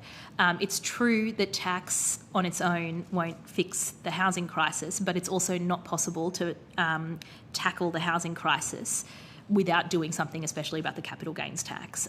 For sure, this budget hasn't solved the housing crisis, but it's not possible to solve the housing crisis without taking these steps. We've been really big supporters of that. On the social housing side, we do have a shortfall of 640,000 homes, and that is just the people who actually need social housing now. So these are the people who are in the most extreme rental stress. This isn't even, in my remarks at the very start, my opening remarks, I was talking about using public and community housing as a tool to bring down rents across the board. This isn't even that. This is just 640,000 for the people who really immediately need them, and there really isn't a plan for that. I know, of course, that there's a plan to build 40,000 public and community housing social housing dwellings under the Housing Australia Future Fund, and 55 in total if you count affordable housing. But that the thing to remember is 50,000 social and affordable homes have come offline through the National Rental Affordability Scheme. So we're actually just replacing what's come offline. There isn't a plan to get on top of the shortfall. And the shortfall will continue to grow. So the shortfall is 640 now. In 20 years, it's projected to be 940,000. These are figures that come from the University of New South Wales. And I wouldn't be surprised, they're a couple of years old, I wouldn't be surprised if they did that work again now, if the problem was already worse. So thank you. And that sort of leads me into that next part of my question, which is that if we have this tax lever, which the government has introduced last week, but we don't have the investment in the requisite social housing, then we're actually not going to fix the problem. So one will only work when coupled with the other. So making the tax change won't effectively change anything. And I think that's kind of reflected in the budget documents where they actually talk about a net effect of 35,000 fewer dwellings based on that tax change alone. Yeah, I think if there's a message to give to the government on the social housing side, it's like we're not going to fix this problem off budget. You know, it's not going to be an off budget fund that gets us 640,000 new public and community homes. Yeah, and that's sort of your submission recommends that savings from winding back negative gearing and the CGT discount would be redirected into investment in public and community housing, and we obviously haven't seen this in this budget. In any of the consultation that you've had and the discussions that you've had, has there been an indication that may be afoot down the track? There hasn't been any appetite for that in any of the discussions that I've had. I understand the reluctance to hypothecate, one pot of money to another project. But we did see a couple of years ago the $2 billion for the social housing accelerator. A big one-off would certainly be welcome, but we do need to see ongoing spending to actually fix this problem, and we haven't had that commitment yet. Okay, thank you. And also, your submission calls for negative gearing and the CGT discount to be phased out entirely. And from 1 July 2027, the new restrictions will apply to individual investors for CGT, but not to managed investment trusts and not to self-managed super funds. In terms of the negative gearing, what does this look like to everybody's home? Like, do you consider that to be a fulsome wind back of investor tax concessions? And from an intergenerational housing equity piece, do you see that to be consistent with that sort of fairness if institutional investors can continue to leverage those benefits, but the average mum and dad investor can't? Or perhaps the person that's never owned a home and looks to rent best instead because they can't afford to buy a dwelling to live in? We're broadly happy with the capital gains tax reforms. They aren't retrospective, but they also aren't grandfathered, so that's pretty good. The question, I guess, the question is, will a change that's prospective do enough to change investor behaviour? Because one of the arguments that a lot of people in this space have been making is that if you're going to do only one of these, capital gains tax is the most impactful one to do because it seems to have been the thing that drove the uptake of people taking advantage of the negative gearing tax deduction. So it was the way they both worked together, and that CGT kind of put fuel on that fire. The CGT discount put fuel on that fire. I guess the question now, after 25 years of these arrangements being in place, is changing them in this way going to be enough to change investor behaviour now that there's such a template for how people invest in property? And I'm kind of reluctant to make a prediction about that. Yeah. It would be good if the government had appetite. I think so definitively ruling out doing anything on negative gearing in the last election was obviously not. I think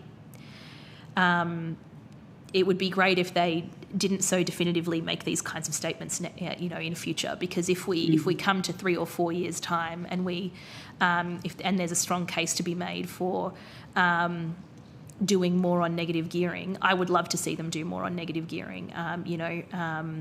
the capital gains tax changes are not grandfathered. The negative gearing changes are heavily grandfathered and do protect existing investors.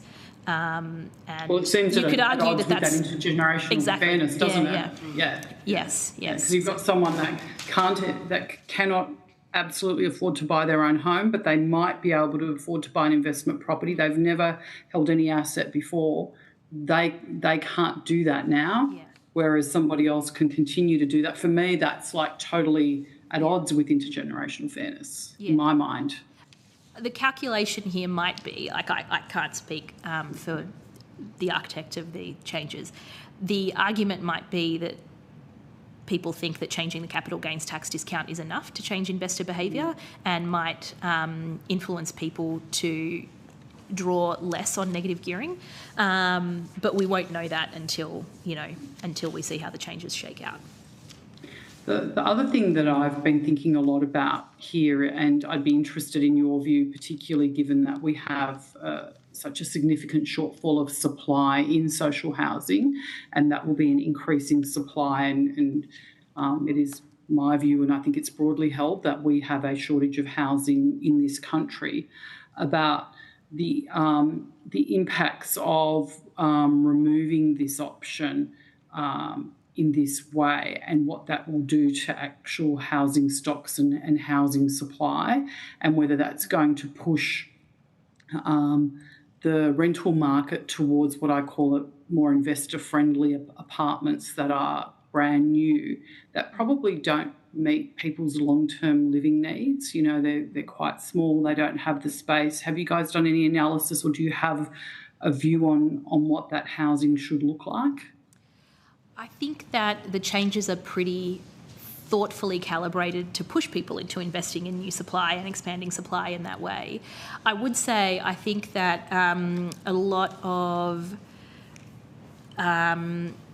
people have taken for granted a relationship, particularly in renting, between supply and then rental availability, but then also rental availability and then actual rents. So in the past decade, Australia has built about 1 million homes, which outstrips population growth, including immigration.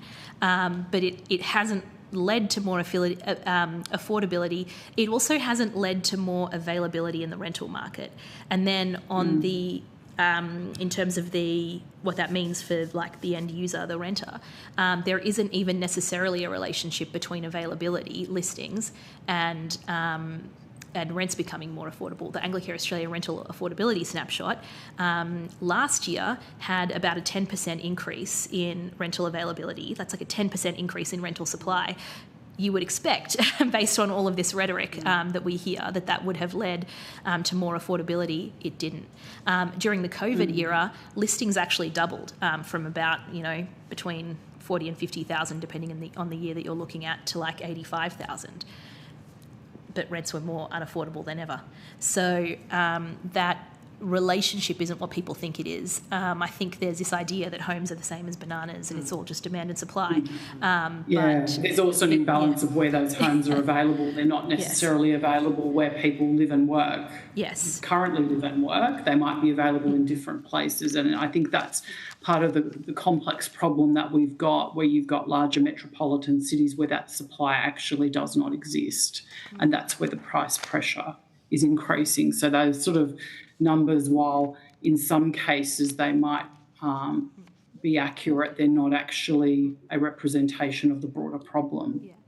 I think new supply is a fine thing, and I think it's a great thing for the government to be looking at, but I think it's a mistake to assume that those homes will become affordable on their own. We've actually never had more homes per person than we have now, and that includes immigration. That ratio goes up at every census and has been since the early 90s, but the tax system has been a big part of why housing is more unfairly distributed than it's ever been. I raised that comment. Another one of the witnesses made that comment, and I raised a question with them that I'd like to raise with you, and then I'll hand back to the chair. Is, do you see it though also a change in social behaviour? We have a circumstance now where so many people are ageing in place in their homes and they're not selling homes that are too large for them because there's no real incentive for them to go to something smaller. So you've got fewer people in those homes. So it's not necessarily just a construct of the taxation system, it's the way we're actually changing. And we've got a lot of single individual households where, people are living on their own, whereas maybe 20 or 30 years ago, that was much more unusual. Yes. I would say that is not not a set of evenly distributed trends. High income households in Australia are getting smaller, but low and middle income households in Australia are staying the same size or getting smaller. So there are more single people living by themselves, though, that is true. I think, but again, that's a phenomenon of people on higher incomes. So I think it's, again, a mistake to divorce that phenomenon entirely from wealth. Oh, look, yeah, I get that. I just think there are a lot of moving parts to this, yes. and unless we actually bring them all in, we're actually not going to solve the problem in the same way that you rightly state that the tax lever on its own without requisite investment into social housing won't deliver an outcome. Yeah. Thank you, Chair. Thank you for your time. I really appreciate it. Thank you. Thank you for your very thoughtful questions. We're running a little late, but I'm going to extend just a little bit longer. I know we have people at the back champing at the bit to get to the microphone, but just a couple of quick things. You've spoken about evidence that for rent stabilisation pointing to the ACT. I've no doubt there's international stuff as well. Do you think it's possible for the federal government to effectively coordinate or incentivise state and territory governments to move towards some kind of rent stabilisation related to inflation, as you said, exists, for example, on commercial leases? Absolutely. I mean, we saw the federal government a couple of years ago come together with states and territories to put together this statement that everyone agreed to, called a better deal for renters. That was good in the sense that it showed that something like that can be done. It was less good in the sense that it didn't propose to do very much besides explore things, but it would be nice if they came together and actually agreed. And we see that the federal government, even just in the last few weeks, has shown that it's willing to give states and territories money to look at zoning restrictions, for example. It would be great if they were also willing to give states and territories money to do things to limit the costs of renters and improve security for renters. So levers are there. I wanted then to just finally ask you about your opinion on the HAF. You've gone through the numbers. There are 640,000 people looking for social housing right now. We've got 50,000 disappearing through NRAS changes, possibly 40,000 coming on board through the HAF, and you projected forward using, I think it was University of Melbourne, was it, or University of New South Wales? Yeah. Looking 20 years ahead, we're looking at 940,000 places. We've heard this morning that the HAF has built 1,432 homes. It has another 6,800 under development, 5,000 approved, so 13,000 homes. That isn't touching the sides, is it? I'll go back to what I said before, which is that a shortfall of 640,000 is not going to be fixed off budget. The HAF is a fine thing, and I think I'm glad that it exists, and I wouldn't want to get in the way of one of the 40,000 people and one of the homes that will be built by the HAF. But the HAF is not the solution to the shortfall of public and community housing. We need to see direct investment to make that happen. Thank you. Yeah. Senator Brown, is there anything that you would like to ask before we move on to the next witnesses? Chair, sorry, I had to duck out. No, that's fine. Are you happy to move on? Yes, Chair. Thank you, and thanks so much, Mrs. Azize. Do you mind if I add one more thing that just didn't come up in the course of the discussion? If the government is interested in some further restrictions on negative gearing, I think a logical place to start would be Airbnb hosts. I've always been perplexed about why Airbnb hosts are allowed to enjoy the same tax concessions on capital gains tax discount and negative gearing tax deductions as average landlords, if the purpose of this is supposedly to increase rental supply. I think a good next step in the next budget might be to take those tax goodies away from the Airbnb hosts. And pull that stock back into rental stock. Absolutely, yeah. Thank you. I'm so glad you added that. That's rentals. such an important question. So Yes. thank you, Mrs. Eze. Your Thank evidence you. has been incredibly helpful. Thank you. And we wish you well, and we welcome Department of Finance to the table.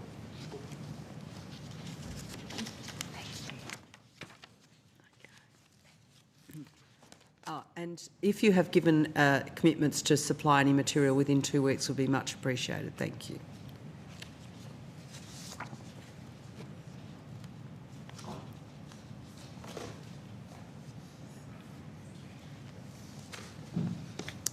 So I now welcome representatives from the Department of Finance. Thank you for joining us. We appreciate your time and preparation. I understand that information on parliamentary privilege and the protection of witnesses giving evidence to committees has been provided to you. Thank you. And for the Hansard record, could you please state your full names and the capacities in which you appear today? So I'm Andrew Byrne. I'm First Assistant Secretary, Government and Defence Division. Welcome. Fados Andrew, Assistant Secretary, Commercial Division. Great. And Natasha Cole, First Assistant Secretary, Social Policy Division. And I now invite you to make a short opening statement if you'd like to. No, thank you. No, very efficient this afternoon. And so I'll go straight to questions and then perhaps follow up with Senator Kovacic to follow me. I wanted to start just to clarify your role. You provide budget policy advice, as I understand it. Sorry, yes, Chair. So that's correct. That's my role. We all have slightly different roles. In the Commercial Division, we play a governance role for the fund itself, the Housing Australia Future Fund, as well as Housing Australia as the specialist investment vehicle. Great, thank you. And I have much the same role as my colleague, Mr Burns, except that it's in the social policy area rather than defence and government. Thank you. Did Finance provide any advice regarding housing policy for last week's budget? Senator, I'll take that one. We provided advice to the government in compiling and preparing the budget on a whole range of issues, including housing. And are you able to share with us the nature of your advice? Given that it's advice to Cabinet, informing Cabinet deliberations, I think we're limited in what we can share, other than to say, we provide advice on the budget treatment and fiscal impacts of all policy proposals from all portfolios. So anything that wasn't related to Cabinet, could you take on notice that you might be able to talk to us about it or give us some information about in the future? Do you mean in sort of like a general briefing sense to the Minister for Finance? Yep. Yes, we would obviously check with our office Of course, first. understand that. And need to distinguish between general briefing advice versus Cabinet-related advice. Did Finance do any analysis of intergenerational equity or intra-generational equity in relation to housing for this budget? Again, Senator, I think we're getting into the content of our advice to Cabinet, so we're limited by convention in what we can disclose. I understand that the Social Policy Division within Finance provides, quote, policy and financial advice to government on social security and welfare payments and on housing. What kinds of advice do you provide to the government on housing? So it's limited to what would be traditional social policy elements. So that is areas such as rental assistance in the social policy sense, if that were to come up, and also things like grants programs relating to homelessness and so forth. And do you provide advice on changes to the Commonwealth rent assistance? We may, if such a thing were to be requested by the Minister or by the Cabinet, but I couldn't obviously disclose any advice that may have been or may not have been requested in that context. So you can't tell us whether you have recently recommended any increase to the Commonwealth rent assistance? No, Senator, not in the context of a budget discussion. We have not been asked in recent months out of that context about rental assistance as far as I'm aware, but except perhaps in the context of meetings with stakeholders and similar. Okay, so no, none in recent months in relation to CRA? As I indicated, we cannot disclose any budget, whether or not that was discussed in a budget context or in a cabinet context. The only thing I could disclose to you is whether or not we had been asked for advice on, the settings and so forth in the context of briefings to Minister, for example, if they were meeting with a stakeholder. And do you do ongoing analysis of the adequacy of the CRA in relation to the rental crisis that we are all conscious we're witnessing? Senator, we don't do analysis of that type. We may comment on the analysis of others, but we don't do it ourselves in SPD. So where would such analysis lie within the federal government? Usually in either the Department of Social Security, who I understand are coming later today, yes. Okay. And perhaps also in Treasury in the broader economic environment context. Great, thank you. I wanted to go to some questions now about the Housing Australia Future Fund before I hand on to the next Senator. I understand the Department of Finance provides advice on policy, legislation, governance matters on the investment funds, and I think, Mr Andrio, it's for you, which includes the HAF. Is that correct? That's correct. What's the nature of the advice that the department has given so far? The nature of the advice is around the administration of the investment.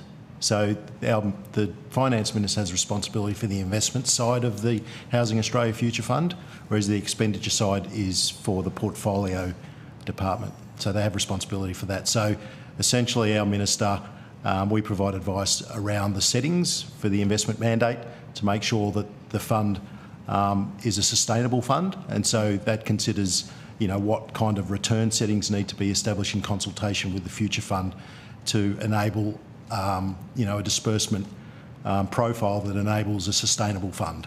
Mm-hmm. And how often do you provide that advice? It's in the context of the current disbursement profile. So it's been established with the initial seeding of $10 billion back in 2023, and it was determined at that point in time that the disbursement profile would be $500 million per annum, and then indexed beyond a period, I think it's 28-29 from memory, that it is indexed to grow from there. And essentially, our role is to administer those funds to make sure they're available to be dispersed. And the advice about how it's going, do you self-initiate the provision of advice to the Minister, or does the Minister come to you? How does that work? Normally the request will be via a government decision around disbursements, and so we handle the administration to make sure the funds are available for disbursement. I understand that the Housing Australia Future Fund Act is administered, as you said, across your department, and that the Finance Minister has certain responsibilities. Yes. Is that correct? That's correct. Yeah. Yes. What work is required from Finance in administering the Act? We support the Minister around the Future Fund settings, so essentially the governance of the Future Fund around appointments of board members, issuing the Future Fund with an investment mandate, also crediting any funds to the actual fund itself, if you want to top that up, for want of a better word. And if the government decides to increase disbursements amounts, the responsible ministers will make a determination to increase those disbursements. So it's that kind of framework that exists. So what changes in disbursement have occurred or are under instruction for change? There are no changes, no. No? And any change in the mandate for the investment? No. And what was the rate of return in the last full year? I'll take that on notice, the actual return itself. Okay. But the actual setting itself is, from memory, it's CPI. Just let me check. CPI plus 2 to 3% net of fees. Is where that's the benchmark rate of return. That's your benchmark, yes. And are you exceeding your benchmark? Yes. Okay, thank you. Great, thank you. Senator Kovacic. And thanks for your answers. Thank you so much, Chair. I actually just wanted to clarify, and I note your answer to Senator Pocock that you're unable to provide information on advice given to Cabinet. But would you be able to tell me when you first gave that advice, or when you were first asked to give advice to government on the CGT and negative gearing changes? Senator, I don't think you have anyone here who was asked to give advice on CGT. Yeah. I think perhaps I could answer that, Senator, by just saying that the role of Budget Group in the Department of Finance is focused on the expenditure side of the budget, so expenditure proposals. Revenue proposals that's a role for Treasury. For the CGT. So you weren't asked to provide any advice whatsoever on either of those? Sorry, I misunderstood the answer to your question to Senator Pocock. I thought you'd indicated to her that you couldn't answer her questions because it was Cabinet in confidence. Yep. So then that's why I was asking that question. Perhaps I've misunderstood. No, that's right, Senator. Just kind of perhaps to explain the nuance of that, the role of the Department of Finance Budget Group is predominantly focused on expenditure. So we provide advice to Cabinet on expenditure proposals, but for revenue side proposals, proposals that will predominantly impact revenue, that's Treasury provides that advice. Okay. Rather than. So you didn't provide any advice at all. It's not necessarily Cabinet in confidence. You didn't provide it whatsoever. Oh no, I didn't say that, Senator. Just that it's not. Finance is not the lead agency on revenue side proposals when it comes to provision of advice. Okay. Let me think about how to reframe that question then. Noting that you're not the lead agency, are you able to tell me when you provided any advice, if you did in fact provide that advice? I don't think I can answer that, Senator. We provide advice throughout the budget process, which essentially began after my EFO, and I think it would be inconsistent with the principle of non-disclosure of advice to Cabinet to start kind of identifying at what points in that process we provided advice on what issues. Okay. So even though you're not the lead agency, you still may have provided the revenue side advice, but you can't share that with me because it's Cabinet in confidence. Yes. Yes, okay. Thank you. Okay, that makes sense.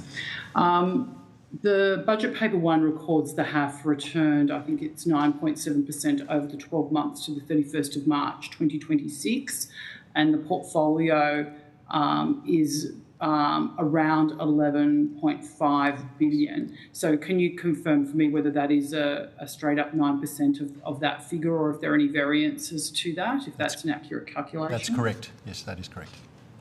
Thank you. Since the 1st of November 2023, the HAF has earned investment returns of 8.1% per annum. In dollar terms, what has been transferred from the HAF to Housing Australia to acquit the Housing Australia Future Fund and the NHAF facility commitments to date? Do you have that at hand, or a notice is fine?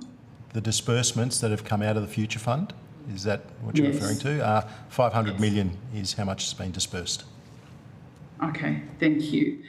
And budget paper number 1, statement 4, box 4.4 asserts that there'll be a 35,000 dwelling supply reduction from negative gearing and CGT changes, and that they will be offset by, more than offset by 65,000 new homes supported under the Local Infrastructure Fund, which is a $2 billion appropriation, I understand.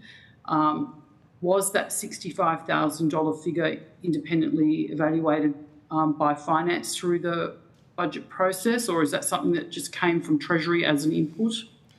No, that's Treasury's input, Treasury's modelling, Senator. Lovely. Okay, thank you so much. That's all from me, Chair. Thank you. Thank you, Senator Kovacic. On to Senator Brown. Do you have any questions you'd like to come in with? Thanks, Chair. Now, if I've asked questions that really, are not for you, you'll let me know and I'll just move on. So, are you able to outline the government's budget since 2022 which have prioritised housing investment? Senator, are you asking for a kind of an overview of all of the budget measures since 2022 relating to housing? I am. Look, I would suggest that would be a question best directed to Treasury, who I think are appearing immediately after us. They're the lead policy agency on that. So I think they'll be able to give you a much more precise answer than we could. Thanks. I appreciate that. I will ask them. So does the Department of Finance assess long-term fiscal benefits of investing in housing supply? Do you do that?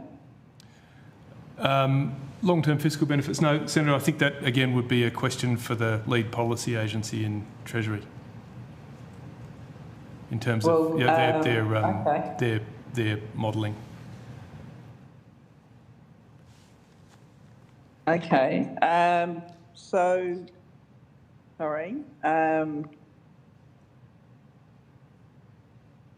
This is the difficult. Much better if we had finance and Treasury together, I think.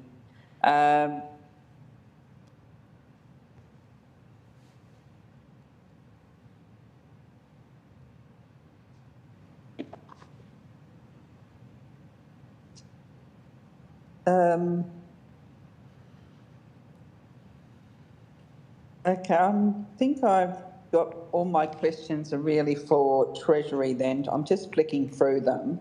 Yep.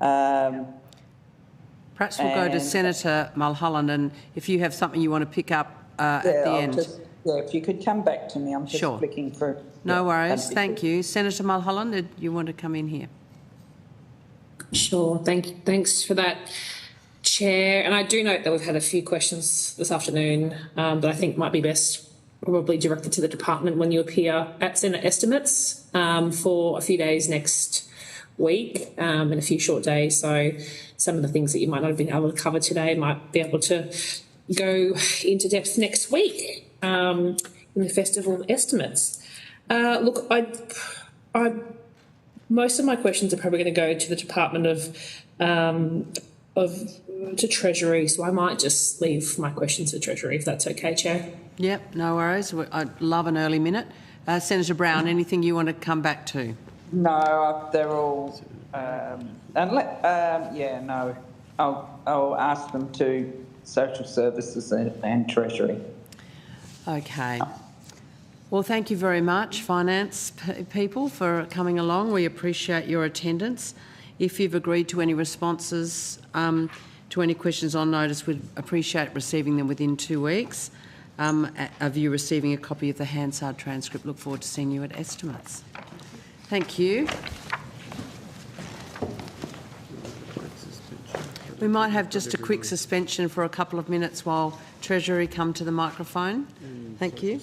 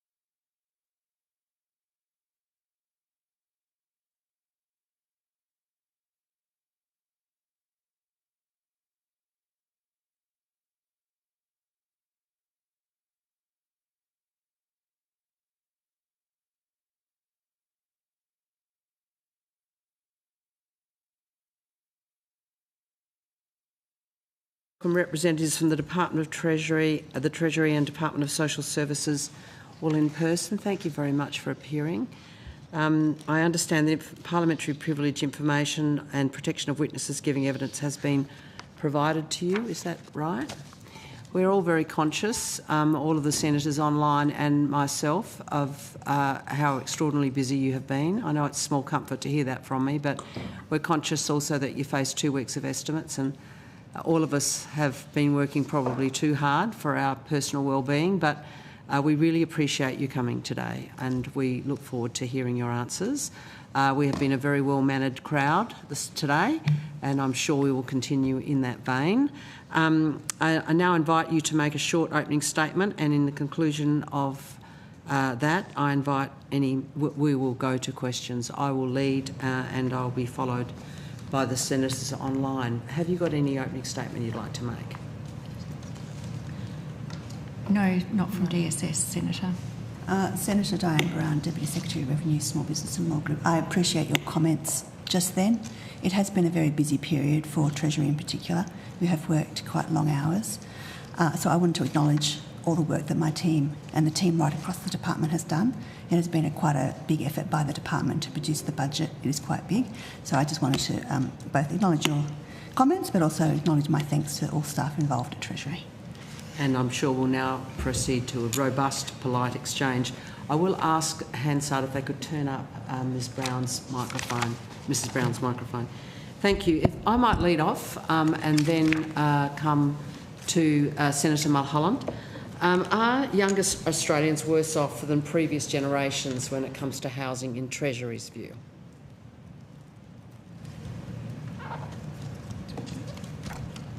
Senator, the way you framed that question is quite opinion-based. We're not in the habit of providing opinions or views. What does your data tell you? Are you looking at that story in terms of the evidence? Yes, Senator. There are significant changes in the price-to-income ratio, for example, in relation to house prices. They've gone up more or less from 4 times incomes to 8 times incomes over the past, I believe, 25 years. There's also significant increases in rent during that period. And sorry, I should have said up front, Ben Rimmer, Director General of Housing. Great. And do you take that figure of the price-to-income ratio as your critical number? I notice Alan Kohler says it's the only number that matters in his monograph. What's your view about the stat that's most critical in pointing at intergenerational change? Senator, I think in order to understand the housing market, you need to look at a whole range of metrics, including the experience of renters, the experience of first homeowners, the experience of house purchasers generally, but also the experience of different cohorts and groups within the housing market. To give an obvious example, the experience of First Nations people or single parents as 2 examples of cohorts. Did you want to add something, Mrs. Brown, earlier? I was just going to refer you to some information in Budget Statement 4. It is more to do with home ownership, and as Mr. Rimmer said, it is wider than that. But charts 4.1 and 4.2 provide some useful information on the age and home ownership. Great, thank you very much. Have you done? Are you pointing us there to your most recent analysis of intergenerational changes, or have you done other modelling work in that area? On intergenerational housing assets and situations? I think BS4, would you call that our latest analysis? Yes. Okay. What risks do you think, or does your analysis tell us, would occur if home ownership increasingly becomes concentrated amongst older Australians and much less available to younger people? What are the risks to our economy that arise from that change, do you think? Senator, I believe you had the National Housing Supply and Affordability Council on earlier today. Their 2026 report talks about three ways in which housing affordability intersects with intergenerational equity. The first of those is that higher housing costs can delay or reduce access to home ownership, which means that fewer people in the community benefit from the security, investment and taxation benefits of home ownership. The second way is that rising house prices increase the wealth of those who happen to own housing assets at a particular time relative to those who don't. And over time, as wealth is transferred from one generation to the next, there's a risk that that creates a wealth inequality between households. And the third is that higher housing costs can also negatively affect the choices that people make about how and where to work, which has flow-on effects in terms of productivity and innovation and access to high-paying jobs and those kinds of things. So those three factors are certainly in the council's view, the three kind of connectors between house prices as a concept and intergenerational equity as a concept. And what about the consequences of the growing proportion of long-term renters and the impact on their retirement circumstances? What do you think the evidence is telling us about that, of lifetime renting? Well, Senator, I mean, there's certainly been more people renting, and the proportion of people, particularly younger people who own their own home, has been declining quite sharply. Some of that is about consumer preference, but by no means all. And we're definitely seeing, for example, in the statistics about homelessness in older female cohorts, we're seeing some impacts of lower proportions of home ownership. What do you mean by consumer preference? What are you referring to there? Who chooses to rent in this? I'm just curious about what's behind that comment. Senator, I'd have to take on notice finding good evidence about that, but there are definitely, if you talk to people in the business of... Sure what that was? There are definitely people who are studying longer, waiting longer to form households, and those kinds of things, which is increasing to some extent, it's increasing the number of renters in the community. And that's not necessarily a terrible thing in and of itself. But we have a great deal of evidence which tells us that is not the preference. If people could move into affordable housing, those patterns that you refer to in the Treasury papers would not be there. We are, I'm sure you're not arguing, perhaps you are arguing that those shifts in much lower, you said steeply declining rates of home ownership, are not expressing a preference for people to stay in long-term, very expensive rental, which we've heard extensive evidence about is very poor quality in many cases, completely unpredictable in terms of tenure, and with the prospect of rapid increases in prices. You're not saying that's an expression of a preference, surely? I'm not offering an opinion at all, Senator. I'm happy to take on notice whether there's anything more we can provide for you. Okay. I did want to go to rentals and then I'll pass the call and we'll go round. The council that we heard this morning that you've referred to says that rental affordability deteriorated to its worst level on record in December 2025, with 33% of median household income needed to afford the median advertised rent. And we know that that is where so many young people, and older people as well, but especially young people, and they're in a different pattern of renting we've heard evidence of today. They're long-term renters, or much longer than in previous decades, with a lot poorer quality stock and a lot of limited security in terms of price and predictability of length of tenure. We've heard a lot of testimony about this. Is Treasury doing any analysis on rental affordability? Senator, Treasury monitors rental affordability in the same way that we monitor market conditions across the housing market. We've also supported government through the process that led to a better deal for renters, and that program, that agreement between all jurisdictions is currently under, I would say, continuous discussion between the Commonwealth and the states and territories. It's certainly something where there has been significant progress made already, but arguably there is more progress to be made. Where is the National Housing and Homelessness Plan up to? It was expected to be released in 2024 and presumably would be addressing this issue as well as others. Can you tell us where that plan is up to? Senator, I think we've covered this matter fairly extensively at previous estimates hearing. The timing of release of the National Housing and Homelessness Plan is a matter for government. The government has a $47 billion plan that covers a wide range of housing activities. And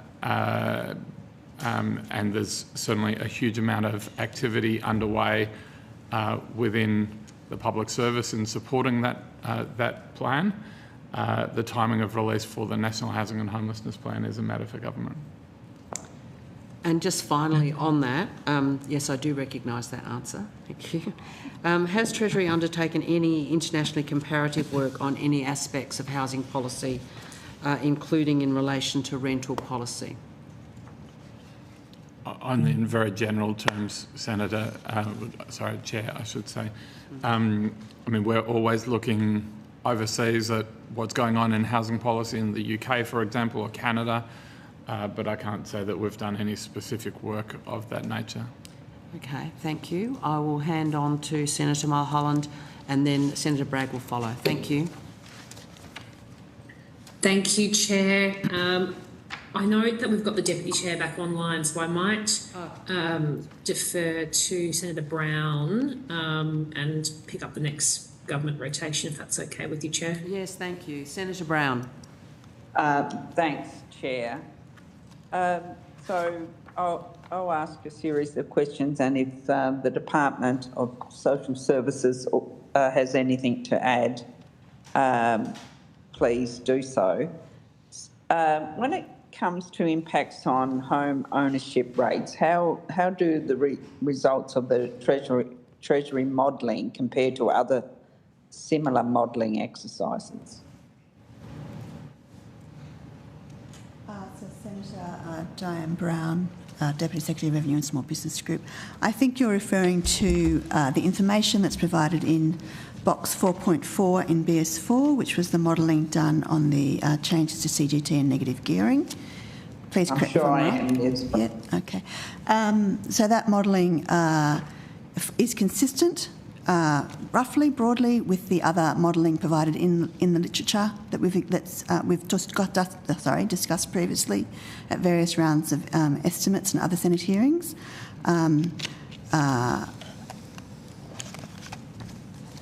So I think I'd say our modelling is consistent with what other modelling has said. There's a bit of a band, a bit of a range, but ours probably fits neatly within that band. Do you have anything else to share around the impacts? The impacts. So we can go through the impacts as set out in box 4.4 in Budget Statement 3. Sorry, but I don't. Unfortunately, I don't have that document with me at the moment. Sorry, Senator, I misunderstood. So that shows that the changes to negative gearing capital gains are expected to enable an additional 75,000 Australians to buy their own home over the next decade. That number will reverse the decline that we've seen over the past decade. We also give information around impact on price, rents and supply, but I think the number in the very first paragraph, the change in owner-occupier, an additional 75,000 Australians, is probably what you were alluding to. So what's your assessment of the overall impact of housing supply on the measures that have been announced? So there's a number of measures that have been announced in the budget, Senator, that will affect supply. The changes to capital gains and negative gearing will have a small negative impact on supply, but measures elsewhere in the budget, which Mr Rimmer can elaborate on, will substantially increase supply and more than offset that effect, such that in net terms the budget will have a positive impact on housing supply. And maybe Dr Rimmer can go, Mr Rimmer, sorry, can go through the government's recent announcement around infrastructure, support for housing infrastructure. Thank you, Mrs Brown. The $2 billion local infrastructure fund that was announced in the budget is expected to support the development of around 65,000 new dwellings over the next 10 years. As Mrs Brown has indicated, that more than offsets the small impact of the CGT and negative gearing changes. That program is expected to be available to local government and state utilities before the end of this calendar year to apply in a consultative process with the states and territories. We've had previous experience of rolling out a program of this nature through the Housing Support Program. That experience makes us very confident about what, and indeed through the 100,000 Homes for First Home Buyers program. So that experience makes us very confident about what we'll receive back from applicants who want to participate in the scheme. So will that essentially work like previous funding measures that have, in terms of infrastructure, will that work around essentially the same way? Essentially, Senator or Deputy Chair, it will work in a very similar way. It is slightly more targeted on the, I guess, what you might describe the hard infrastructure that's necessary for housing development. The sewers, the electricity connections, the roadways, those kinds of things. It is more targeted on that to make sure that the largest possible number of dwellings can be supported with the $2 billion of Commonwealth funding that's been announced. So there's also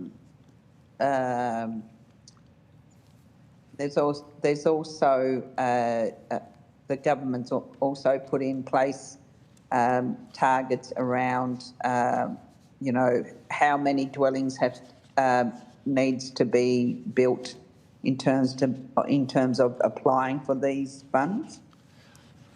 Yes, Senator. We're expecting at around 65,000. Our hope, to be honest, is that we will end up supporting more than that, but we are expecting around 65,000. Have you put in any targets around where the housing projects should be undertaken? Like how many in regional areas, how many in urban areas, how many in rural areas? Yes, thank you, Senator. So firstly, there is an expected distribution across the states and territories, largely in proportion to population, with a little bit of protection for the three smaller jurisdictions, as often happens in Commonwealth programs. I say that it's expected to be in population share, but there is a quite important reform commitment that's expected from the states and territories to sign up to get access to this scheme. So it's not guaranteed that all states and territories will participate. We certainly hope they will, but it's not guaranteed that they will. So that's the distribution between jurisdictions. There's also an expectation from government that at least $500 million or 25% of the overall program will be spent in regional areas. It is expected that some of this local infrastructure fund will be going to areas that you might think of as greenfield areas. Some the spending will inevitably also go to areas that are perhaps better described as large-scale infill programs, to make sure that there's also a useful spread of spending across different parts of cities and regional towns. So, can you just explain what is it that you're expecting from the states and territories to sign up to? Yes, thank you, Deputy Chair. There's three reform expectations that states and territories will need to sign up to in order to participate. One is effectively speeding up approvals. They're all generally speaking in the zone of reducing red tape, increasing construction productivity, reducing the cost of development. I think it's well understood that construction productivity has been too low over a couple of decades, and there's effort across three different areas which more or less all go to the question of construction productivity and development feasibility. The first of those is about the speed of approvals. That's about the planning system. It's also about the development coordination, making sure that if you're trying to get 100-unit development off the ground, that the system really works to make that happen as fast as possible for you, taking into account all of the different approvals and decisions that are required largely at a state and territory level in order to make that development happen. The third aspect is utilities and utility coordination. There is certainly very good feedback from people in the construction sector and the building sector about even when you have a planning approval, it can still sometimes take 3, 6, 9, 12 months or longer to get the right utility approvals and utility consents and other local government consents. So that's the first area, that very much just about speeding up approval. And by speeding up approval, you're reducing cost because you're reducing the holding cost that a developer has to incur in order to get from, a blank piece of land to people moving in. That speed is a really important part of reducing the risk and also reducing the holding costs. The second area is about more land ready to go for development. There's a few different aspects of that. One of those is about upzoning and having more developable land able to be developed as of right with lower planning kind of paperwork on the way through and higher development yields expected. The second is more work on making sure that enabling infrastructure is in place and is well planned and is ready to go. The $2 billion that the Commonwealth is putting on the table is part of that, but it's by no means the only part of that. There's also very important work that the states have to do on that and that local government has to do on that. Deputy Chair, I think we need to rotate. You'll get another go. Is that okay? Sure. Thank you. Chair. Thank you. Senator Bragg. Thanks very much. I just have a few questions about the budget first. So, in relation to the policy to reduce supply by 35,000 houses, why do you think it's a good idea to reduce the supply of housing in a housing supply crisis?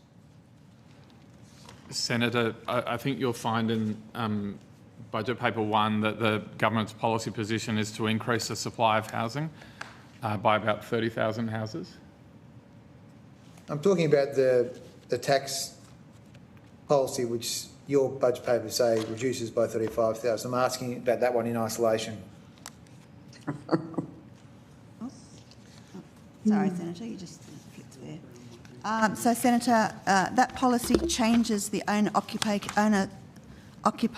composition and enables an additional 75,000 Australians to buy their own home over the next decade.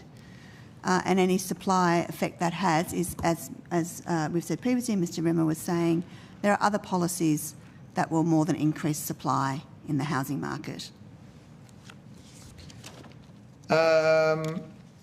why then is the tax on everything else? How does taxing every other asset help housing? So the tax system needs to be looked in its totality. These measures are returning CGT to indexation, cost-based indexation, which was the policy before 1999 and it applied to all assets. It removes distortions between assets and different CGT assets and encourages tax neutrality. But I might see whether Dr. Johnston wants to add a bit more onto that to explain the relevance of it being applied to all CGT assets. Just to pick you up on that, Ms Brown, I mean, there wasn't a 30% minimum in 1999, so that's a new policy, isn't it? That's true, there wasn't a minimum in 1999, Senator. But I might see whether Dr. Johnston wants to elaborate or explain a bit further your first question. So what the changes attempt to do is to move towards a more consistent and more neutral treatment of income across assets, and in doing that, the CGT reforms apply to all asset classes. This is designed to kind of reduce distortions across investing across different asset classes. So what the system tries to do is move towards an arrangement where tax considerations are less of a fundamental decision for investors relative to the economic fundamentals of the assets themselves. So what it's doing is essentially having a more neutral treatment across all asset types and the returns across all assets. Okay, did you do any modelling on the impact of millennials and younger people based on this new tax coming in on ETFs, shares, crypto, anything that a younger person might invest in? So we've looked at. So I guess one of the things to look at is the package as a whole as well, and so the package as a whole, including previous decisions by the government to reduce personal income tax, provides opportunities there for additional savings. So I think from memory, the total amount of the tax cuts for an average worker is somewhere in the order of could be up to $2,800, I think, and so we think about these things in totality. So there is that additional income that's available for investment. So I think that's one point. The other thing we also look at is the number of people that are investing in these. So the benefits of these concessions typically go to higher income earners. So I think there's some analysis in Budget Statement 4, which really does highlight that the majority of the benefits of these concessions that are available go to the top 10 to 1% of the population. Thanks, Dr. Johnson. So the question is, did you model the impact on millennials and younger people for putting this new tax on ETFs, crypto, small businesses, startups? Senator, I might refer you to box 4.2, but also some analysis done in the tax explainer or fact sheet, which looked at the returns across various different classes. I think that's probably more relevant than trying to work out the return for a particular security.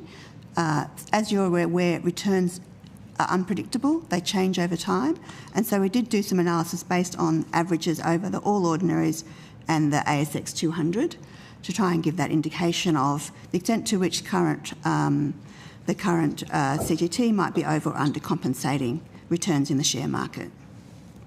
So I wasn't asking about returns, I was asking about, did you model the impact on the generations of millennials and generations younger than millennials by virtue of taking away opportunities for them to invest under the current arrangements in ETFs, shares, crypto, small businesses and startups? So the opportunities for them to invest in those assets still remain, but their opportunities aren't taken away. They can still invest in those assets. But they've got to pay 30% minimum tax, right? So the 30% minimum tax applies. So I think it's outlined in the budget papers, in Budget Paper 4. But around 95% of gains won't be subject to that minimum tax. That's because most individuals are already paying marginal rates above that. So the question is, do you do that modelling on these on a generational basis or not? So we looked at distribution analysis across age, across income, to understand how this tax might apply. Well, if you can provide that on notice, that would be good, because it's not clear to me exactly what it is. Now, under these taxes, the rents will go up, right? So I think we outlined this in budget statement. The question box is, under this 4.4. new tax plan, do rents go up? So I think it's outlined in box 4.4 in budget paper 4. Sure. So what's the answer? Yes or no? The rents go up or not? So in budget paper 4, in the box, we highlight that it's likely to have a small impact on rents, but in combination with other government policies in the budget which would support supply, they would also exert downward pressure on rents over time as well. So looking at the package as a whole. Following the government's economic summit last year, how much red tape in housing have you actually got rid of? I don't mean how many press releases have you done and how many press statements have the ministers done. How many pieces of red tape have actually been eaten? Senator, there's two things that have happened. One is that the National Construction Code is now frozen for a period of time. So that means that industry knows that the rules that currently apply will not have to change, other than in very particular circumstances. They will not have to change for 3 years. So there's there's a much greater certainty in the industry about the regulatory settings that will apply. So that is, I would describe that as a red tape reduction, and that is certainly already in place. The second thing that's already underway is the modernisation project, which has produced an interim report. That work needs to continue over the course of this year. Senator, you'll be aware that the Commonwealth doesn't hold constitutional authority in this area, which means that we do need to work with the states and territories, with the state and territory building ministers, to make sure that what we want to pursue in the interests of lasting national economic reform, in the interests of construction productivity, in the interests of cheaper house prices, is something that states and territories will agree with.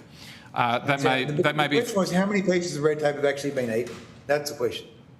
Well, Senator, I think I've just given you an answer on two of them. On one case, in one hand, there is a very significant body of work underway. It may frustrate you that the Federation takes a long time to deliver change, but it is nevertheless the system of government that we work within. Thanks, Mr. Brimmer, I appreciate that. I want to come back to this issue of the modelling on the 35,000 fewer houses. So how exactly was that modelled?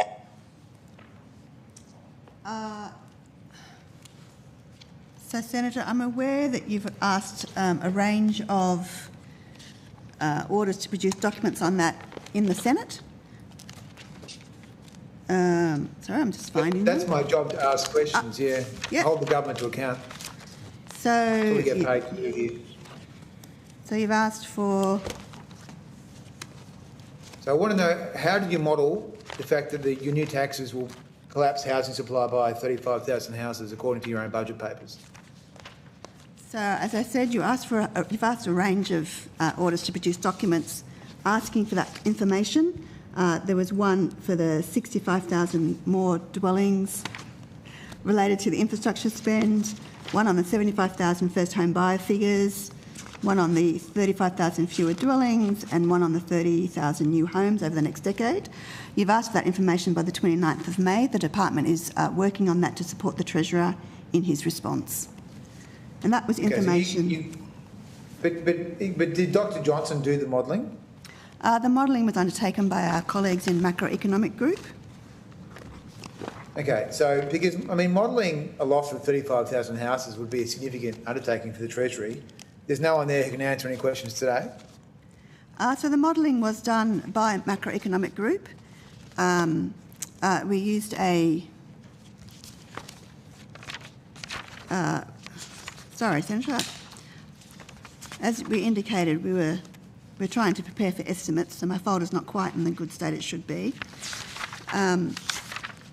But we used an economy-wide model focusing on the macroeconomic interactions and that was used to support a counterfactual policy analysis at Treasury.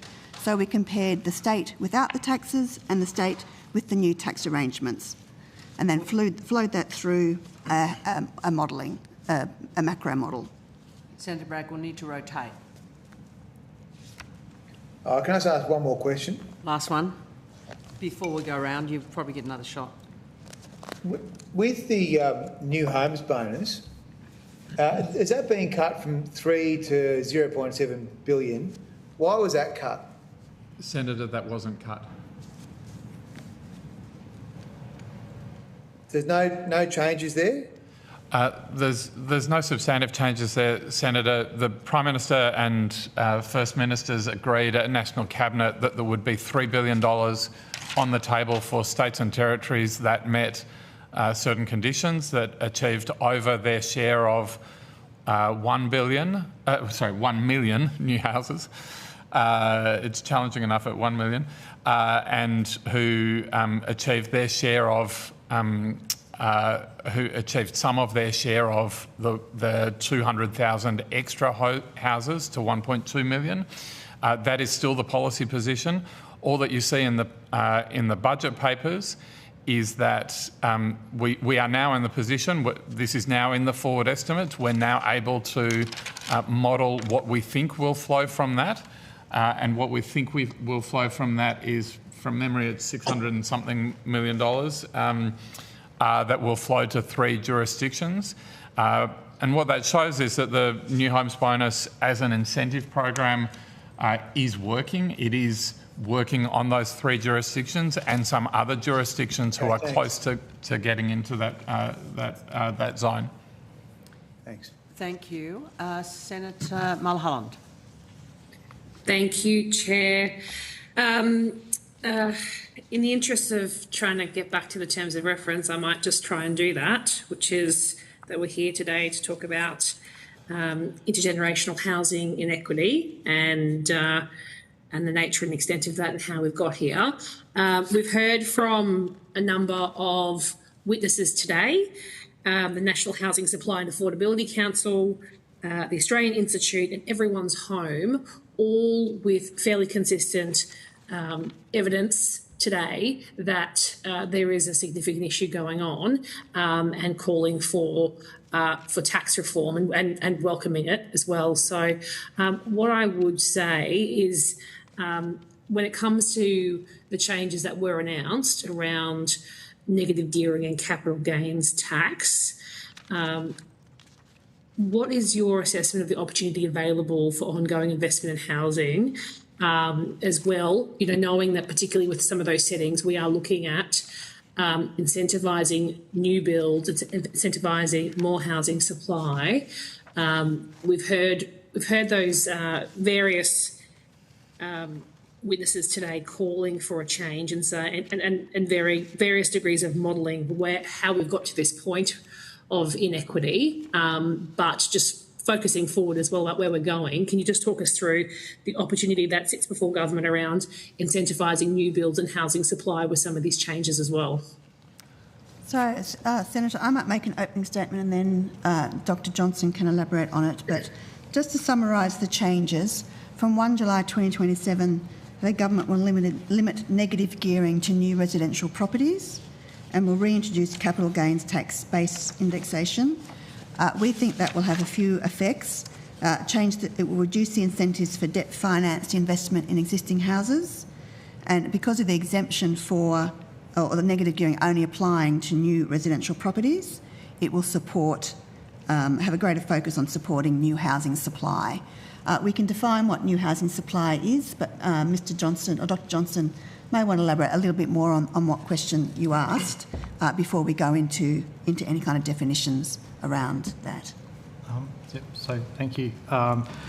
So in terms of the existing rate for investors, what we see is the majority of investor credit goes into existing housing.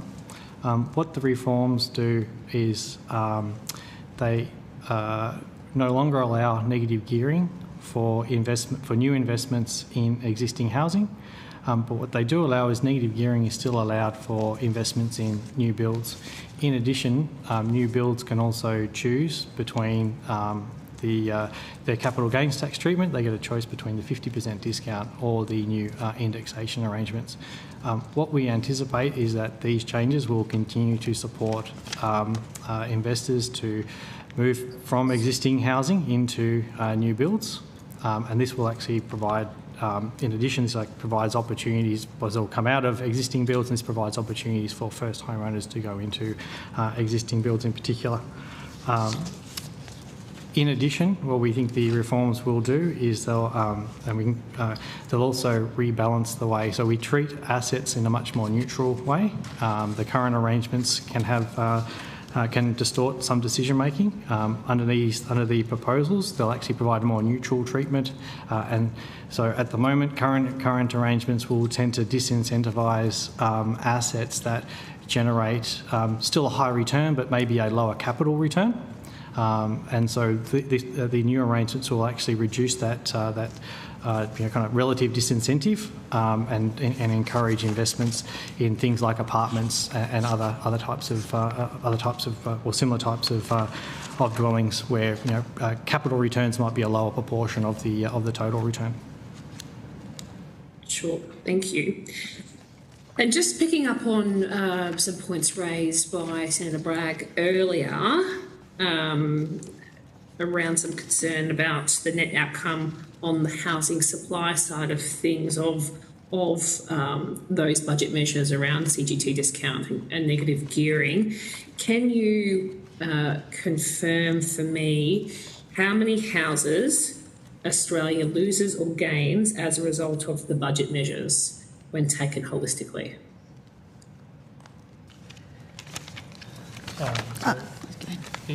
So in terms of budget paper, budget statement 4, it's outlined in box 4.4. The reforms to investment, reducing the barriers to housing supply. The budget's looking to support up to 30,000 new homes over the next decade. In fact, we also then just note that a broader and more ambitious set of reforms has the potential to support even tens of thousands more homes. This is in relation to some of the inefficiencies around the state and territory element as well. Senator, can I just add to that? I think the answer that Dr. Johnson has given you is spot on in terms of this budget, but this budget is also not the first effort by government to boost housing supply in recent years. So there's a range of other measures in the $47 billion agenda that's currently underway that have the impact of increasing housing supply.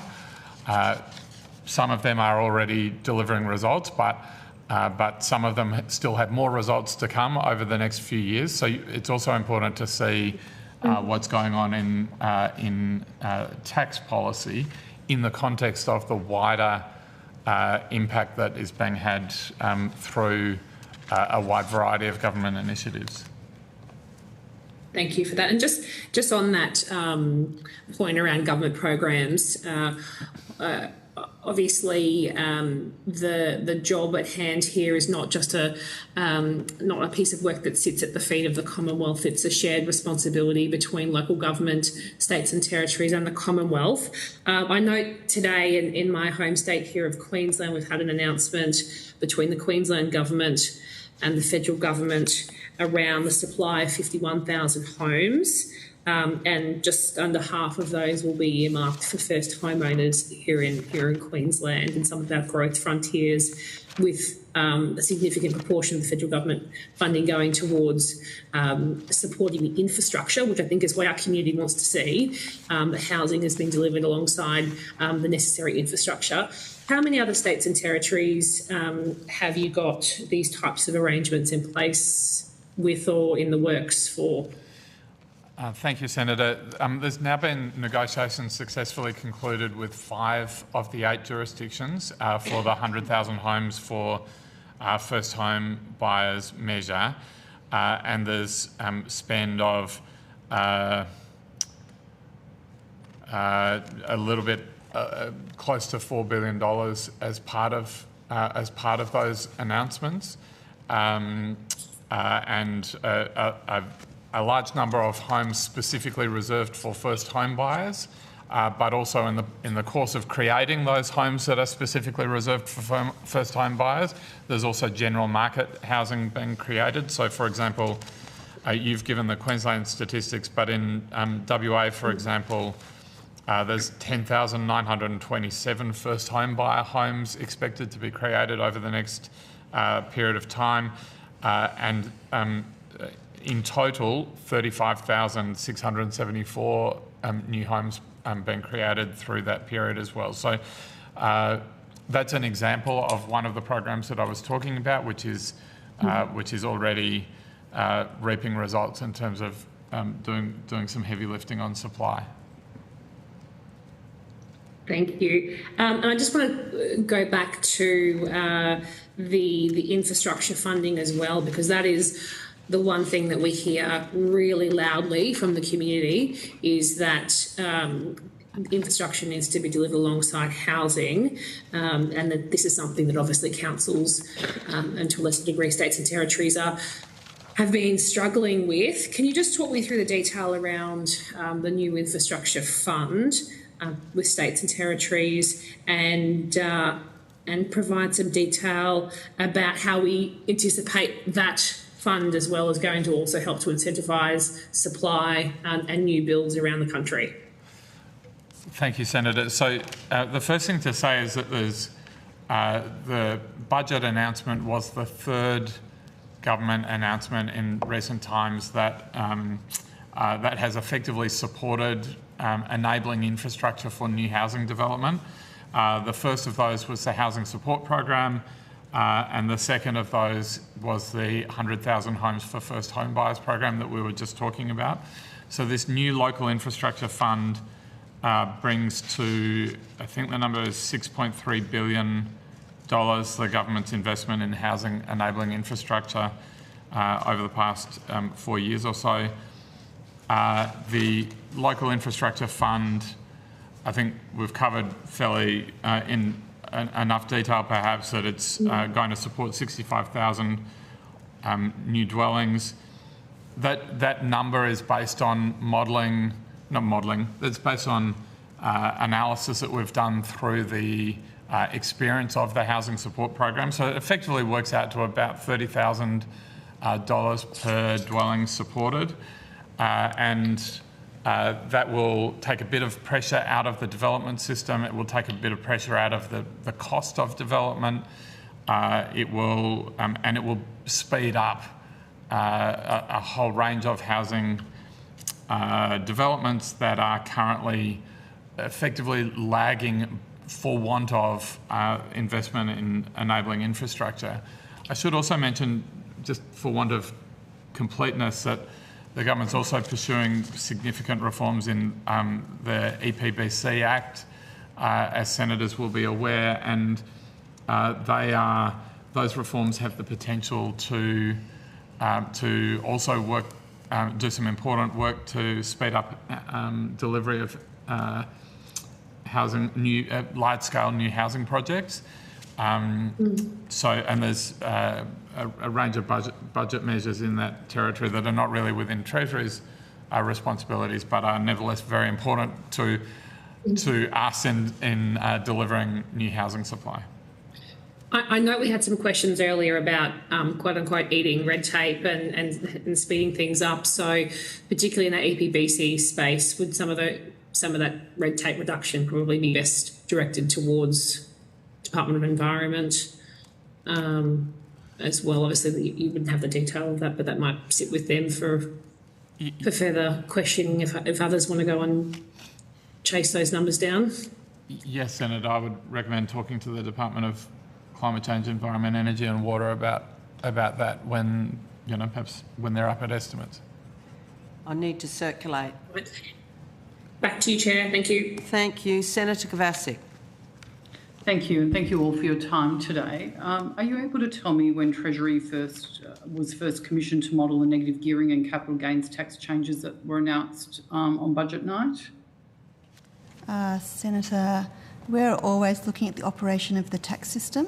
We will provide advice around negative gearing or capital gains, or the tax system as a whole, on a fairly ongoing basis. We'll provide that advice in a range of context and for a range of reasons. For example, it may be in response to a Senate inquiry on the operation of CGT, or it may be in response to another bit of literature put out. The Treasurer outlined in his speech to the National Press Club the timing of these decisions. There's nothing in there that I would find fault with, and so I think the best time to that's probably the best recollection of timing for when decisions were made. Well, the Treasurer confirmed publicly on the 27th of September, I think it was 2024, that he had commissioned Treasury for advice on negative gearing and capital gains tax, and that was before the last election.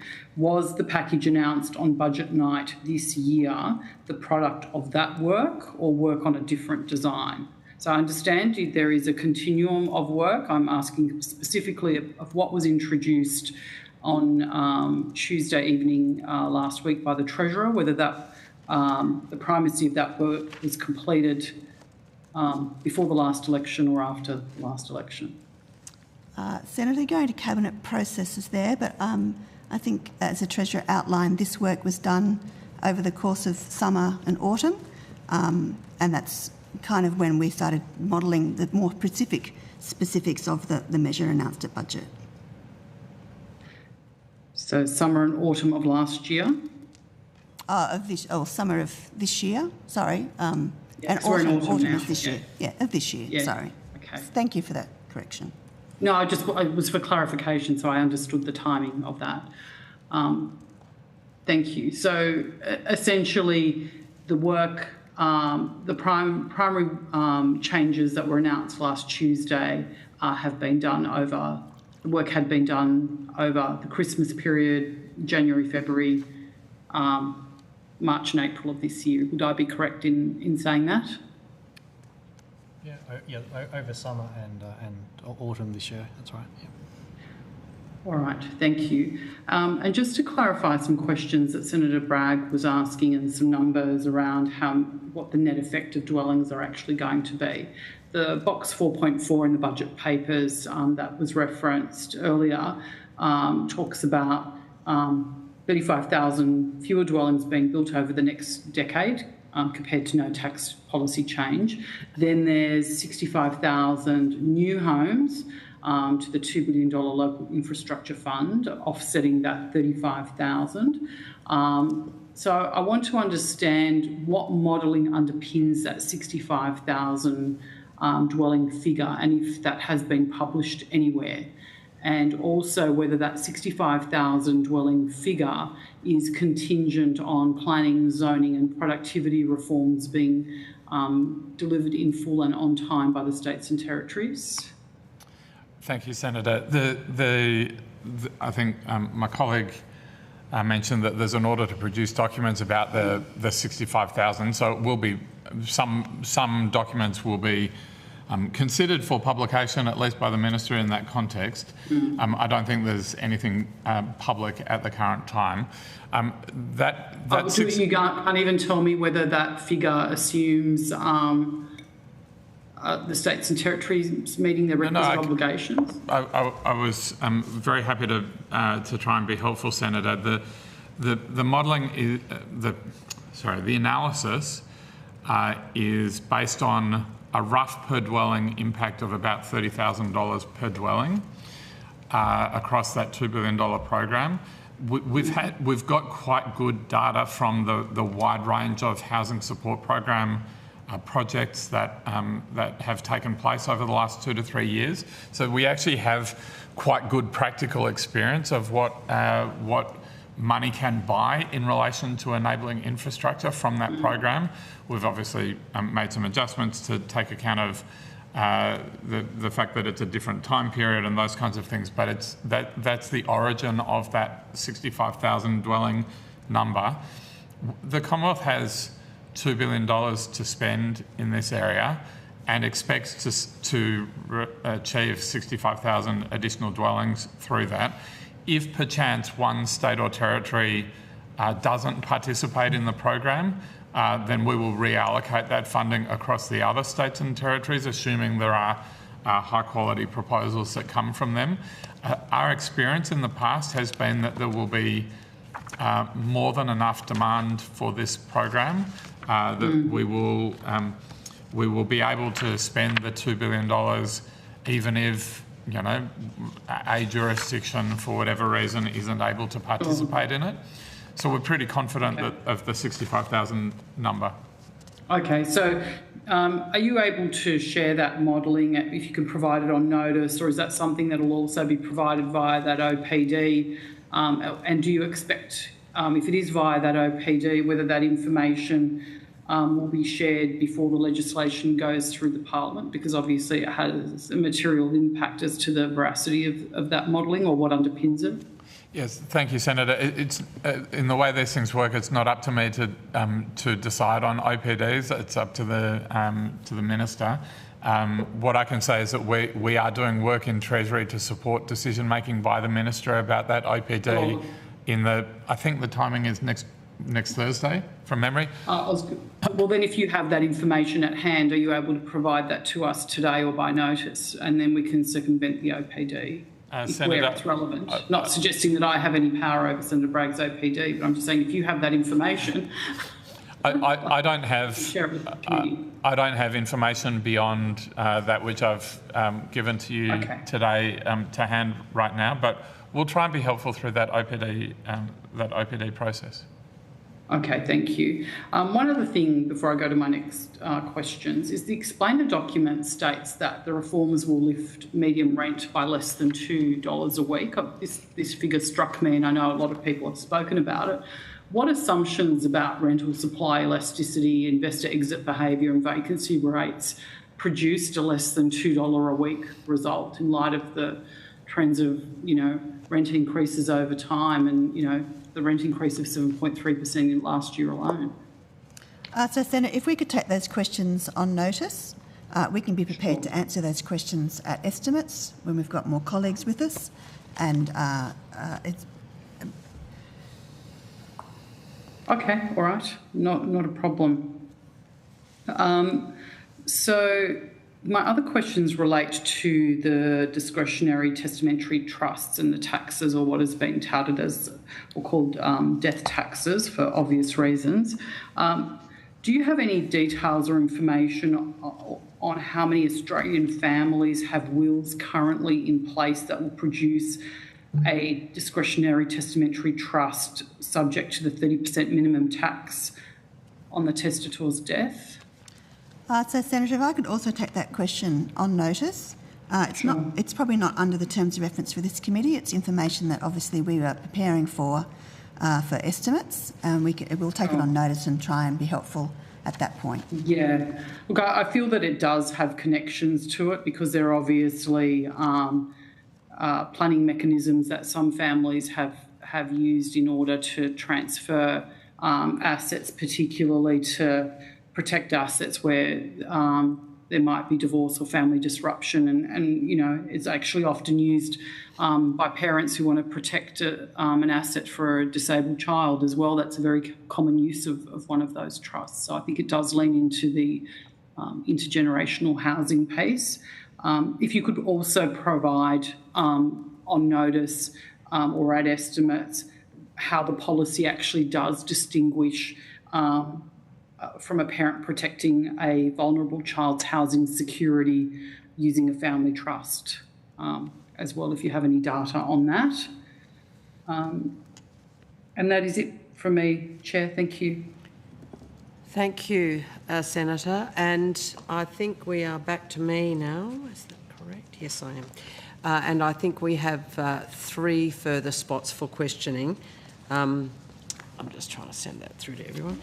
If I can go back to the better deal for renters situation and the progress on that. It was a national agreement to strengthen and harmonise renters' rights across the country, and we've heard quite a bit of evidence on that today, given the growing proportion of people who rent, especially young people, and for much longer than is the traditional historic pattern. The National Housing Supply and Affordability Council urged the Commonwealth to hold jurisdictions that are lagging on rental reform to account.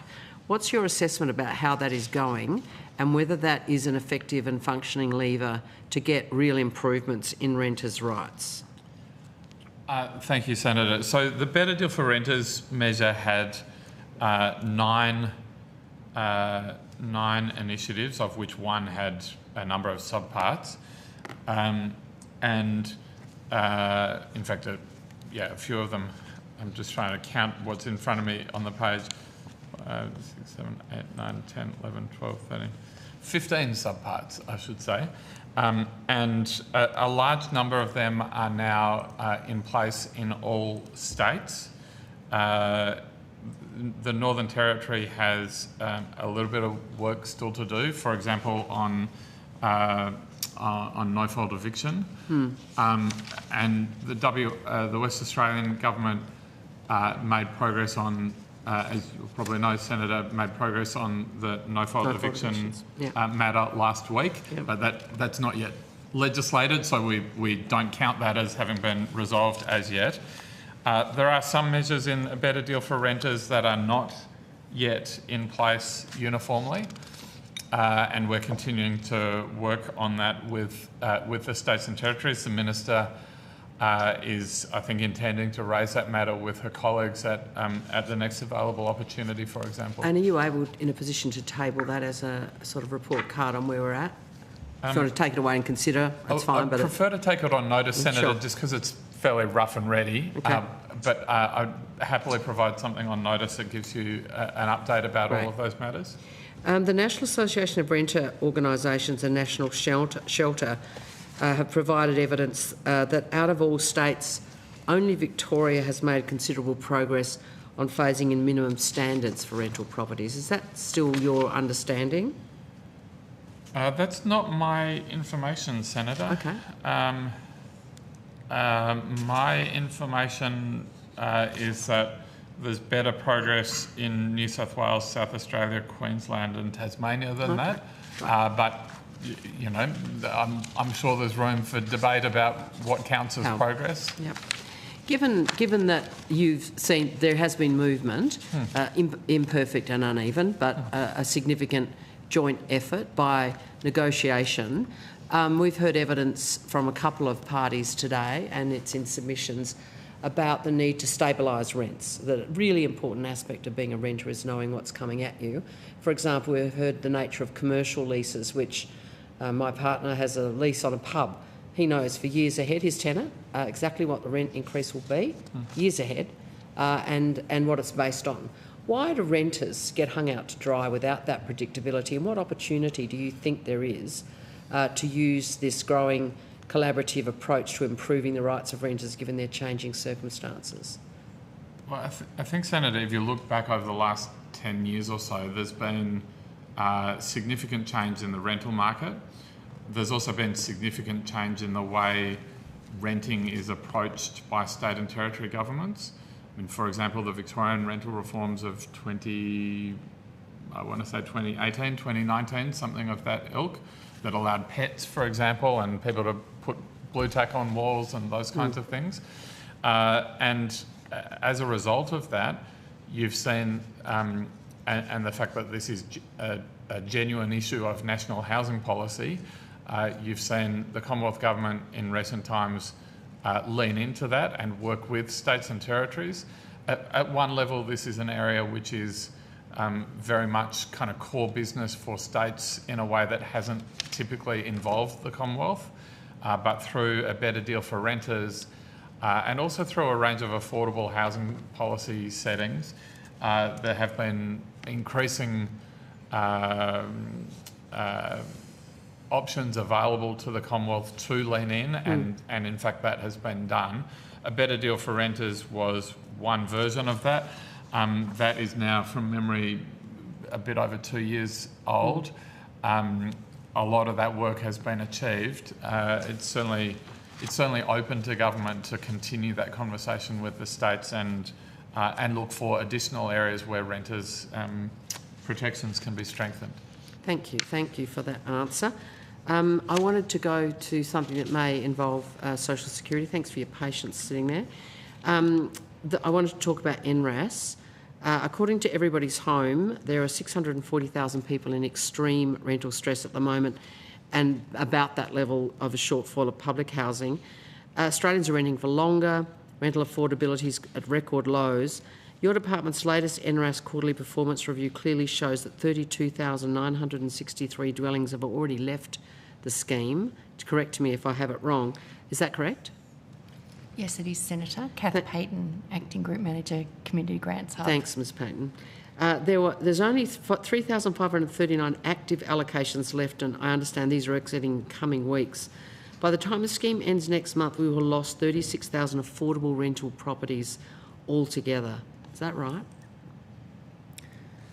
So, Senator, the scheme closed in 2014-15, so it's just been winding down since then, and it will be wound down by the end of 25-26. And we heard evidence today in relation to the HAF that we do not actually know how many of the HAF properties that are built through community housing providers will have a life beyond the 25 years of availability payments. My concern, and I think it's shared by many people who are making submissions to us, that we are looking at possibly constructing another cliff at the end of which we could lose a sizable number of affordable rentals. What's your response to that? I think I'd ask Mr Rimmer if he would like to respond to that. Senator, the design of NRAS and the design of HAF affordable housing are very different. The design of HAF and the instructions given to Housing Australia now prioritise the build-up of assets within the community housing sector, and in order to make sure that as much as possible of the housing that's created in this 25-year period survives into permanent use. It's quite hard to predict exactly what proportion will survive into permanent use, because it depends on what happens to rents and what happens to interest rates and a range of things over that period of time. But the whole system has been told to prioritise that as an outcome. Yep. And I'm confident that HAF will generate significant uplift in the assets held by community housing over that period of time. And as charities that are highly regulated, they will be obliged to use those assets to reinvest into further housing. It may be that at the end of 25 years, they sell 10 of the 100 units that they own in order to pay off a residual debt that they owe. It may be that they decide to sell all of those assets because they've now been owned for 25 years and they want to invest in a different asset. That's the natural course of owning housing assets as a community housing provider, and it's something that I think we would welcome, because we want people to have access to new housing and updated housing. The exact proportion is not possible to predict, no, we've heard but it is a priority throughout the system. And we have had an undertaking that someone will have a go at giving us an estimate of it, but it is a real concern. I mean, probably very few of us will be sitting here in 25 years looking at that, but let's hope no one is, and looking at a massive cliff like we have seen for NRAS. I wanted to come back to the question of homelessness services, of which, if I understand the budget correct, there is nothing new for homelessness services. That is additional in this budget. Could you comment about what you're seeing in terms of the challenges of homelessness and how Social Security is responding to that? You're looking once again to Mr Rimmer. I'm sorry, Senator. I'm going to disappoint you by talking more, because homelessness is part of our responsibilities. Sorry. I do apologise. So there's a number of homelessness services and funding arrangements that are continuing through this period. The investment that the Commonwealth makes through the National Agreement on social housing and homelessness is one. The Reconnect program is another. In addition, there's a new youth housing measure, which is in practice is a measure that is really designed to reduce the experience of homelessness in a very specific cohort of young people aged 16 to 24. plus all of the investment in additional social housing. There's, over 6,800, I think, at last count, social and affordable homes now in the system, all of which are effectively a homelessness intervention as well. So there are a bunch of measures that continue through this period. Can I ask you specifically about the new assistance for young people in relation to the 4,000 people who are receiving, I think, 59 million yes. To move their position in the queue for access to community housing, social housing, as I understand it. How much of the total group of people who are in that age group who would seeking such housing does 4% represent? What proportion of people? 4,000. 4,000, yes. And what does the 4,000 represent as a proportion of young people in that circumstance? I'm just curious about what the reach of that program is. Senator, I'd have to take the exact percentage on notice, but we're really focused on young people who are in significant, they're in dire straits. They might qualify under unable to live at home from a Services Australia perspective. Yes. For example, but we'll come back to you with the exact. And I'm number. very cognizant of the need for that group and their underrepresentation as entry sure. clients into the rental services. So I understand the argument for it, but I'm just curious about the reach. I will end my questioning there and hand to you, Deputy Chair. Are you up there? Yes, thanks, Chair. Look. I think that the government's budget is taking decisive action to boost housing supply and make the tax system fairer to help more Australians into home ownership and to build on the work over the last 4 years to build more houses. And the government itself is on record saying that they're throwing everything at this housing challenge from every responsible angle. And I believe that the budget builds on this ambitious housing agenda. So I just want to ask, and I know some of these questions you've already, some of this you may have already put on record, but I think it's important given the government's view that that the budget builds on the housing agenda, that we look at exactly what the government's plan is for a housing system that works for Australians. So we've got the $2 billion enabling infrastructure. Now that, as I understand it, is about speeding up, is enabling infrastructure, but also speeding up housing approvals. That's correct, isn't it? It is, Senator. I didn't really hear what you said. Sorry. My apologies. Yes, Senator, you're quite right about that. It's not only an infrastructure program; it's also a productivity reform program. Right, and it's also, I would assume, around increasing the skilled construction workforce. Not specifically through that measure, but there are other measures that the government has in place that are focused on the skilled construction workforce, including an important measure in this budget. And are you going to put that on record, please? Senator, that measure is in the Department of Employment and Workplace Relations, and so and as Mrs. Brown said, we're kind of all getting ready for estimates in a few weeks. It's about trade, about skills recognition in trades for overseas applicants through the migration system. But beyond that, I'd really rather wait until the until estimates, perhaps, or you could ask my colleagues in the Department of Employment and Workplace Relations at estimates. But there are a number of measures. Some are in apprenticeships, some are in skilled trade recognition in the migration system. I think there's a unity ticket pretty much everywhere that we need to enhance the ability of the construction sector to draw on migration as a way of getting new workers into building homes. And was there an announcement around foreign investors?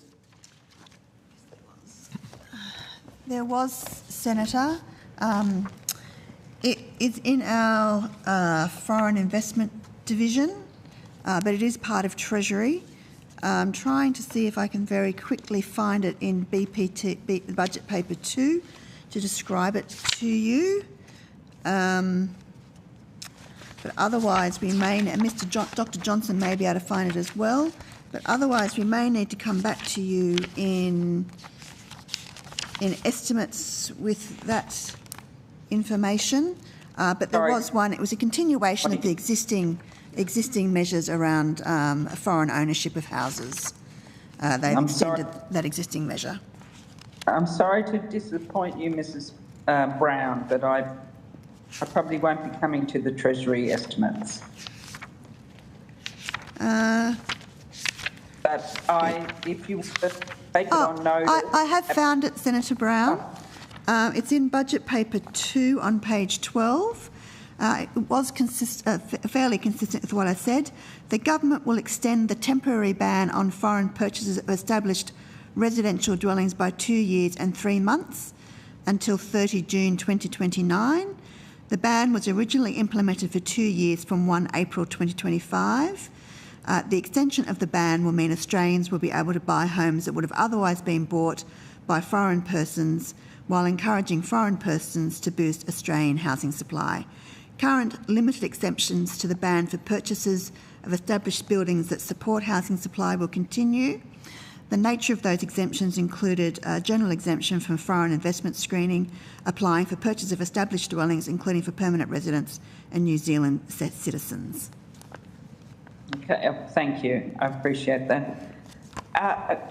Sorry, but this has slipped my mind, but the infrastructure fund that we've been talking about, how many homes is that will that support? It's expected to support 65,000 homes, Senator. And some of those have been some of those will be reserved for regional areas, I'm assuming. I think we've received evidence to that. Yes, Senator. About a quarter of the spend is reserved for regional areas. Okay, thank you. So was there also an announcement around, and this may not actually be in your area, so that if it's not, I'm happy to just put it in, ask it elsewhere. But was there also an announcement about accelerating skills assessments for skilled migrants? That will be in a different area as well, I'm assuming. Yes, Senator. That was a measure that I was somewhat imperfectly referring to earlier, but that measure does belong to a different department, so we're not particularly well prepared to talk to that. I have found the description, Senator, in Budget Paper 2. It actually is in a description measure for Home Affairs. The government will provide $85.2 million over 4 years from 26-27 to the Department of Employment and Workplace Relations for better recognition of migrant skills through faster, more flexible skills assessments. I believe that's the measure. And that includes $75.1 million over 4 years from 26-27 for a new modern skills assessment system for Trades Recognition Australia to facilitate the integration of occupational licensing. This will include working with states and territories to pilot streamlined assessment to licensing pathways for priority trades such as electricians and plumbers, I think relevant to today's discussion around housing. The amount will also include a $5.6 million over 3 years from 26-27 for Trades Recognition Australia. I want you to get out of here on time. And if you've got the page number reference, I'm sure there is no difficulty. Page 8 of budget paper. Thank you. I'm going to move on, Deputy Chair. Sorry, Chair. Can you just put the rest of that on notice? Thank you. I can do that. Thank you. Yeah. I'm going to come back to you, Senator Bragg. Just want to go to completions. How many houses are you expecting to build this year? I don't. Senator, if I just get the right numbers in front of me. Senator, as you're aware, there are 55,000 homes in the government's social and affordable housing program at talking the current about time. Talking about the private housing market. How many houses are you expected to build in Australia this year? Sorry. Let me just find the right piece of paper.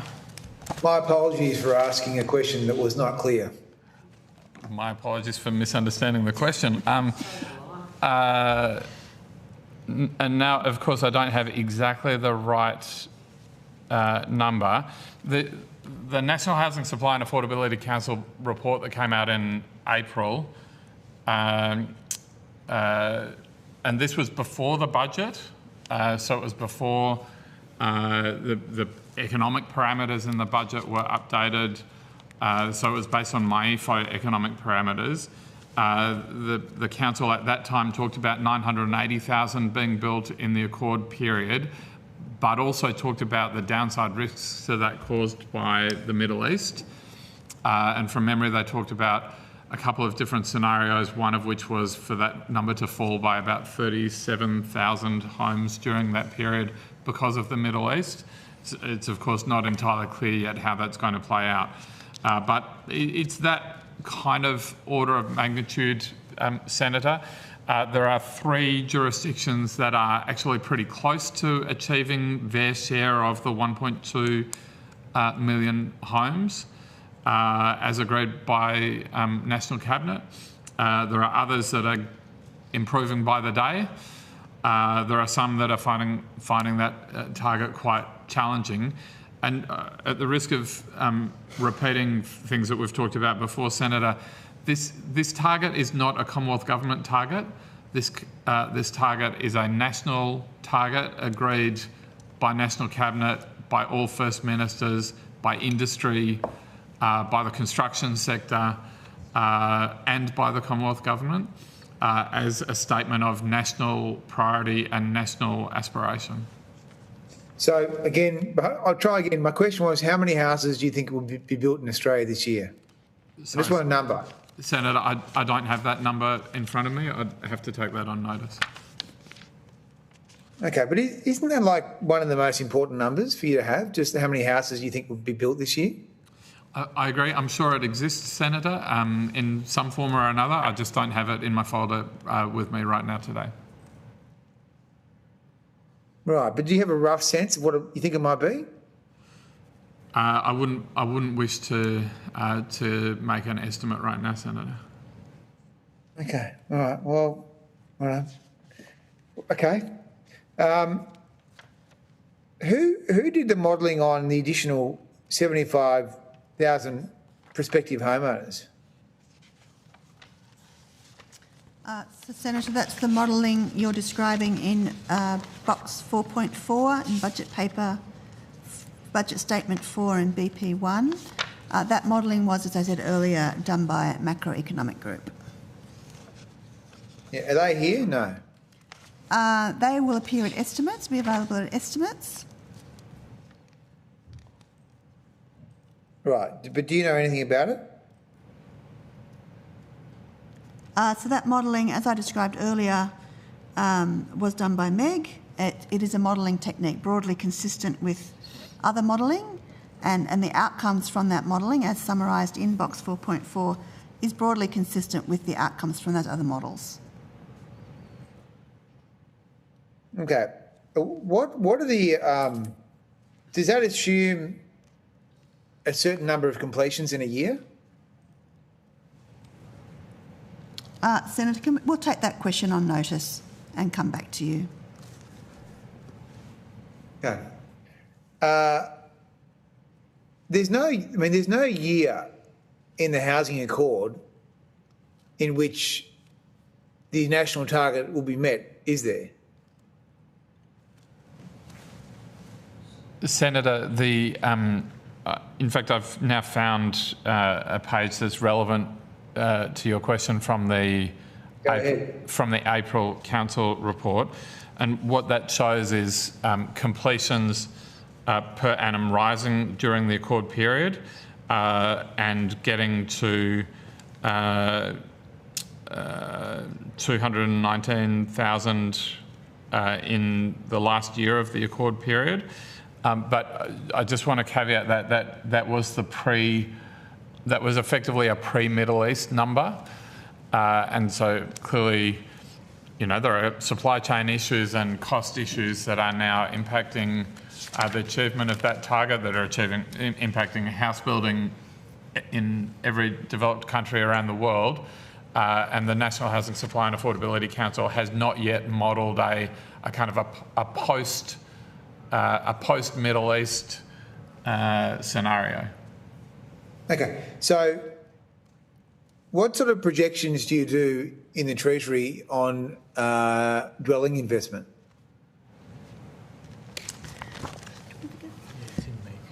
So dwelling investment, Senator, it's also done by Macroeconomic Group. They did give some information, though, in Statement 2 on the economic outlook. Dwelling investment is summarised outcomes of their forecast on page 6.4, but no one from that part of MEG is available today. It's here today. Right. It's questions we take on notice, and that we can be prepared to answer those questions at estimates. Yeah. Have you seen the Reserve Bank dwelling forecasts? I haven't personally, Senator, but I'd be extremely surprised if our colleagues in Macroeconomic Group had not. Right. So by December 27, the RBA is forecasting negative dwelling investment. So despite this enormous amount of public funds and all these programs you come and talk to Parliament about all the time, we're going to be heading in the wrong direction pretty soon. So does that give you concern? Senator, I think I'd want to look at the source material and have my colleagues in Macroeconomic Group look at that source material before responding. But I mean, I guess my main point here is, do you still agree that supply is important? Because one of the design features of the system going forward, if the budget is enacted, is a deliberate design feature to have a lower level of supply in one element. Of course, you'll say it's offset by infrastructure funding, but there's clearly a desire to suppress supply in one form. So it's unclear to me what the policy is here. I mean, is there a sense that it's okay to suppress supply because there are so many houses coming online, or are you concerned that we should be doing everything we can to get supply moving? Senator, I think the government's been pretty clear in recent days that supply remains incredibly important to it. There are a large number of initiatives that they have in place to improve the performance of the market and to increase supply. Those measures, are large numbers of additional homes supported over the next 10 years. It is nevertheless the case that it takes nearly 3 years for an apartment building to go up. It takes a year even to have a single dwelling go up. So some of these things do have lag impacts, and obviously they're impacted by a much wider range of things than are under the control of any government. For example, the decisions that the RBA makes, what happens in global fuel supply chains and plastic supply chains. So all of these things are relevant. Thank you, Senator. Thank you. We will go for one last question from Senator Kovacic. Thank you. Thank you so much, and thank you, Chair, for that indulgence. My question is around the oil price scenario. The National Housing Supply and Affordability Council modelled the housing construction impact of the two oil price scenarios: 10,000 fewer dwellings under a 6% cost shock and 33,000 fewer under a 10% shock. And Treasury's own budget paper 1, box 2.2, contains a much more severe scenario with oil at US $200 a barrel and inflation peaking at 7.25%. Has Treasury modelled the dwelling completion impact under its own severe scenario? And if so, what is that figure? Senator, that hasn't been modelled. That's the responsibility of the National Housing Supply and Affordability Council, who I'm pretty confident have said publicly that they will need to update their forecasts now that the budget is complete. You'll appreciate the council is an independent body of very eminent people, but they're not given they're not included in the kind of the finer detail of the work Treasury does in supporting governments in economic forecasting. I was just wondering, given that you guys had your own assumption in there around a US $200 a barrel price, whether you'd actually modelled that along with the inflation at 7.25. But I get it's not, that it's their work, but I was just curious whether you had done that as well, given that you'd used that information. No, Senator. That's something that I imagine the council will look at during the course of the year. Thank you. That's all from me, Chair. Thank you. Thank you, Senator, and thank you all of you for being here and taking our questions. We've agreed that any responses to questions on notice, and you've taken a few from Treasury, should be provided within 2 weeks of you receiving a copy of the Hansard copy, but we'll be seeing you before that anyway, so more fun to look forward to. That concludes today's hearing. Thank you to all witnesses who appeared and to Hansard and to Broadcasting for your assistance. The committee's agreed, as I just said, that we'll get our responses within 2 weeks of the Hansard. And thank you very much, Senators and all witnesses. The committee stands adjourned.